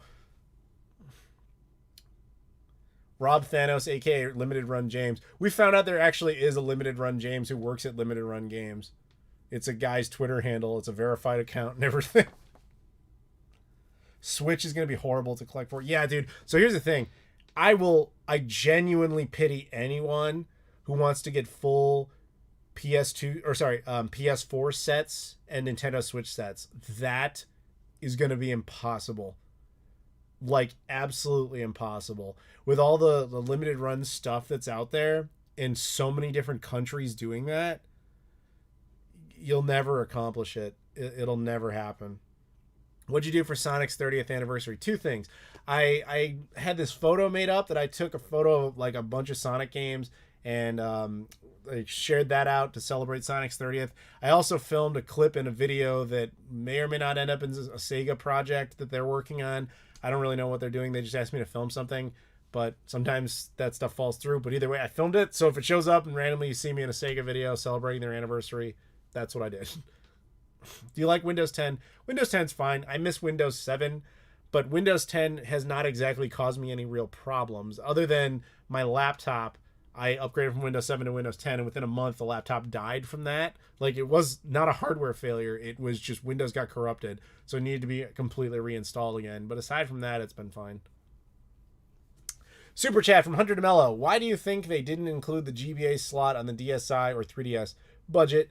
By that point, you can make the console cheaper if you don't include that. And they probably just looked at it as a plus minus of like, how many people are still buying it for GBA compatibility? At that point, probably very little. The thing is, backwards compatibility is one of those things where the people who are complaining about it, which would be guys like me, are the vast minority. We do not really represent anything. We're just the loudest. But as far as numbers of sales, minuscule. Thank you for the super chat. Opinion on Windows XP. Believe it or not, I still have one PC that uses Windows XP for one purpose only, which is Windows XP is the greatest operating system for backing up any CD-ROM based technology. So anytime I get a new Saturn game or whatever, anything that ran on CD-ROMs, you have to rip it with that to verify the integrity of the disk. You can technically do it, of course, with modern stuff. It's just that I don't really trust that process because old tech likes to work with old tech. I find the authenticity of the rips to be more complete if they rip with XP. Will you ever be going to the convention in Blackpool? I did. Play Expo Blackpool. I was there 2 years ago. That was a fun one. It was really weird being an American there because that's not a place where Americans typically go. So when I was walking around that convention, every time I spoke, it was just kind of like, the reaction was like, what? Like, they just weren't expecting any American to do that. And it got me through some doors I don't think I was really meant to go through. Like, I remember, I was a guest of the convention, so this wasn't technically wrong of me to do this, but when setting up, there was like this giant line of people getting ready to go in, and I was a guest, so technically I had the right to just go up there and be like, yo, I'm a guest, can I have my wrist strap and go into my booth or whatever? And that's what you would do at any normal convention. But I had some of my British friends with me, and they were like, oh, we should get in the line. And I think even Slopes, who was in here earlier, who was also a guest at that convention, I guess he was just being quintessentially British, so he was just like, no, I don't want to cause a scene, I'll just stand in the back and not do anything. I was like cowboy American over here, so I was just like, no, fuck that. And I walked to the front of the line, I'm like, hey, yo, we're guests, can we come in? And the guy was like so flabbergasted, particularly because I spoke with an American accent. The guy just wasn't ready for it. He's like, yes, absolutely. And he gave us all our wrist straps. And later, one of my friends who wasn't a guest, but he just kind of was my plus one, if you will. He was just kind of telling everybody, like, this dude with his American accent, he can just walk in anywhere here, talk, and everybody just listens and does what he says because they're just so stunned to see him. So that, yeah. That was my experience there. That was a cool place. I remember describing it as British Vegas, and like every single British person I've talked to who's ever been there said, wow, that is the nicest thing that's ever been said about Blackpool. David Rice super chats and says, how do you feel about Sony and Microsoft buying the game studios? You know what's funny is I said this, I don't know, in a video, maybe in the earliest days of my channel, that neither Sony nor Microsoft are game companies. They are technological conglomerates. They do not actually produce games. So in order for them to have games under their name brand, they have to essentially buy developers that do that. And now it's becoming the logical consequence of that, or the logical extreme, which is that's all they're gonna do is just buy. It's just way easier for Microsoft to buy successful companies and just let them do it. And now Sony feels like they have no choice. To Sony's credit, they did try a lot harder by pretending that their studios were separated from them, but now they've given up on that and they're just going to straight up do it. That's what you get, man. You get technological conglomerates making our video games instead of your Segas and your Nintendos and your SNKs and your Ataris, who were just dedicated game companies doing that. This is the result. It's just a parent company dealing with a corporation. It was always about money. Let's not ever get it twisted. Sega and Nintendo were in it for the money. But the art is lost, if you will. Thank you for the super chat. I was in Blackpool that day, but missed the convention. Gutted. Oh, I'm sorry to hear that. It was fun, man. Another reason I was really weird at that convention is because I would walk around asking for stuff, but the stuff I'm asking for is regional exclusives, right? But as I'm sure you know full well, the UK was not really known for its video game regional exclusives, at least not ones that were really worth a damn. So I'm walking around asking for CD32 stuff and Amstrad GX4000 stuff, and the reaction on people's face is always just like, you must have nothing better to do if you're looking for Amstrad. You're an American here looking for Amstrad GX4000 stuff. Because they're like, we got tons of Xbox. You want Xbox? I'm like, no, Amstrad GX4000. They must have thought I was just an absolute lunatic. That was also where I learned the word abolition. Or ablution. I still don't really know what that word is, so I didn't really learn it. And if any of you know what that word even means, feel free to say. Super chat from Hunter DeMello. You ever done pot? Real pot rolled up with orange pack zigzags, not that pussy edible crap. Oh, also zigzag strawberry cigar wraps make good smell. No, I've had edibles in Colorado, Washington, Illinois, Missouri, and Amsterdam. Actually, where it was the best was actually Missouri, even though it's not legal there. It's the only place where it isn't. And it really never did much for anything for me. It just kind of makes me sleepy. But no, I've never smoked it or anything. I've never had any interest. RK Super Chat says, what do you think about PS fans making petitions against Kojima working with Microsoft? I think that's childish to the nth degree. What are you doing? You're just like saying, no, you're not allowed to make games. That is so childish and petty, it's hard to even put into words. That's pathetic. Like, just let the man make his game. What the fuck do you care? You don't like it? Buy an Xbox. Can't afford it? Sorry, that's how it goes. What's the craziest place you've ever done it? Done what?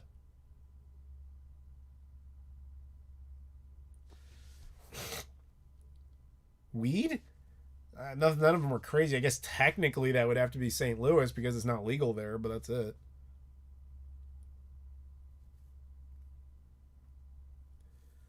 That dude's a cop. Who cares? It's complete. I live in the state where weed is 100% legal. Illinois is the only state in the union that legalized marijuana not through voter initiative, but through government initiative, which means no city, town, county, nothing can opt out of it. It's 100% legal entirely in the borders of this state. So by that, I'm not concerned.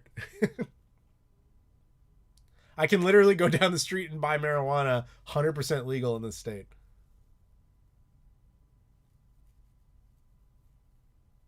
Do I have Forbidden Siren 2 for the PS2? Yes, I do. The PlayStation 2 is the European exclusive. Yes, I have that. I also have the Siren game for the PS3 that I think was an exclusive over there as well. Yeah. The Indoor Olympics. No, I don't think I would be invited to the Indoor Olympics. I don't think I'm quite up to snuff on their competition requirements. Intercourse. I will not be telling you the stories of where I've had intercourse, sir.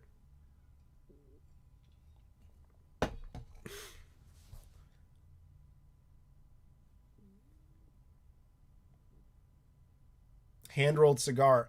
I don't smoke, but I actually do have a hand-rolled Cuban cigar in the other room. RK super chats again. Thoughts on the OLED Switch? So basically, it's just, I know you super chatted, you probably missed it before, but thank you for that. But basically, same thing as before. OLED Switch to me is what I would have expected Nintendo to do. In fact, I didn't even remember doing this. Somebody commented on my my Nintendo Switch 3-year birthday, which would now have been a year and a half ago, saying you totally called it with the OLED Switch, which is You're going to get an upgrade at some point, and it'll probably be very minor, and it'll piss people off. I think I said something to that effect, according to someone's comment. And yeah, that's really all it is. It was never going to be this crazy 4K Switch that people were dreaming about, because there was no reason to think that was ever going to happen. It was just fan hype that leads to disappointment. Nintendo does not have a history of doing anything like that. They do minor upgrades, if they do any upgrades. With their portables especially, they do them, but it's just small little things. Slightly better screen, slightly better battery life. That's all they really do. Why would this be any different? So no, I no part of me is surprised by that. Would it have been nice to get a version of like 1080p native? Sure. Didn't expect it. 4K is an absurd request. I mean, even the Xbox One X can't do that. Why would you think they would do that into like a little tablet? It wasn't going to happen. Keeping this channel family friendly. Fuck yeah, we are. What professional CRTs do you have, and what do you use the most? None. Zero. Wait, you live in Illinois? Yes, I do. I live in Chicago.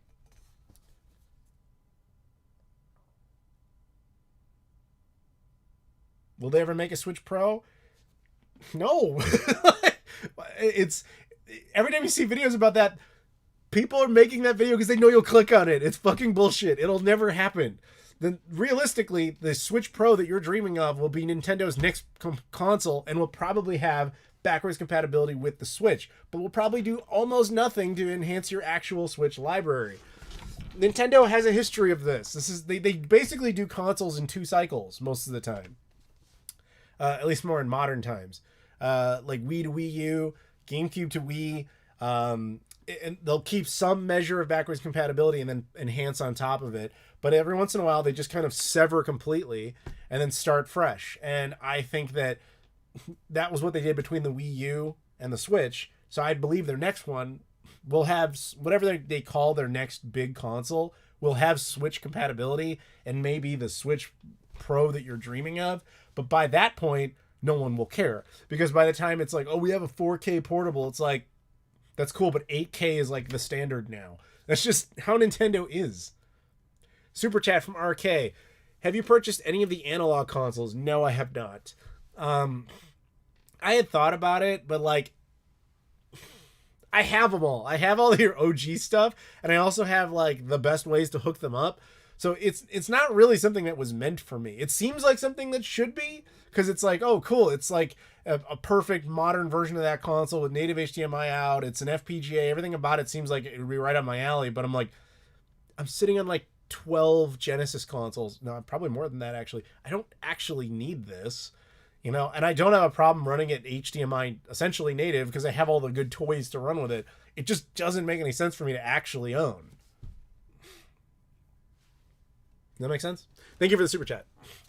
Again, if you guys want to super chat at any time, feel free. I appreciate it. PayPal is always an option. It's actually preferred, but whatever you guys want to do, I appreciate that as well. Or if you just want to sit back and enjoy, by all means. But please, interact, talk. Let's have conversations. Because basically, if you guys get bored of doing this, then I have no reason to be here. Though I would really like to blow my nose right now, if you guys don't mind. So I'm going to step away for 1 second so that I can do that. I know it's a little gross. I don't want you to have to see it. So give me 1 second here. Who can I leave in charge for a second? Victor Cazares. I want you to entertain the entirety of this crowd for a minute. Can you do that for me, buddy? I'll be right back.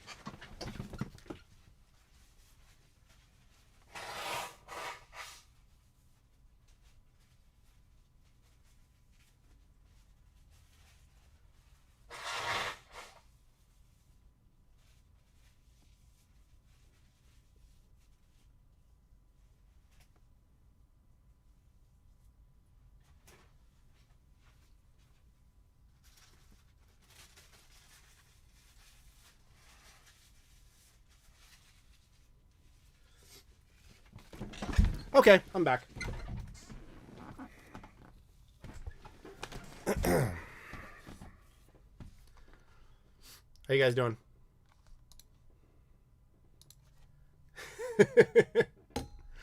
Am I into mobile gaming and Android? No, not at all. Not even a little.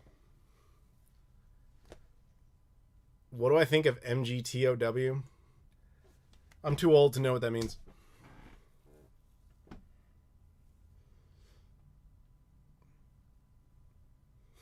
Adam's eating KFC off screen. Shut your whore mouth. I wouldn't eat that unless... Well, no, I really wouldn't eat that. Like, I don't think there's really any circumstances in which I would have eaten that. Like, maybe to have saved my mother's life or something, but she's now deceased, so I don't even have that hypothetical anymore. So it's like, really, like, I'm just never eating KFC ever. What if Nintendo licensed Square and made the N64 CD based? I mean, that's one of those fantasy scenarios. That was never going to happen because of the history they had with the Nintendo PlayStation prototype and all that sort of stuff. In a fantasy world, Final Fantasy world, sure, that would have been an interesting alternative direction, but it's just wasn't going to happen. RK Super Chats, visiting Chicago to watch a Bears game. I'm sorry about that. Hand egg sucks. What's the best area to stay in Chicago for tourists? Depends on your budget. Obviously, within the city itself is going to be the best because that's where all the touristy stuff is.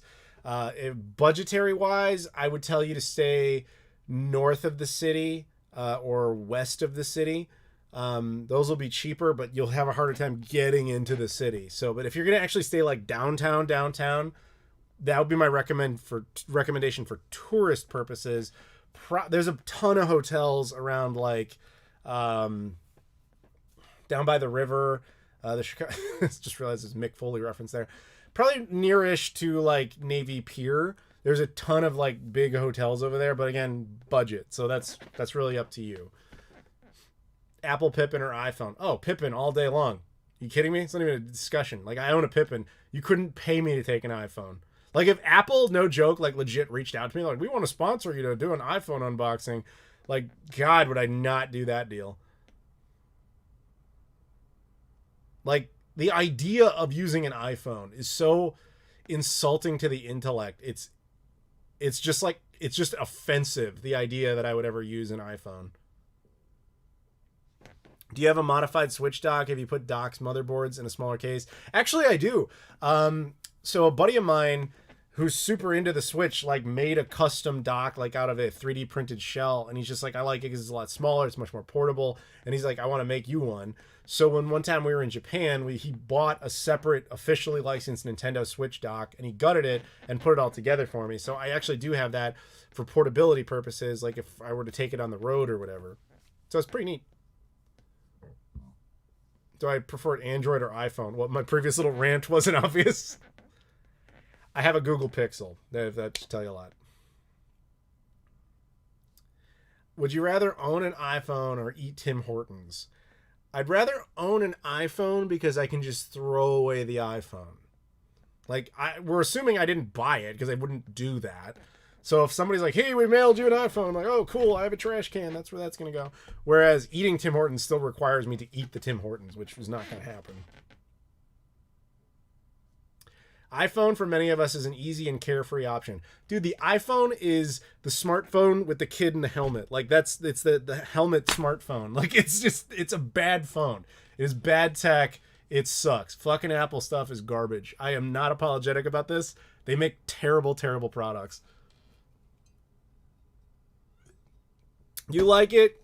Whatever, that's on you. But I can't understand why you would so want to be restricted by everything and have everything not function and not be compatible with anything. It blows my mind that people choose that. Do I still have the autographed Michael Jordan, Scottie Pippen, Dennis Rodman picture? Yes, I do. There was actually a time where I was going to hang it up here, but then I decided to put it elsewhere. Not in this place, in the house I grew up in. It's still there.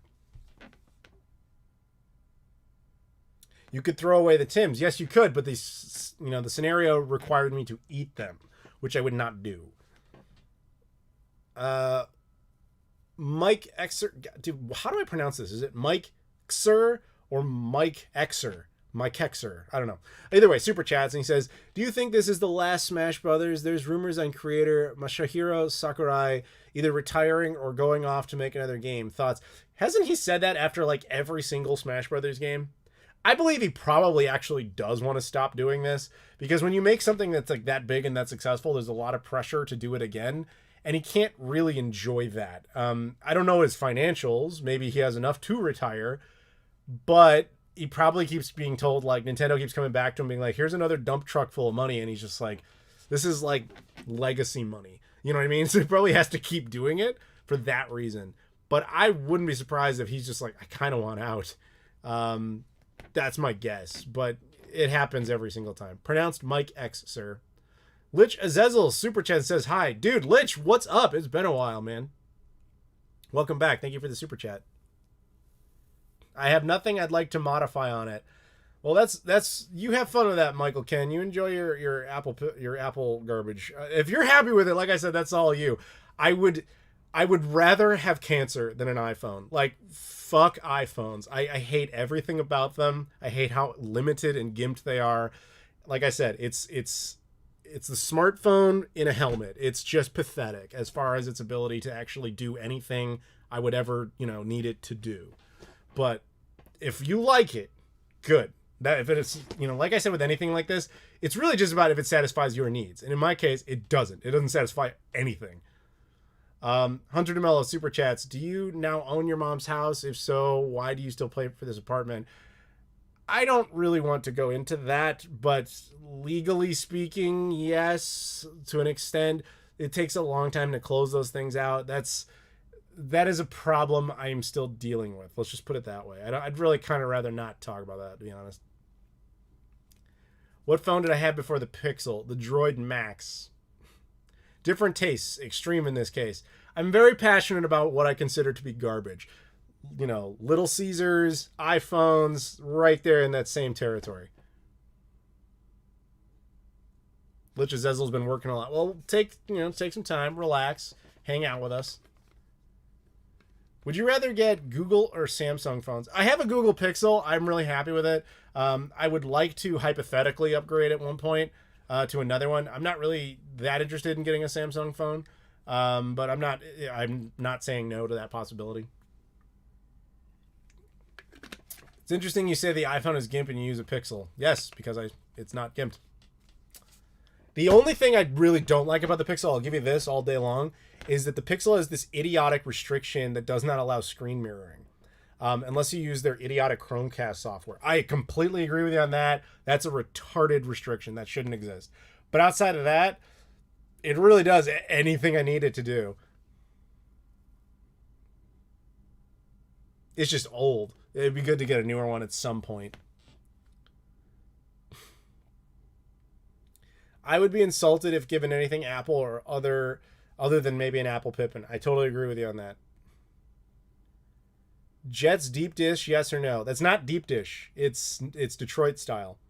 And Jets is the best of the worst. Kind of like Red Letter Media's show where they have to find all the worst things ever and they have the one that's like the least bad. That one is that as far as like national chain pizza. Mrs. Claus is fine, yes. This is water and I put a bunch of lemons in it.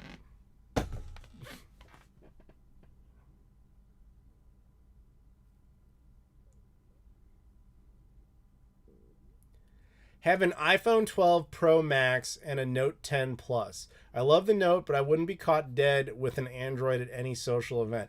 So for you, a phone is a matter of appeasing people you don't know and don't care about. That's fucked up. For me, it's a utility function. It has to complete tasks I need of it. And if I value other people's thoughts of me more than I value my own ability to complete a task, well, then I couldn't be a YouTuber. Life's a lot easier when you genuinely don't give a fuck what people think about you. I don't need my phone to be a trendy statement. If I needed that, I'd get some jewelry and wear it like a watch. It doesn't need to function like that. Hunter DeMello super chats and says, thoughts on restaurants inside department stores, McDonald's, Subway inside of Walmart, Little Caesars inside of Kmart, Pizza Hut and Starbucks inside of Target. It's kind of an odd question. Cool that they exist, I guess. I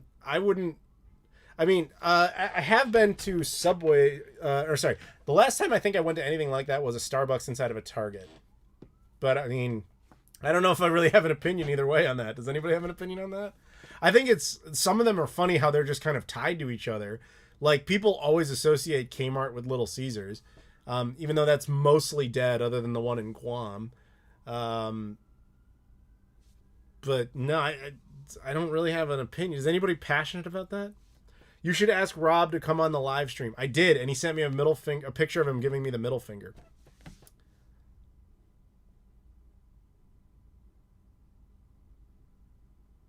I only ever bought Apple for the iPod line. I like owning my music rather than streaming. I hear you. Yeah, I don't stream music at all. Is E3 dead? I mean, it obviously happened this year, but in a very different form. I think the idea of a traditional E3 where everybody gets together in a building might be over. I think maybe they'll do it one more time just to try and jumpstart that. But I don't know if it's going to go anywhere. We'll see. That's my guess. Speaking of fast food, did you ever watch Super Size Me? I did, and I saw Super Size Me 2, which was actually very good. Target has built-in fast food things. They did not last long enough in Canada for me. No. Yeah, wasn't it like in Canada for only like 2 years? Yes, they have Starbucks built in almost all the time. Sometimes you'll find something else, but usually it's just Starbucks. Is it fair to say iPhone equals Wii equals Little Caesars? Yeah, actually, yes. Things that are way too popular for how low grade and shitty of a product they are. And how they absolutely basically steal from you.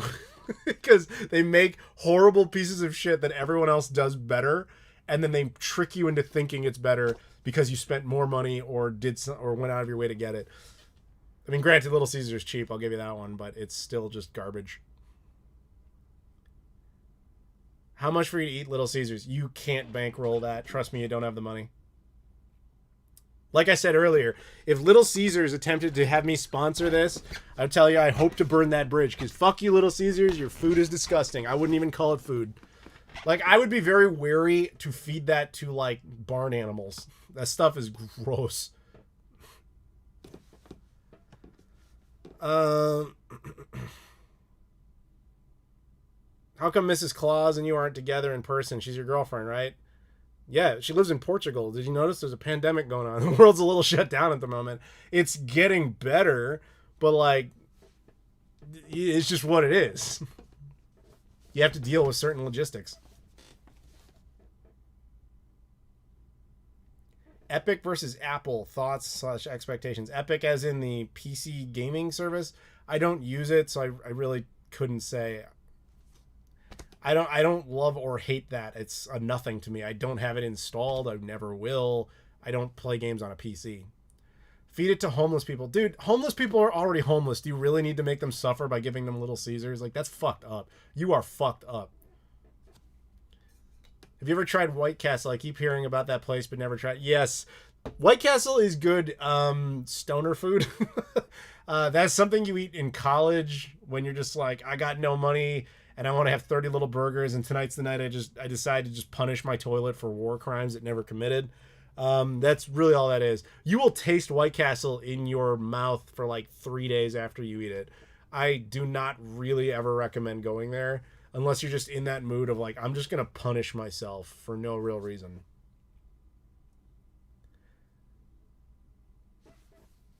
Have you had your vaccine yet? Yeah, I got it back in February, dude. I've had it for almost 6 months.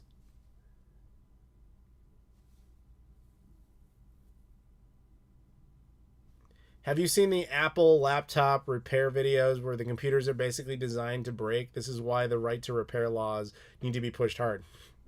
I'm telling you, man, don't support Apple. They make garbage. They just make shit. Do you have COVID? No, I do not have COVID.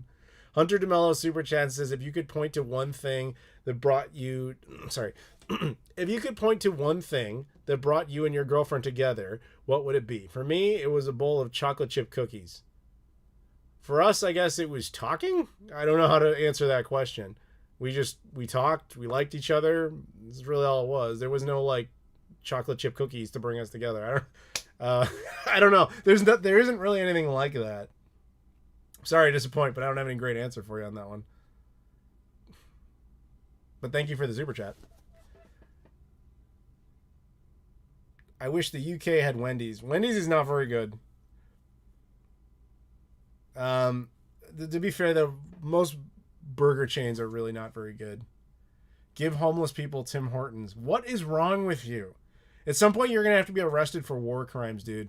Samuel, we're going to have to give you a Nuremberg-style trial for, like, atrocities, crimes against humanity, trying to make people eat the worst of worst things. Have you tried Virtua Fighter 5 Ultimate Showdown? Yeah, of course. I gave away a shit ton of keys for that game. Sega even gave me, like, a press bag for it. Did you see it? I posted on Twitter, and I put it in the most recent episode of Playload. It's like this cool gym bag that comes with a whole bunch of stuff, even like a karate suit and stuff. It's very cool. But yeah, they gave me a big cool thing for that, and I gave away a ton of copies of the game digitally online, as well as a bunch of DLC keys. But I played it. I quite enjoyed it. Like, I haven't had a history of enjoying Virtua Fighter games all that much, but that one played to me a lot more like a Dead or Alive game, and I've said for years, like, that's my fighting franchise. And since they started doing those crossovers, it doesn't really surprise me they started making the games play a little bit more like that. It just had a patch released for it yesterday, didn't it?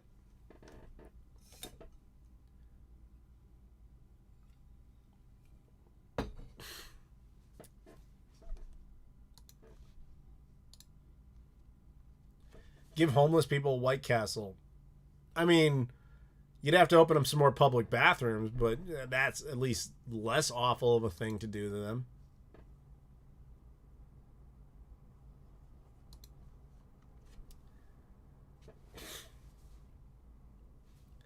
Tim Hortons is awful in Eastern Canada. I went through Ottawa and it was way better. Ottawa's still very Eastern Canada. Like, I mean, I know it's like not the coast, but it's like you're forgetting about Vancouver. You know what I mean? Like, you're still very much on the east side of Canada. But Tim Hortons is inedible anywhere you go. That is a garbage chain. It's really a shame, because apparently at one time it was good, but then too much corporate overlord stuff, and it just got really, really awful. Thoughts on Jersey Mike's? Yes, that is a bad place. It's not awful. It's just, it feels pointless. It feels like you bought stuff at the grocery store and just put it together for me. It doesn't feel like anything special.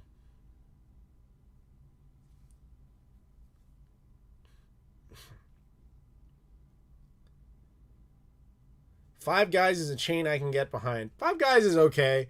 I remember the first time I ever went to one, I was just like blown away by the whole weird peanuts thing that they were doing. But yeah, it's fine.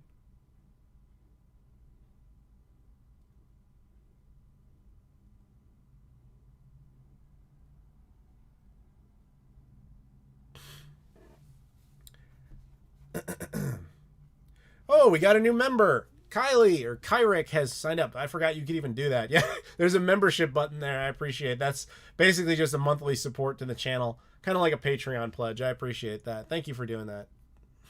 On here, it comes with a cool little like membership badge there. So now he gets a picture of me barfing a rainbow. That can be any one of you. And as it ages, I think you get like more and more different like options there. I think there's one eventually of like Stitch like eating boogers out of his nose. That can be you. Have a good night, Nikolai.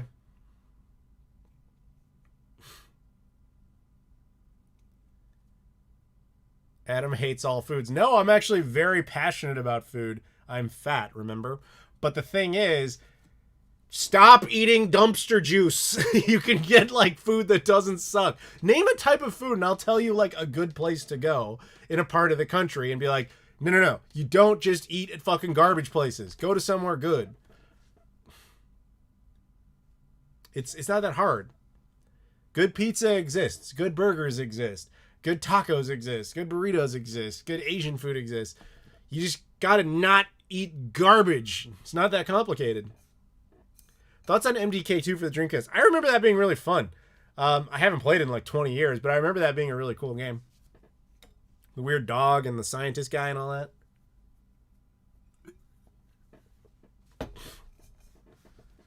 Do you think PS5 will prove to not be a big enough jump in power and the generations are becoming stagnant? I think that same argument was put out there like 10 years ago with the PS4 and the Xbox One. I mean, yeah, it's no longer the same model. Back in, I think the 7th gen was the last time that the consoles coming out were like the top of the line hardware. But now we're at a point where that's just impossible because it changes too rapidly. So I don't really think it matters anymore. But people seem to like it just fine. It's like any console generation. You just got to give it time for games to exist on it. Best fries.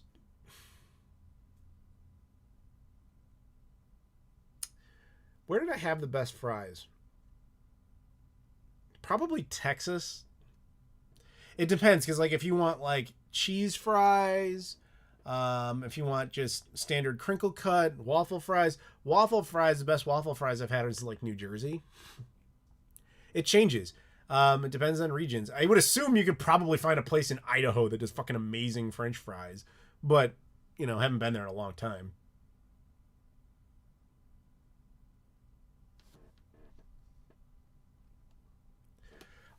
Oh my God, Victor, yes. For Chicago peeps, good burger, au cheval. That is all. You are 1,000,000% correct on that. Anybody who ever goes to Chicago and you're like, I want to try a burger from Chicago, au cheval. Do it. That place is legit.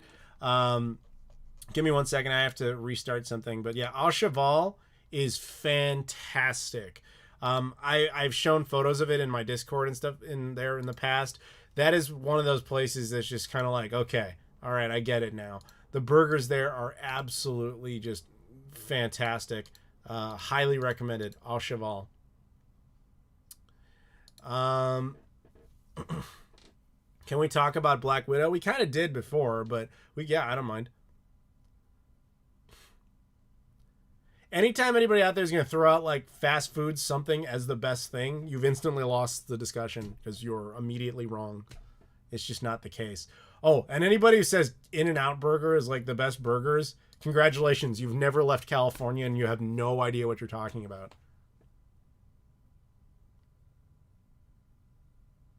Can I explain why millennials love the unicorn so much? I have no idea what that means. I'm a millennial and I have no idea. Any good pizza in Japan? I wouldn't even attempt to try pizza in Japan.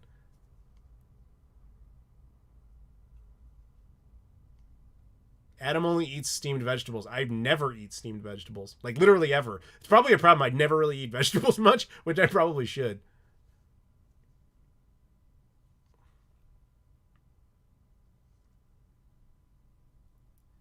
Why did Boba Fett come a thing? Should it be a thing? The show or the character? Do I own a PS5 or Xbox Series X? I do have a Series X. I do not have a PS5. Best Buy hasn't kept them in stock, so I can't buy one. I'd like to.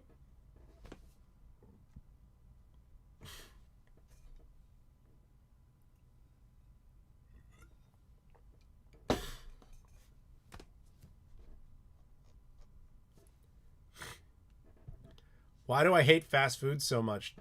It's not that I hate fast food. It's that it sucks compared to better options. I will never understand this. Like, if I presented you with a like legitimate good burger and a McDonald's burger, why would you pick the McDonald's one?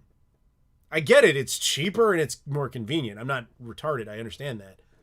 But it objectively sucks by comparison. And when you live in a place where all the better options exist, I just do not understand the desire to do the thing that's worse. It just doesn't make sense to me.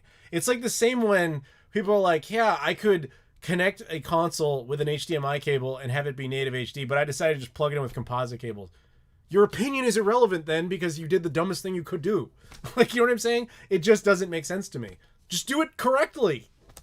See new colors. Learn new things. That's basically how that goes. Is pineapple pizza a pizza? Not to me.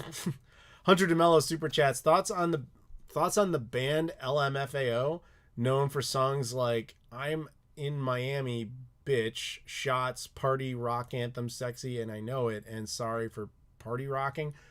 I don't know what the hell you're talking about. I'm too old and I don't know music. I'm sexy and I know it. I think I remember that from hearing that around through cultural zeitgeist, if that's the same thing.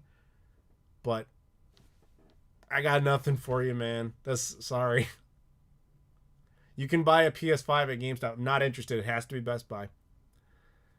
Red Robin, Subway. I don't eat at those. Like, if I had to, like in a pinch, I would eat at a Subway. But I don't choose to do that.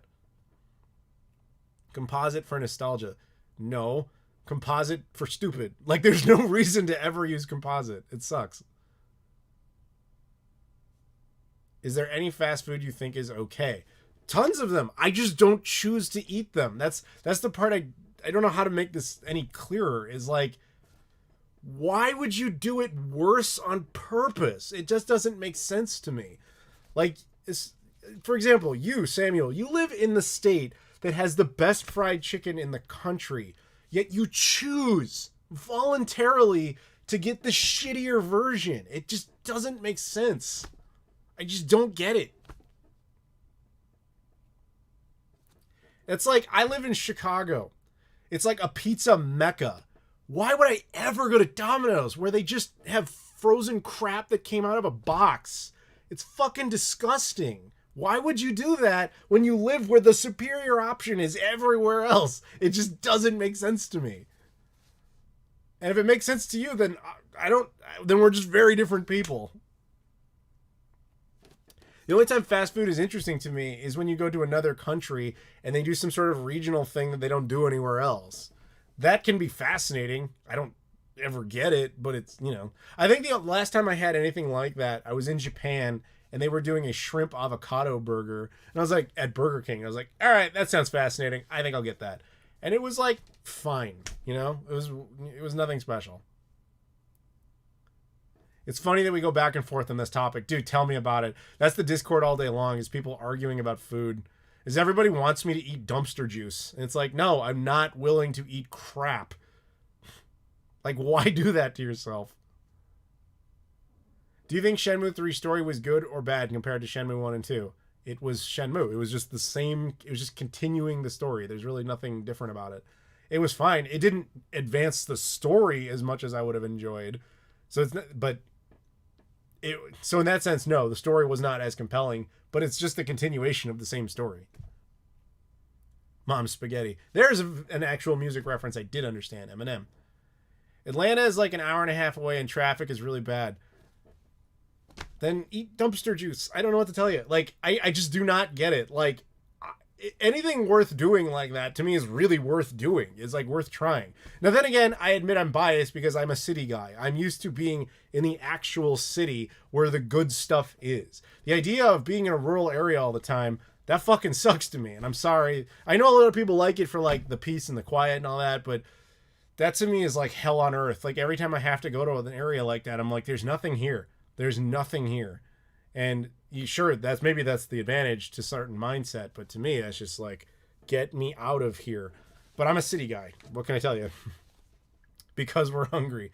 Then eat better food. It does exist. Even in Forks, Washington, I found a place that served decent burgers and really good cheese curds. They had no right to be that good considering their geography, but they were fantastic. I think all of this is subjective, Adam. Referring to fast food? Of course it is. But I still don't want to eat frozen stuff out of a box. Like, when you don't have to. Also, homemade is always better. No, it is not. That's objectively a stupid statement. The thing is, people spend their entire life crafting a meal. They're like, I'm going to be the greatest culinary artist of this particular task. Pizza, a type of fried chicken, what have you. And when you come along, you're like, isn't it funny? I'll just try and do it myself. The arrogance of thinking you do that better than people that spend a lifetime of doing that, to me is absurd.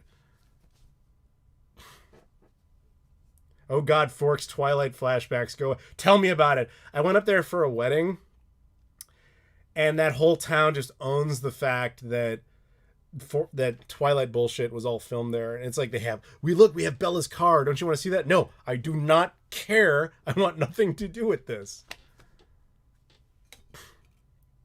Cheese curds is subjective. Not really. One of the best things about it, it's a good cheese curd when you bite it and it whistles. Hunter DeMello, Super Chats. Molokai Pizza Cafe has the same menu since 1992. Pizza and breadsticks, good and homemade. Other stuff is frozen crap. They refuse to do stuffed crust. I can't judge. Never been there. Well, I've never been to that particular place. Also expensive, like $20 for a small pizza. Well, to be fair, you're in Hawaii, and you're in more of the remote part of Hawaii. That's going to be expensive.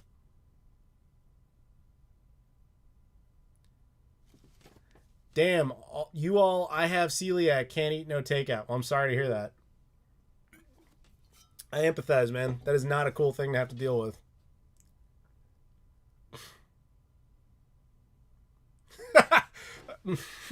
Best way to learn how to cook is to find old ladies from random European countries on YouTube with like 10 viewers and copy them.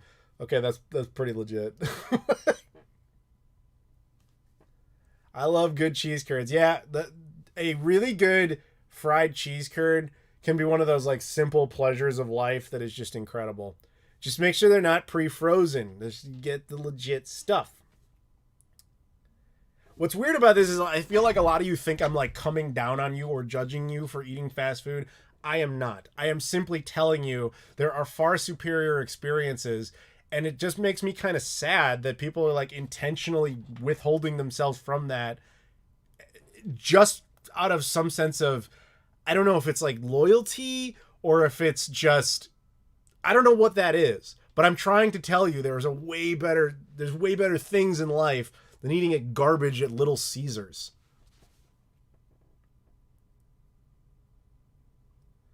Have I ever had pupusas? Not that I recall. Favorite PS3 game? Oh, that's a good one. That's going to take me a second. Because I can't really see my collection here from here. And I haven't played it like PS3 extensively in a while. I might have to get back to you on that one. Because I spent a lot more time playing the 360 in that generation. Man.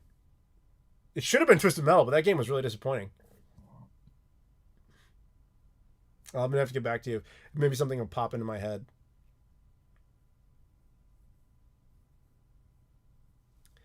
Favorite underrated movie to game adaptation? That's another one of those things where I got to sit there and like study the collection on that. Here in the UK, we have lovely Chinese and Indian restaurants. Dude, the Indian restaurants in the UK, you could literally find the absolute worst one, and I promise you it'll be better than any Indian restaurant you've ever been to in the United States. The Indian food in the UK is like God tier after God tier after God tier. It's ridiculous. I haven't had too much Chinese food over there, but I believe that one too.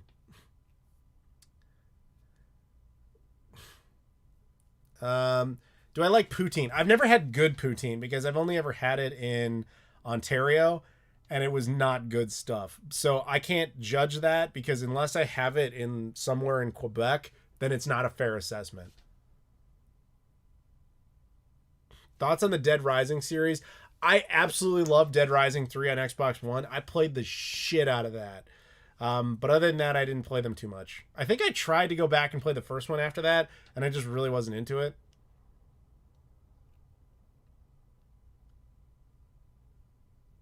You guys are making me really want some Indian food now. The sad thing is, it's really hard for me to eat Indian food in the US now. Like, there's a place that's really close to me, and they are at best okay. But the problem is, I've had it in the UK, so I know what I'm missing. I know how much better it is, and this is like 1/100th the skill of that particular type of concept. That's the worst part about when you get to know all these other random food places. You're like, dude, this place has the best tacos in the world. Like, best tacos in the world, in my opinion, thus far, are in random like taco trucks in Los Angeles. Nothing can beat them. So when I try to have a taco anywhere else, it's like, well, yeah, it's fine, but it's not that. That's the side of that sucks. Is my favorite PS3 game Haze? No, I never actually played that.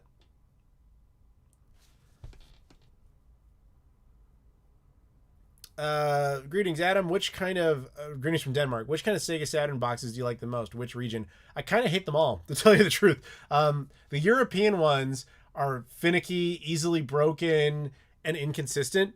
The Japanese ones are too generic because they just look like music CDs, and the American ones, they probably look the best on a shelf when they're displayed, but you can break them with a feather and they're just garbage cases. So like really the Saturn kind of fucked up all around. It would have been nice if they had come up with some more universal design that was probably around as compact as the Japanese one, but not just straight up blends in with a CD collection.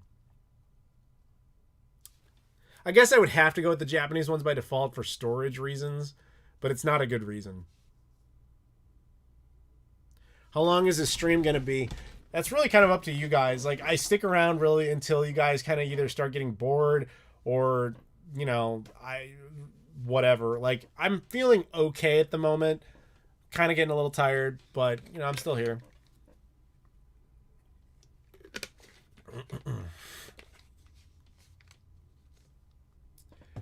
Where have you been in the world, in your opinion, that all... What? Where have you been in the world, in your opinion, that overall the food is the best you've had? That's not really possible to answer because you have to break foods into types of food.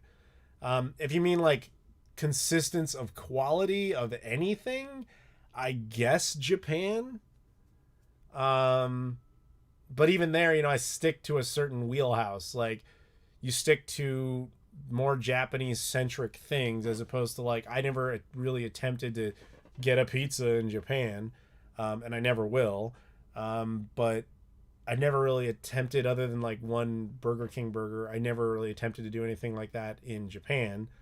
You just kind of stick with what they're known for. And the US is too big to really count it all as one answer. Because if you do count it as one answer, then it obviously wins.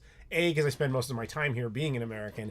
And B, because like it's just so vast with so many population centers that do so many things so well. That's fine. But if you have to like, oh, okay, that doesn't count. You have to break it down to an individual state or city. You can't really do that.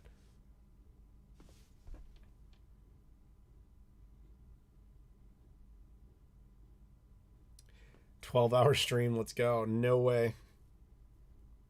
I don't know, is it just me, or is like this stream in general, it seems like people aren't that interested in being here? Like we're just, it feels like we're all going through the motions or something.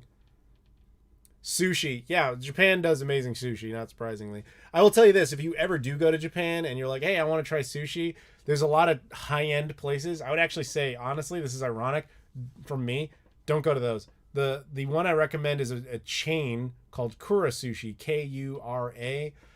It's a conveyor belt place, and it's fantastic. Everything's like super cheap, and it's by American standards really high end sushi. For their standards, it's probably like McDonald's, but it's fantastic for me because the super high end places are going to be really really expensive. Like, and when I say really expensive, I mean really expensive. We're talking like $300, you know, for the meal type of place. I'm not doing that. In those places, I don't have enough of a refined palate on sushi to be able to value that. So that's what I would recommend. Hunter DeMello Super Chats, thought on Minecraft being R-rated in South Korea. So I only got like the cliff notes of this story, and it's just like a logical consequence of a few different things coming together. I personally don't really care. I think it's, you know, it's like, it's a situation where now I guess Microsoft's going to require that you have a Microsoft account to play Minecraft, and in South Korea I guess you have to be 18 to have a Microsoft account, so it's just those things coming together. That's my understanding of it, and I at first thought, okay, that's silly, it's a video game intended for children, right? But as some people are pointing out in my Discord, like the average Minecraft user now is over 20 because they're old enough to be that age, and kids under that age are not really playing Minecraft anymore. That's what I was told, and if that's true, that's just, then I guess it doesn't matter that much. Apologies, we are not entertaining enough. It's not that you're not entertaining. I just feel like people are just not as interested in being here today. Maybe it's just me. Maybe because I'm on a little bit of like cold medication. I don't know.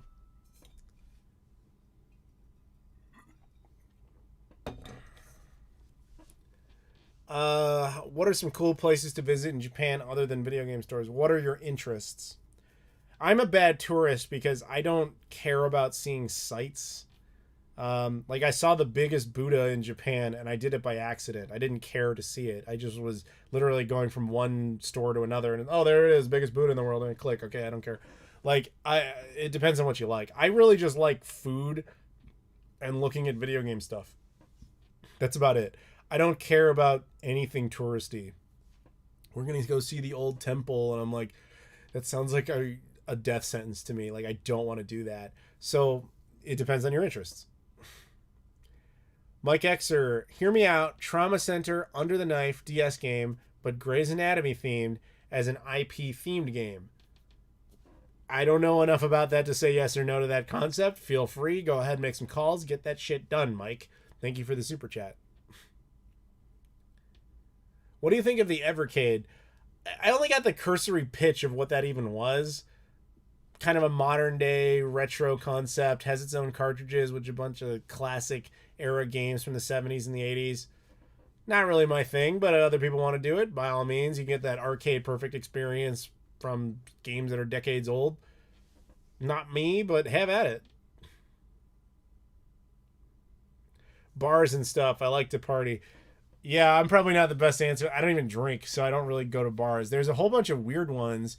Just be careful, because depending on where you go, there's bars that will accept gaijin, aka not Japanese people, and there's ones that will not.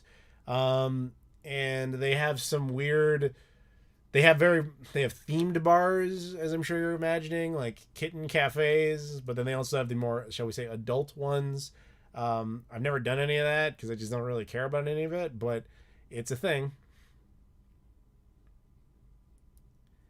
How does one start traveling the world with little money? How do you budget? Well, it's an unfair question to me in particular because I don't really pay to go anywhere. Most of my travel throughout my life was funded by... Originally, it was by my mother when I was a kid because her company would send her to places and she's like, hey, I got kids, they got to go with. And they were like, yeah, that's fine. So they would pay to send me with on all these random places.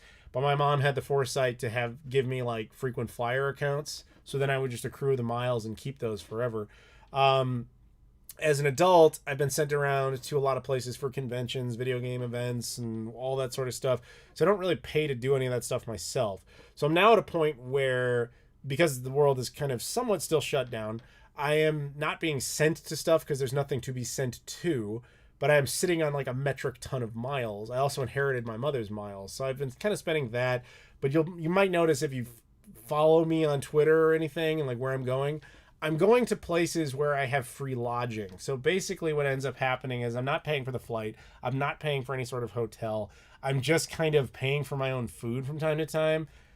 And that's really something you can handle relatively well. So I also have friends everywhere, so it's like free transportation most of the time. So I'm a unique case. You know, that's not going to work for everybody.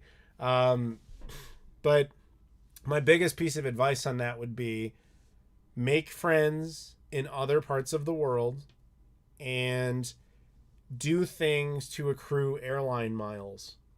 Even if you do not fly often, you can sign up for a credit card, or you can sign up for various reward programs that will give you miles that you can use for the flights. And it's never been cheaper to fly than it is right now because, you know, the pandemic, people are just starting to go. So that would be kind of my recommendation, at least for the short term. Is Canada's border opening again or not? Not anytime soon, no. I'm not Canadian, so I don't know, but like whenever I follow it, they're basically like, yeah, no, nothing. They're keeping it closed. Is Shenmue 4 a possibility? I'd say it's a probability. Shenmue 5 is the one I'm worried about. When I finally go to Japan this year, for example, other game collecting, I want to hang out with friends in local bars, nightlife, concerts, a day in the life type of thing.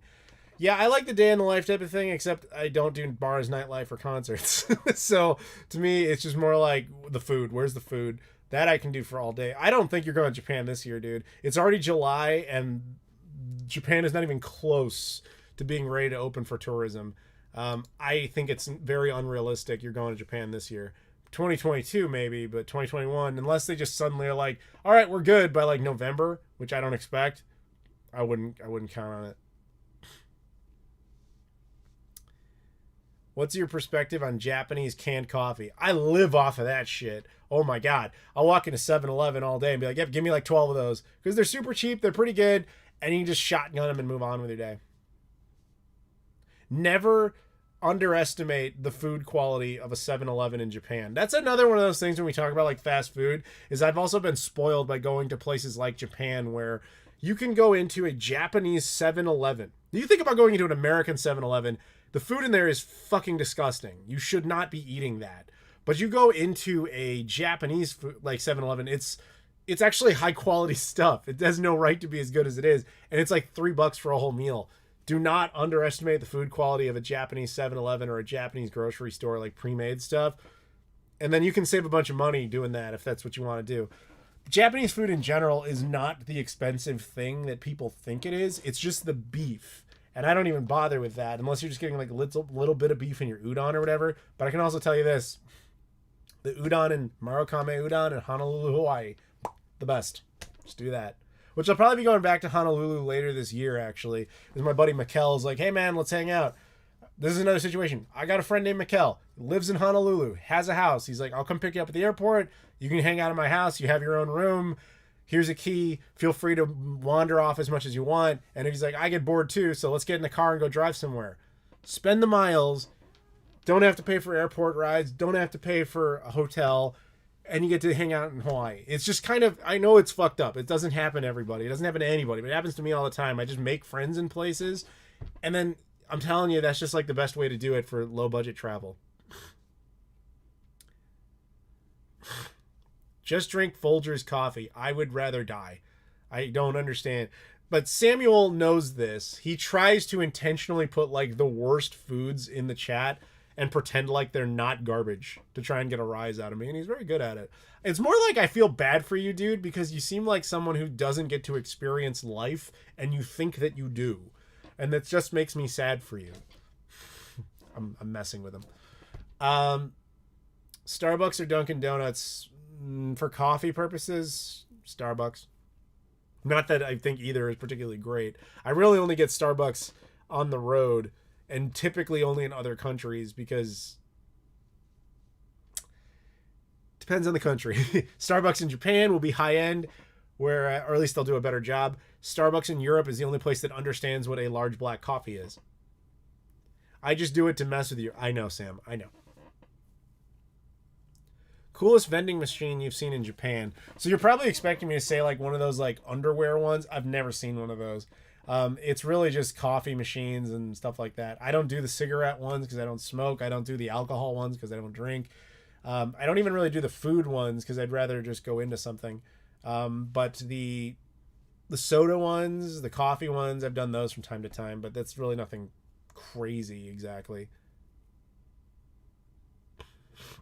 If you're ever in Pittsburgh, you have to try the Primanati Brothers sandwich. I'd be game. I've been to Pittsburgh as recently as like a year and a half ago, but no, it was probably 2 years ago at this point, but never really did anything extensive there. What do you think about Xbox Series X getting their own mini fridge? I think that's neat. Do I watch Review Tech USA? Yeah. Rich is a friend of mine.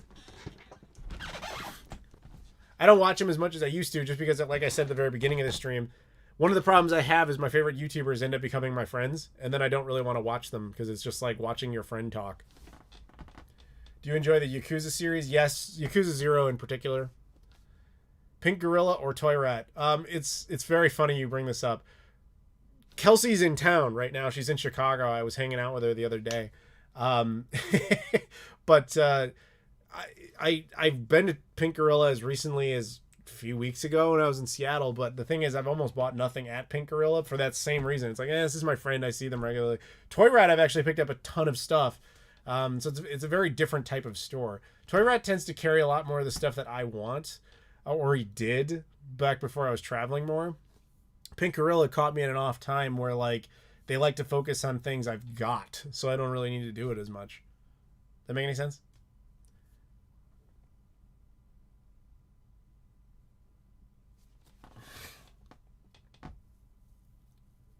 New Orleans style. I'm not sure what that's referring to. Opinion on Australian Vegemite. I just remember it being kind of salty.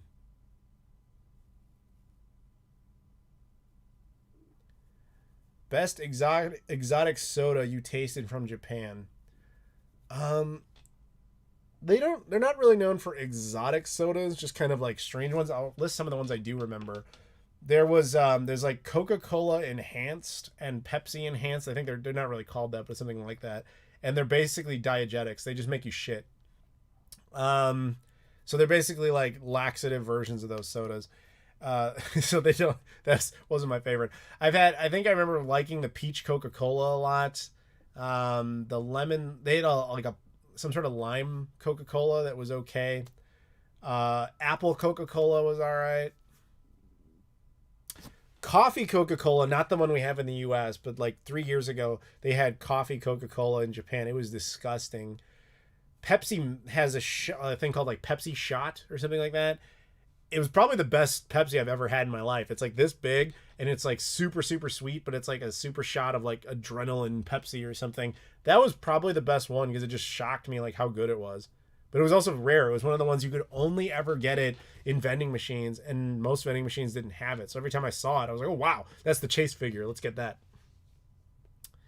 Pepsi, Coke, or Royal Crown. Well, it's never going to be Royal Crown, but between the other two, it depends on the country because they make it differently from country to country. So in some cases, Pepsi will win. In some cases, Coke will win.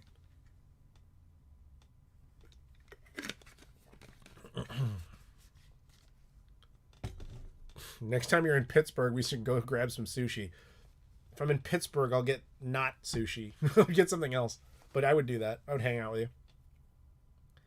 What part of Chicago do you live in? The city. What do you want me to dox myself, man? Cafe Du Monde is New Orleans style coffee. Oh, coffee with chicory. Yeah, I actually have some.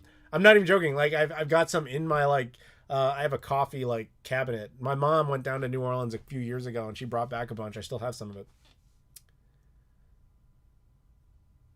In Japan, they also have Pepsi Ice Cucumber and Salty Watermelon, which are unique. So here's the thing. A lot of those type of flavors are very seasonal. Like they'll do them for a month and then just stop doing them.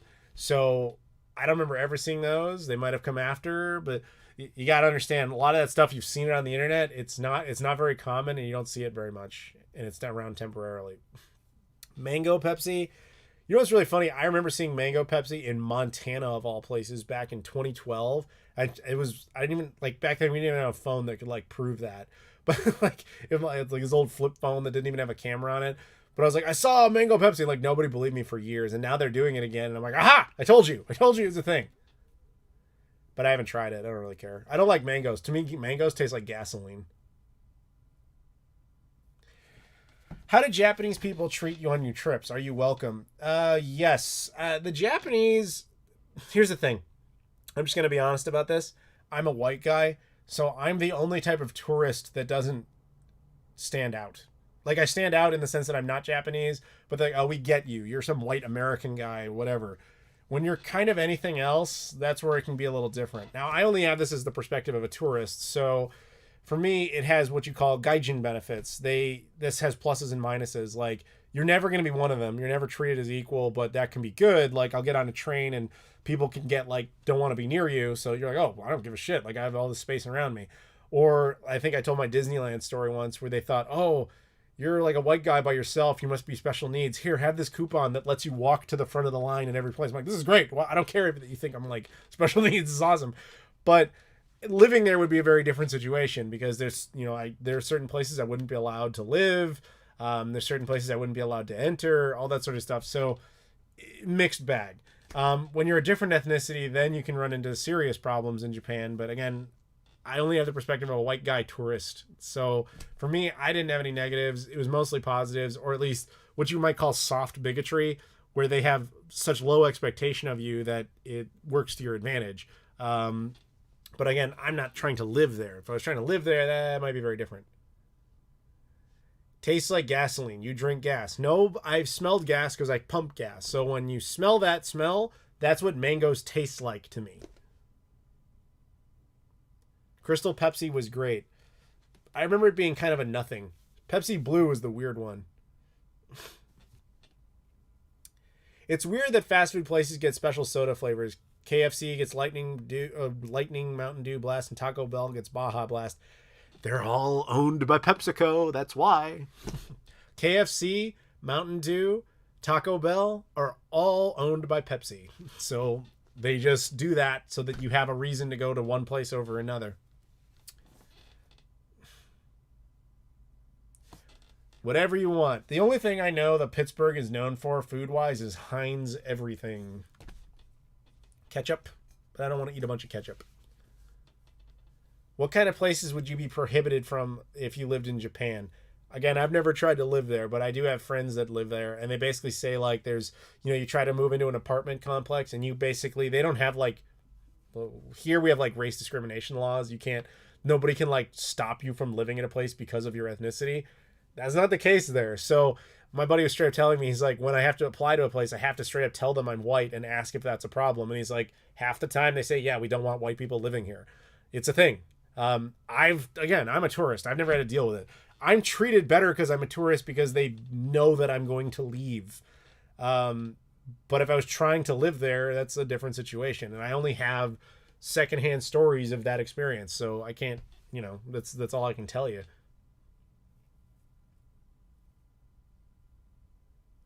How does cilantro taste like to you? I don't remember it having much of a taste. I know that's like one of those tests, like it tastes like soap or it tastes like nothing.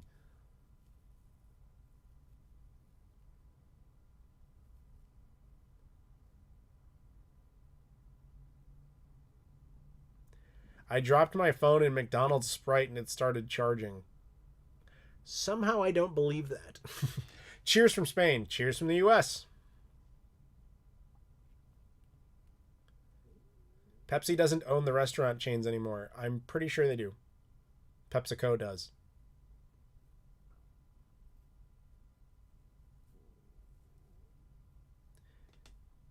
Pittsburgh is crazy about its fries. Well, if you ever see the food with Pittsburgh in front of it, such as a Pittsburgh steak salad, it just means it has fries in it. I'd be down, because that was one of the tests earlier. People were like, where are the best fries? And I didn't have a great answer for that question. So maybe Pittsburgh can win that one.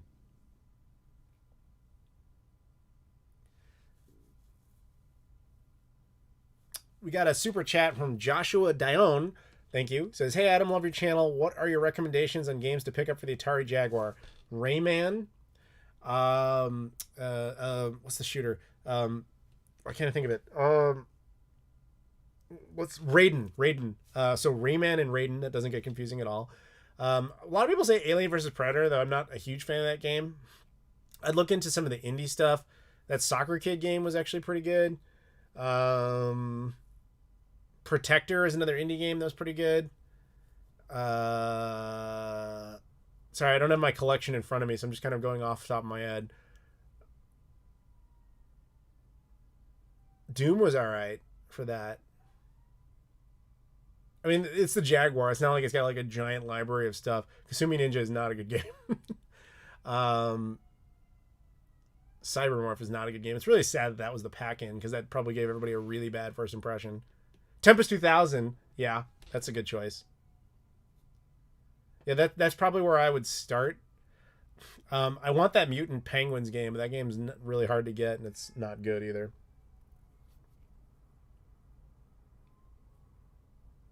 Will I watch the Olympics? Probably not. I don't really watch the Olympics in general. Oh, Atari Karts. Atari Karts, thank you, Julian. It's a good suggestion. Atari Karts is basically like Mario Kart on SNES, but on the Jaguar. It's not bad.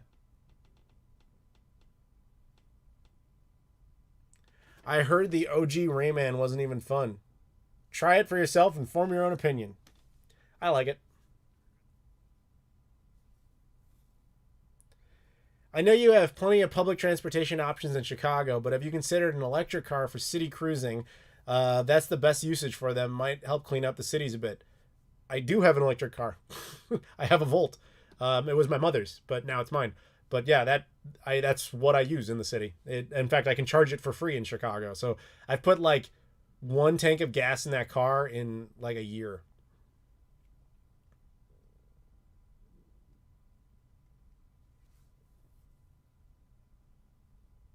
Iron Soldiers on the Jaguar. I don't remember particularly liking that, but you have to kind of like mech games for that to be your thing.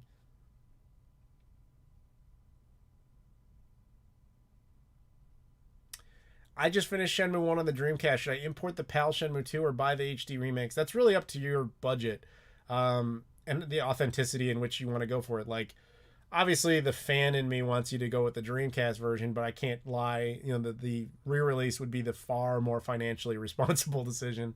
Up to you. But I would say if you were going to do the re-release version, you'd basically replay Shenmue 1 because the point would be to transfer your save from the first to the second. Do you ever see yourself living anywhere other than the USA? Not likely. I don't really feel like going through citizenship issues in other countries. Plus, I like to visit stuff, but home is home. Um, for all of America's faults and all the things we do wrong compared to the rest of the world, in most cases we do the right thing over a lot of situations. So it's not a perfect place, but it's got a lot of options. It has every type of topography. It has every type of culture in it. You can kind of get everything and anything in the United States. And with such a vast country, I mean, you can go. The United States is so big and has so much. You can the two furthest points away from each other in the United States while still being America is the U.S. Virgin Islands to Guam. That's like half the planet's rotation right there. You have tropical islands, you have mountains, you have plains, you have cities, you have remote areas, you have the cold, you have the heat, you have paradise, you have everything. Why would I want to leave that? We got a super chat from Hunter DeMello. I have siblings who were born around 1988/1991, and one benefit of that was that I got to play a lot of their old video games and VHS tapes as a kid. That makes sense because Hunter, I know you're like 18 or 19, but you talk like you're in your mid 40s. It's like, it is kind of weird. Like your hobbies seem to be like way older than you. So that actually makes a lot of sense. Holy crap, you can charge for free in Chicago? My next car is probably going to be an electric car. I didn't know that. Victor, look up Volta, Volta. It is a free charging service throughout the United States. It's very common in California and Illinois, and oddly enough, Texas.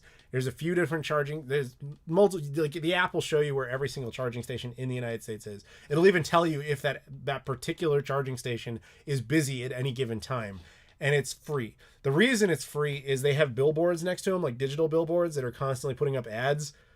Doesn't matter. You don't have to even look at it. Just plug your car in and walk away. The only thing is they're timed, so you have to disconnect and reconnect if your charge really is necessary. But yeah, I love it. I don't pay for fuel. You know how great that is? Nowhere is perfect. Exactly. There is no perfect magical place.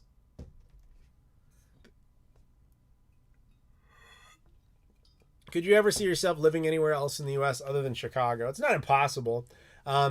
I just have no reason to leave Chicago, especially because I get my fix because I travel so much that I kind of can go and get a slice of life anywhere and see what that is. But Chicago is very centrally located. It has all my needs. It is a super city while being, very close to anything. I was like, hey, if I need to go to New York, 90 minutes away on a flight. Need to get to Los Angeles, it's like 2.5 hours away on a flight. You know what I mean? Like you can kind of get anywhere relatively quickly from here while having superior access to a lot of things.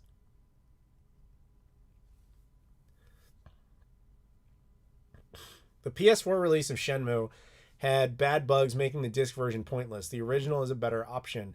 In a lot of ways, yes. You know what's sad about that is the Japanese release of it had the patches on disc, but it doesn't have the English context, so it doesn't have English subtitles or language, which is just a huge disappointment. Hunter DeMello super chats. Yeah, it's weird. No one can guess my age correctly. Little kid tends to think I'm like 13 to 15. Older adults tend to think I'm like 25 or 23 to 25. Aren't you 19? But you talk like you're 40. How many U.S. states have you been to? All 50 plus Washington, D.C., Guam, and the Commonwealth of the Northern Mariana Islands. So the only parts of the U.S. I haven't been to is the U.S. Virgin Islands, Puerto Rico, and American Samoa. But other than Guam and Saipan, Commonwealth, Northern Mariana Islands, I had been to all 50 states by the time I was 13. I told you, my mother had to travel a lot for work. It's kind of where I got it, and she kept dragging me along to places, so I kept kind of like, okay, traveling is normal,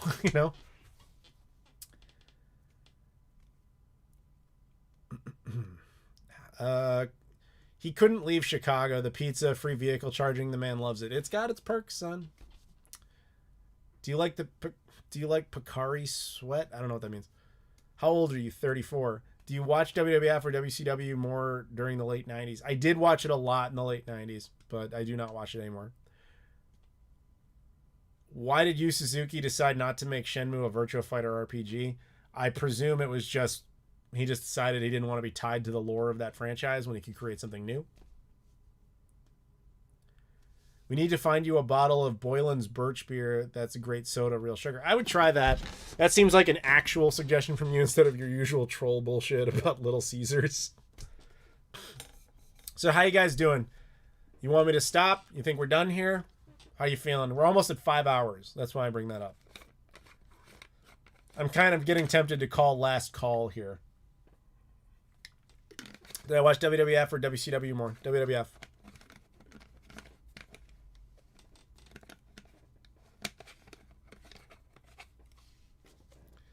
Do you think the Pippin could have been successful if Steve Jobs pushed it when he came back to Apple? Hypothetically, but he never was going to do that. Like, he hated it. He hated everything that had nothing to do with his legacy, so he burned that thing to the ground. Like, he's the reason it died.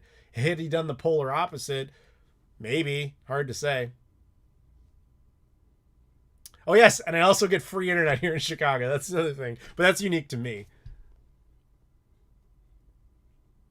Where specifically in England have you been?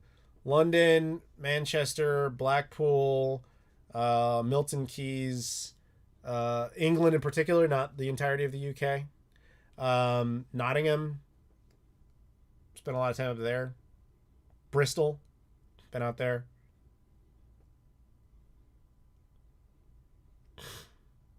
Damn, I've been here for 2 hours now. I've been here for 5. Guys, do me a solid. If you have a Twitter or an Instagram, please follow me on those things. All that stuff is in the description. I would appreciate that.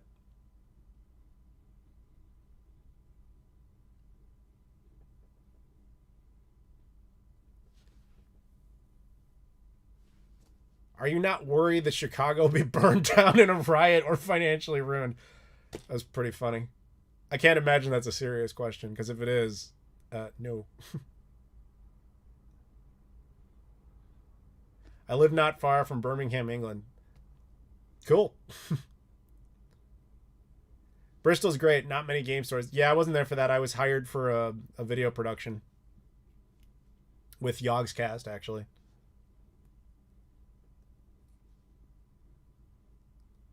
Sam's heading out. Good night. Is there any console you don't own that you really want other than FM Towns Marty? I guess the PS5. But FM Towns Marty, you're right. That's top of my list. Does Chicago carry Illinois, or is it the other way around? Chicago is Illinois. Which really bothers people in the rest of the state. But this is an argument that comes up with any state with a super city in it. Why does the super city control everything? Because that's where the people live. The people in Metropolis, Illinois, on the Kentucky border, are not calling the shots because there's like 5,000 people there. Chicago's got like what?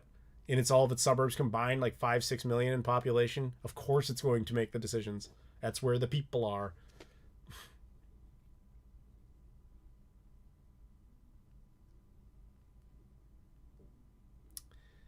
I miss the OG Yogscast. You know, it's funny, even though I've worked with them, I didn't know of them all that much. Like, when they first told me, like, you're going to be in a Yogscast thing, I was like... It meant, like, nothing to me, because I'm like, I don't really know who that is. I only know of that in, like, vague cultural zeitgeist type of way. Wisconsin is fairly similar. I feel like Wisconsin is carried by Madison, Milwaukee, etc. Yeah, of course, because that's where the people are. Yeah, I got news for you. Every state is carried by their major population centers because that's where the human beings in the state are. The people living in the rural areas do not have that kind of power because there're not enough of them and they aren't in an epicenter. They're chosen to hide away. So that's the result. You can bitch and complain all you want out there, but you have to be in the city for anything to change.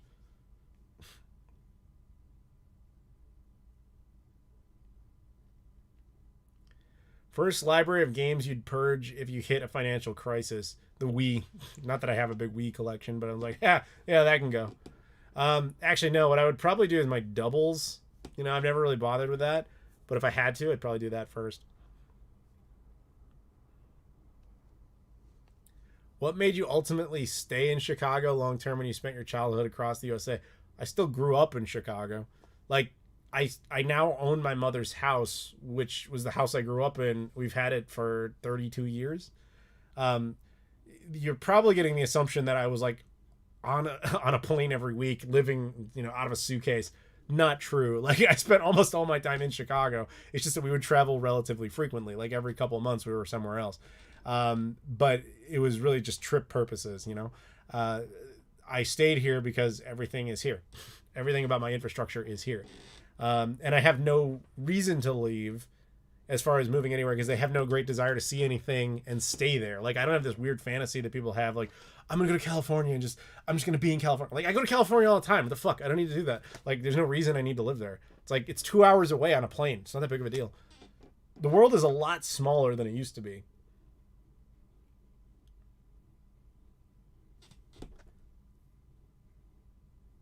If I ever want to buy a console, I always check your channel first, because I know you'll give it an accurate assessment. I appreciate that. Sorry I can't hook you up with that PS5 yet. Best Buy still has refused to carry them. Do you feel Ferris Bueller? I've never groped Matthew Broderick, no.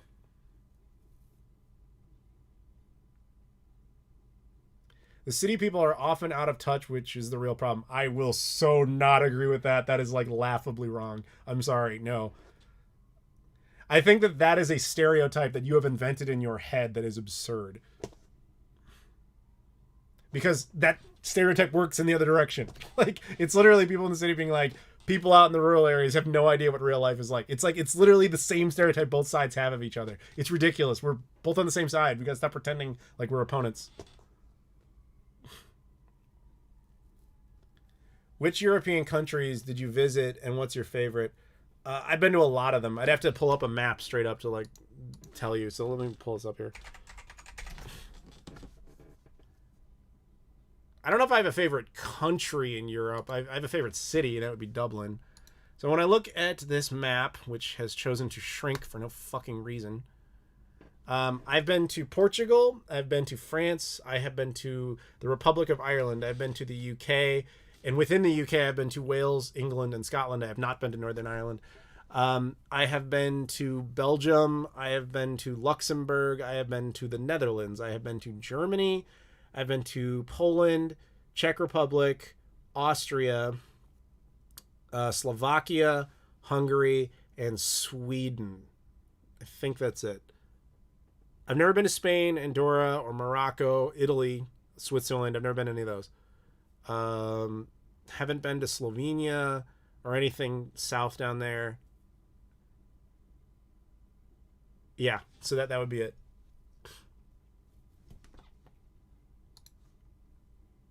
Seriously? Dublin? That's surprising. Yeah, no, Dublin's awesome. I had a great time there.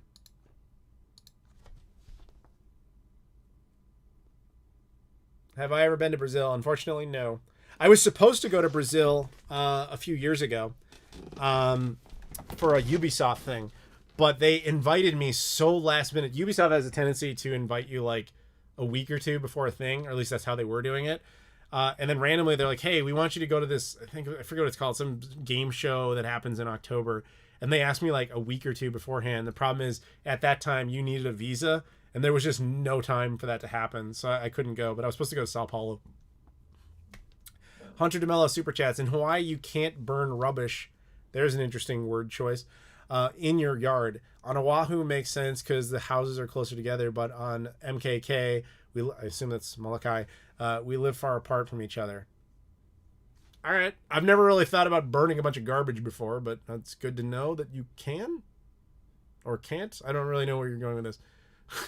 But thank you for the super chat. What about North Korea? I've never even been to South Korea, so no. For the food, what is it that you loved? Yes, Dublin had really good food. In fact, the best Lebanese food I've ever had in my life I had in Dublin. I loved, it's going to sound stupid, but I loved how Americanized Dublin was. Dublin functioned like a normal city. Very grid-based. Everything was very modern, very up-to-date, very easy to navigate, which is a great feature in a city. When you can, like, instinctively walk anywhere and get around easily, that's a good layout of a city. When you're constantly like unsure and you have to check Google Maps again, then your city probably sucks at how it's laid out. Like New York, easy to walk around. Chicago, easy to walk around. Boston, not. Los Angeles, not. Etc. Dublin, very easy to navigate.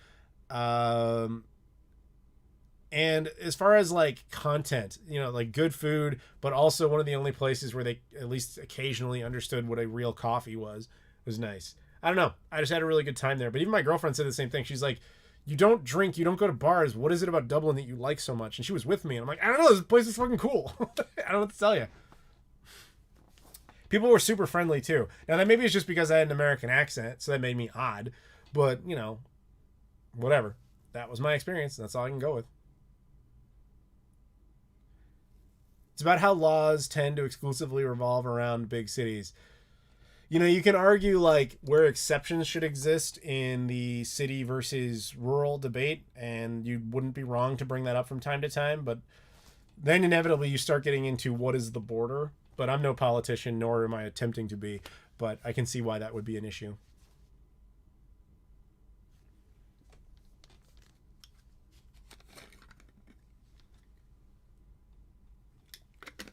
You need to be careful over there, traveler community, though.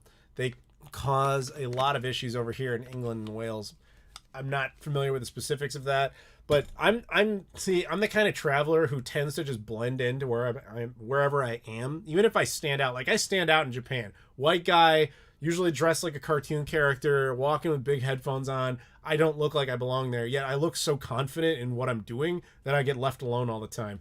And that's kind of how I am anywhere, because I'm very good at navigating, and I'm also very good at just like knowing where I'm going and what I'm doing. So I don't look like, hey, I'm a tourist. I'm taking a big photo and I'm wearing like the stereotypical outfit. And people are just like, ah, that's a sucker. Like people are just like, that guy seems to know what he's doing. So they just leave me alone. What do you think of Sony ignoring the CMOS bomb issue? They responded some support email saying they couldn't replicate the issue. I didn't know they had responded anyway, but I'm not surprised. Is anybody surprised? Like people are treating that CMOS thing like, oh, they made a mistake. No, it's not. It's a hardware design. They put it in 3 generations of their consoles. That is not an accident. So, fuck them. Fuck them for doing that.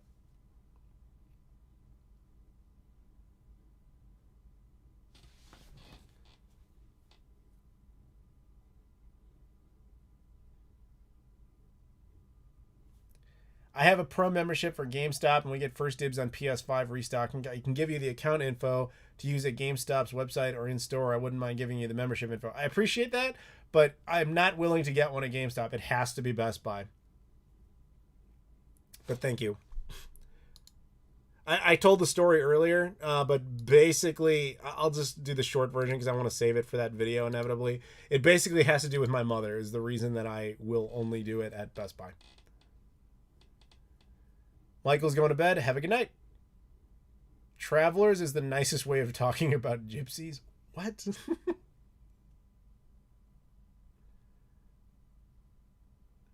We have people in the Discord hanging out. What's up? I'm kind of looking over at the Discord chat right now.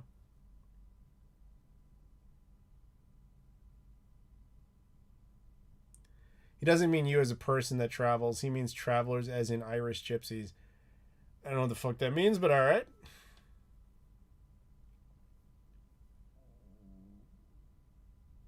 So what are you guys thinking here? It's been a little over 5 hours. I'm getting kind of ready to call it.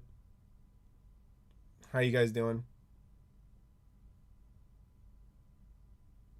What do you think about a lot of Sega game series being dead in 2021? What do you mean by that? Have you been to Australia? What did you think of it? I've been there twice. Once as a kid, once as an adult. I liked it quite fine. I think Australia is the unsung junk capital of the world, like junk food capital of the world. I would say, with the exception of the U.S. and Japan, they do junk food better than anybody else. It's basically British Texas. it's a cool country. Yeah. that's pretty much it. I think one of the things that's neat about it is the ability to pick up so many weird DVDs and Blu-rays down there. And of course, kind of the exotic animals that you have access to eating. Kangaroo, wallaby, what have you. Am I an uncle? I am not. 5 hours, get a beer, man. I don't drink.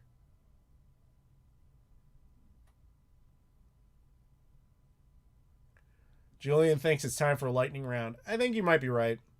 So I'm going to do a final call here. So this is last call for super chats, PayPal donations, all that kind of stuff. You want to support, appreciate you. If not, that's cool. I got you. But I take, like I said, PayPal's in the description, or you can do super chats through here. Normally, I'd probably try to push on a little longer, but I'm feeling a little sickly. Mike Exer says, super chat, and says, I really like the chemistry with you and Rob on the podcast. How did you and him meet? He was a fan of the channel, and he started, regularly commenting on stuff. And I don't remember, he probably remembers this better than I do, but he started sending me stuff from time to time. And then at some point, I think it was a situation where like I was out in New Jersey for something, and he met up with me at a convention, and we hung out, and then he kept showing up to stuff. And then eventually was like, hey man, you're coming to New York, you want to hang? And we just kept hanging out. And at some point, Sega brought me out to Manhattan for something, and they said like, hey, if you have anybody you want to bring to this, by all means. And yeah, I told Rob, because he's local to that area, I was like, hey man, you want to go to a Sega event? He was like, of course I do. So he actually showed up. He was the only one who actually did, and so we just kept hanging out more and more frequently. Pretty much it. Thank you for the super chat. We got one from John Demetro, who says, tell us about crazy vending machines in Japan. Didn't I do that like an hour ago? I know what you're talking about. You're talking about those like weird underwear ones, but like I never saw any of those. The ones I saw are just the standard like food and drinks and cigarettes and stuff like that. So unfortunately, I don't have any great stories about that. Sorry, but thank you for the super chat. Do you like pho? Yes, I do, but it has to be good pho, which I've learned can be difficult to find because some places just really suck at doing it. And the best pho not the best pho I've ever had, but the best pho I can find on a regular basis is usually in the state of Washington.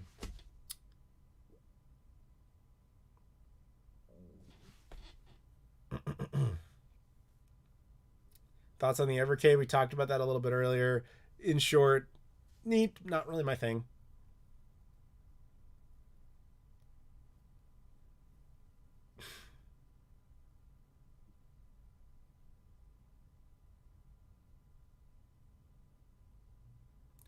Yeah, the panties thing with the vending machines, this is not... I've never seen it. You would think it would be in places like Akihabara or whatever, because it's such a weird thing, but I've never seen it around anywhere in the Kansai area. I've never seen it in the Tokyo area. I've just never seen it. English pie, what, like the meat pies? Yeah, I've had those in London, yeah. Adam is the type of guy to eat pizza with pineapple. No, I do not do that. You leave the weirdest messages, dude. What the pho in Redmond owns. I like the name because I learned it, I used to call it pho, like a lot of people do, but I have a friend from Vietnam, and she straight up said, no, it's pho, like what the fuck. Pho. And we all got a kick out of that. So that name is very cute because it's exactly right. What the pho. I'll bet you that's good too, because Redmond, it's Washington. Whenever you're in the state of Washington, just eat Asian food. They're on a different level over there. They know what they're doing.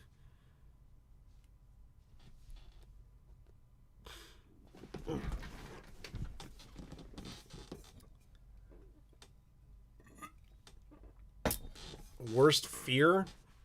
I don't know. I don't typically focus on my fears. I can't say there's anything I'm like super like actively regularly afraid of. Like I'm not afraid of spiders or whatever, but so I don't know. I don't really have anything like that for you. I don't have any phobias. I'm not gonna sit here and say that makes me brave. That's not true either. But I just don't have anything where I'm like, oh dude, fucking. I guess bad food, Little Caesars. That's not really a fear. It's just a joke. Do you have a consoleized MVS? Which one is in specific? No, I just have an AES. How come I haven't completed Britney's dance beat on PS2? Because they need to free Britney first. I don't know what kind of answer you were expecting. Ham and pineapple pizza. The Hawaiian pizza, which is actually a Canadian invention.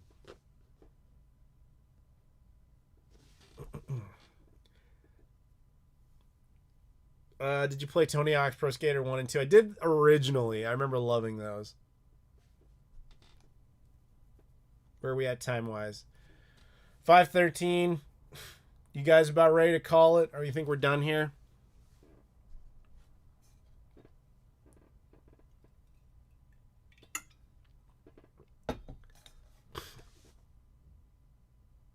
Because the chat's slowing down, so I'm assuming you guys aren't that. You guys are just kind of like done. So I don't blame you. Best Greek food you've had. Oh, that's actually an interesting one. And an odd location, Niagara Falls, Ontario. There was this amazing Greek restaurant on the Canadian side. It was really, really, really good. It was like one of only a handful of meals I've ever had in Canada that was like wow level. That and Chippy's fish and chips in Toronto are like the two best meals I've ever had in Canada.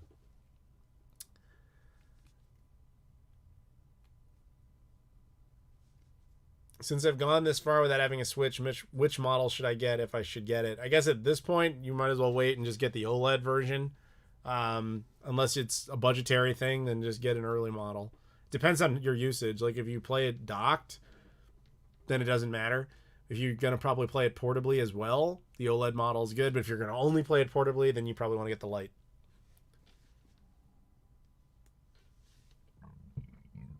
Why is Magic Knight Ray Earth so expensive on Saturn now? And it's literally going for the same amount as a Saga on eBay.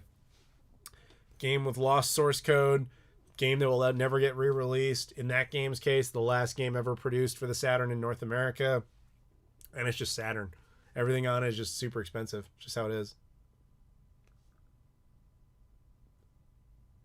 What's a restaurant you hate? A lot of fast food chains. I think we've talked about that sufficiently. I figured you were sick and tired, so I was deciding not to ask stuff anymore. No, I am kind of sick. I have a little bit of a cold, but I'm okay.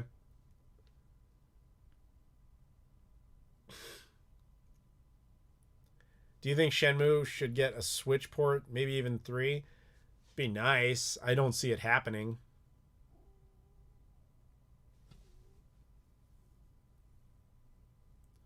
All right, so we've been going for 5 hours, 15 minutes. It's almost 5:30-ish. I'm thinking we'll call it at 5:30 because that'll be a nice little round number to end on. So I'll try to give you guys a couple like legit questions. So yeah, I guess last call for donations and the like. Why does my Sega CD show random pixels in the bottom of the TV line? I'm using RGB C-Sync cable. That's normal. That's actually, I don't remember the exact technical reason for that, but that's normal. That's supposed to be there. Like mine does that too. It actually means you're using, it's actually instant proof that you're doing the legit hardware and you're doing things correctly.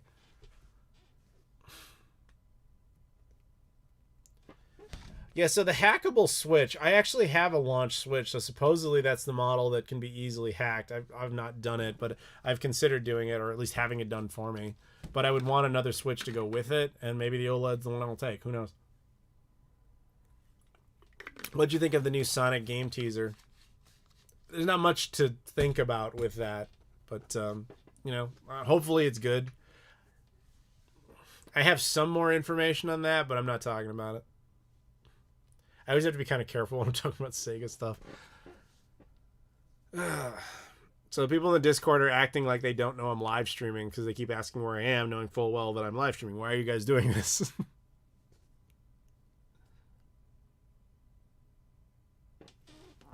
Did the 5th generation really produce the best RPGs of all time? Everyone picks that as their faves. You're asking the wrong guy. I'm not a big RPGs dude, but I believe that that's probably true, based on what I've heard through just cultural zeitgeist alone. I've watched your videos for so long. Thank you so much for what you do. Watching you talk about games is always entertaining. Well, thank you very much, Mr. Moo. Reach out to Review Tech USA. I'd love to see a collab. We've done one. You know, occasionally it happens. But like, I was kind of talking about this before. Like, he doesn't really need me for anything. And I don't really have any great place to put him in anything. So it's just like, what do you do? Sonic teasers, please, Fjorbe. No.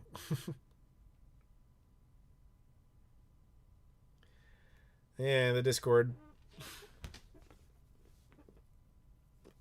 All right, so I'm going to say I'm going to put a cap on this at 9 more minutes.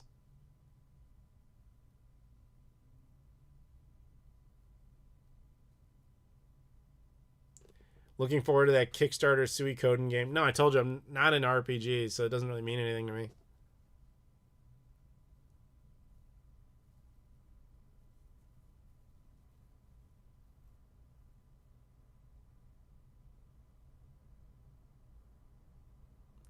Hey, it's James. It says Joshi and Steiner are here. They're all saying hello. Well, hey, what's up, guys? Kind of caught me at the tail end of this. I'm pretty much about to bow out here.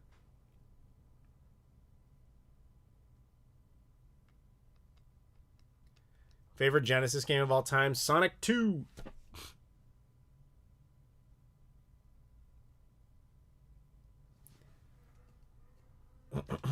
Man, I'm almost out of coffee. Not that it matters much at this point.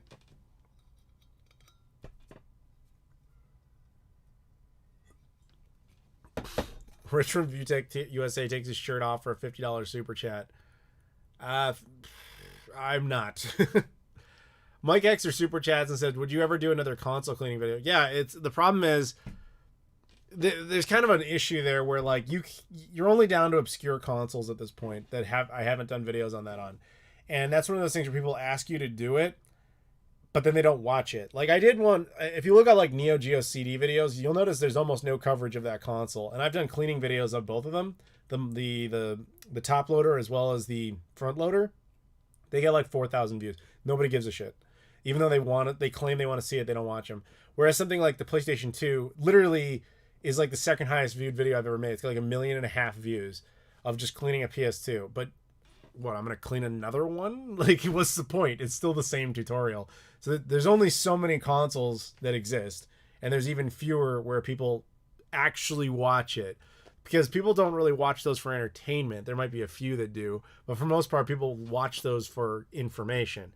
And you're only going to watch it for information if you're actually trying to clean it. Well, obviously, way more people are watching it for PlayStation 2 information as opposed to Neo Geo CD information. So it kind of is done. I mean, there's not really much else I can do because the ones after that might work, like the Wii or the 360, are kind of beyond my skill set because they're not just cleaning anymore. You know, now it's like, okay, well, if you're going to get in there, you need to do a lot more stuff. And taking something like a Wii apart is just a brutal endeavor. So it's like, gone are the days where you just open up an N64 and just clean the cartridge slot and then do a couple other things. Like, you can't really keep doing that. The best I could do is maybe hypothetically do them again, but with a better camera. You know what I mean?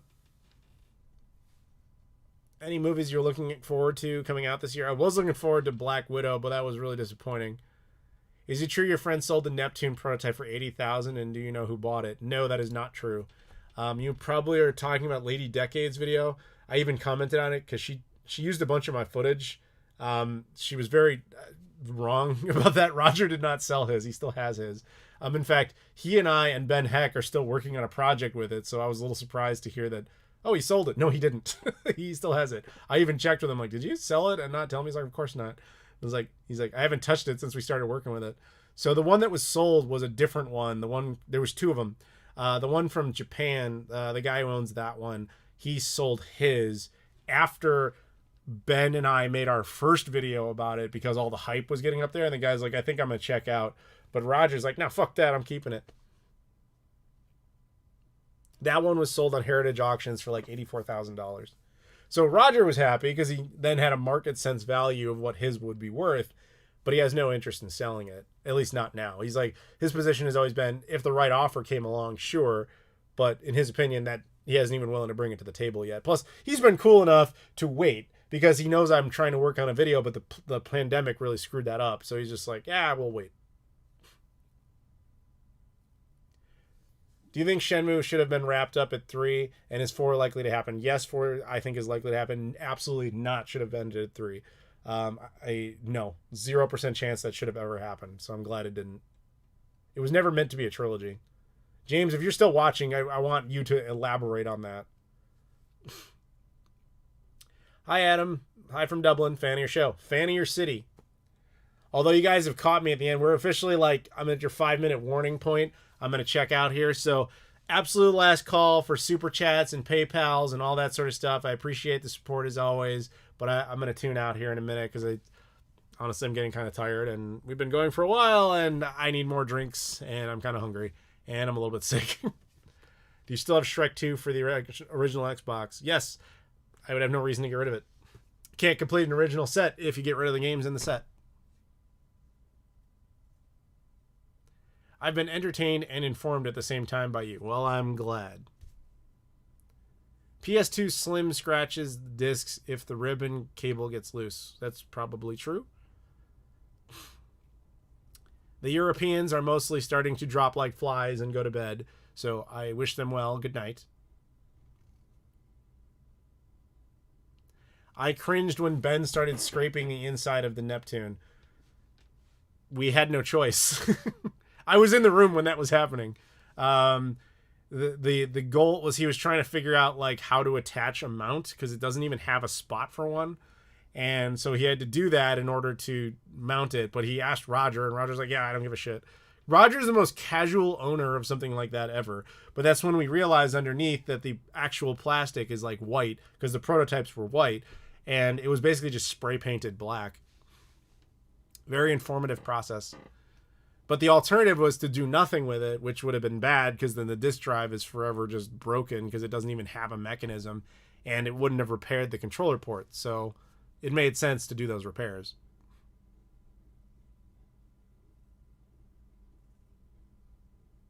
So let's, if we're not going to have any other super chats or donations, then we're going to have to come up with one last final question here, and then we'll head out. Hey, you are pretty good. Thank you. I'm not sure at what, but thank you.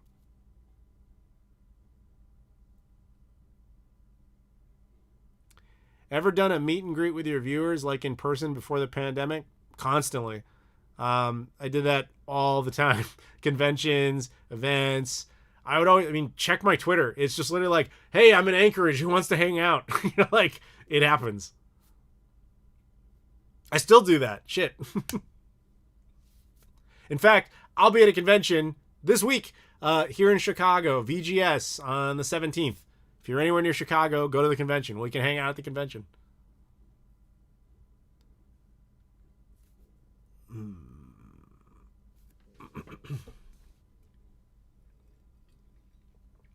When will you do another Q&A? Probably December. So I don't do these as frequently as I used to. Because YouTube is one of those situations where they punish you for doing these. They're like, hey, come stream on our platform. But if you stream on our platform, we kill your channel. So you can't, Rich, Review Tech USA, just made that very public statement. Like, you just can't live stream on YouTube without them punishing you for it. So I don't want to do it very often because they just don't like when you do that, even though they claim they do. It's very, very annoying. Do you love your fans? I'm not in love with my fans, but yeah, they're cool. I don't have fans, dude. I've got viewers. All right, so let's go out here. Last question.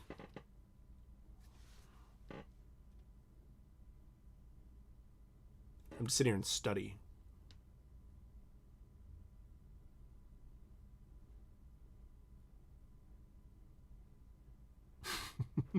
People aren't asking anything else. I guess I'm going to go with this one. If you had to pick one Sega console to keep, what would it be? Well, presumably I would never be in that situation because that's a really sad situation to be in. But if that is the case, I guess I would have to go with the Dreamcast because it's my all-time favorite console. And presumably in that ridiculous hypothetical, you'd have access to all its emulation capabilities and all that other stuff. So that would probably be it. But yeah, no, I love the console. And that's what I would go with. And no, I'm not going for the record. But anyway, I guess that'll do it, guys. Thank you very much for watching tonight and joining me here. Particularly those in Europe, I think really were ahead of the curve on this.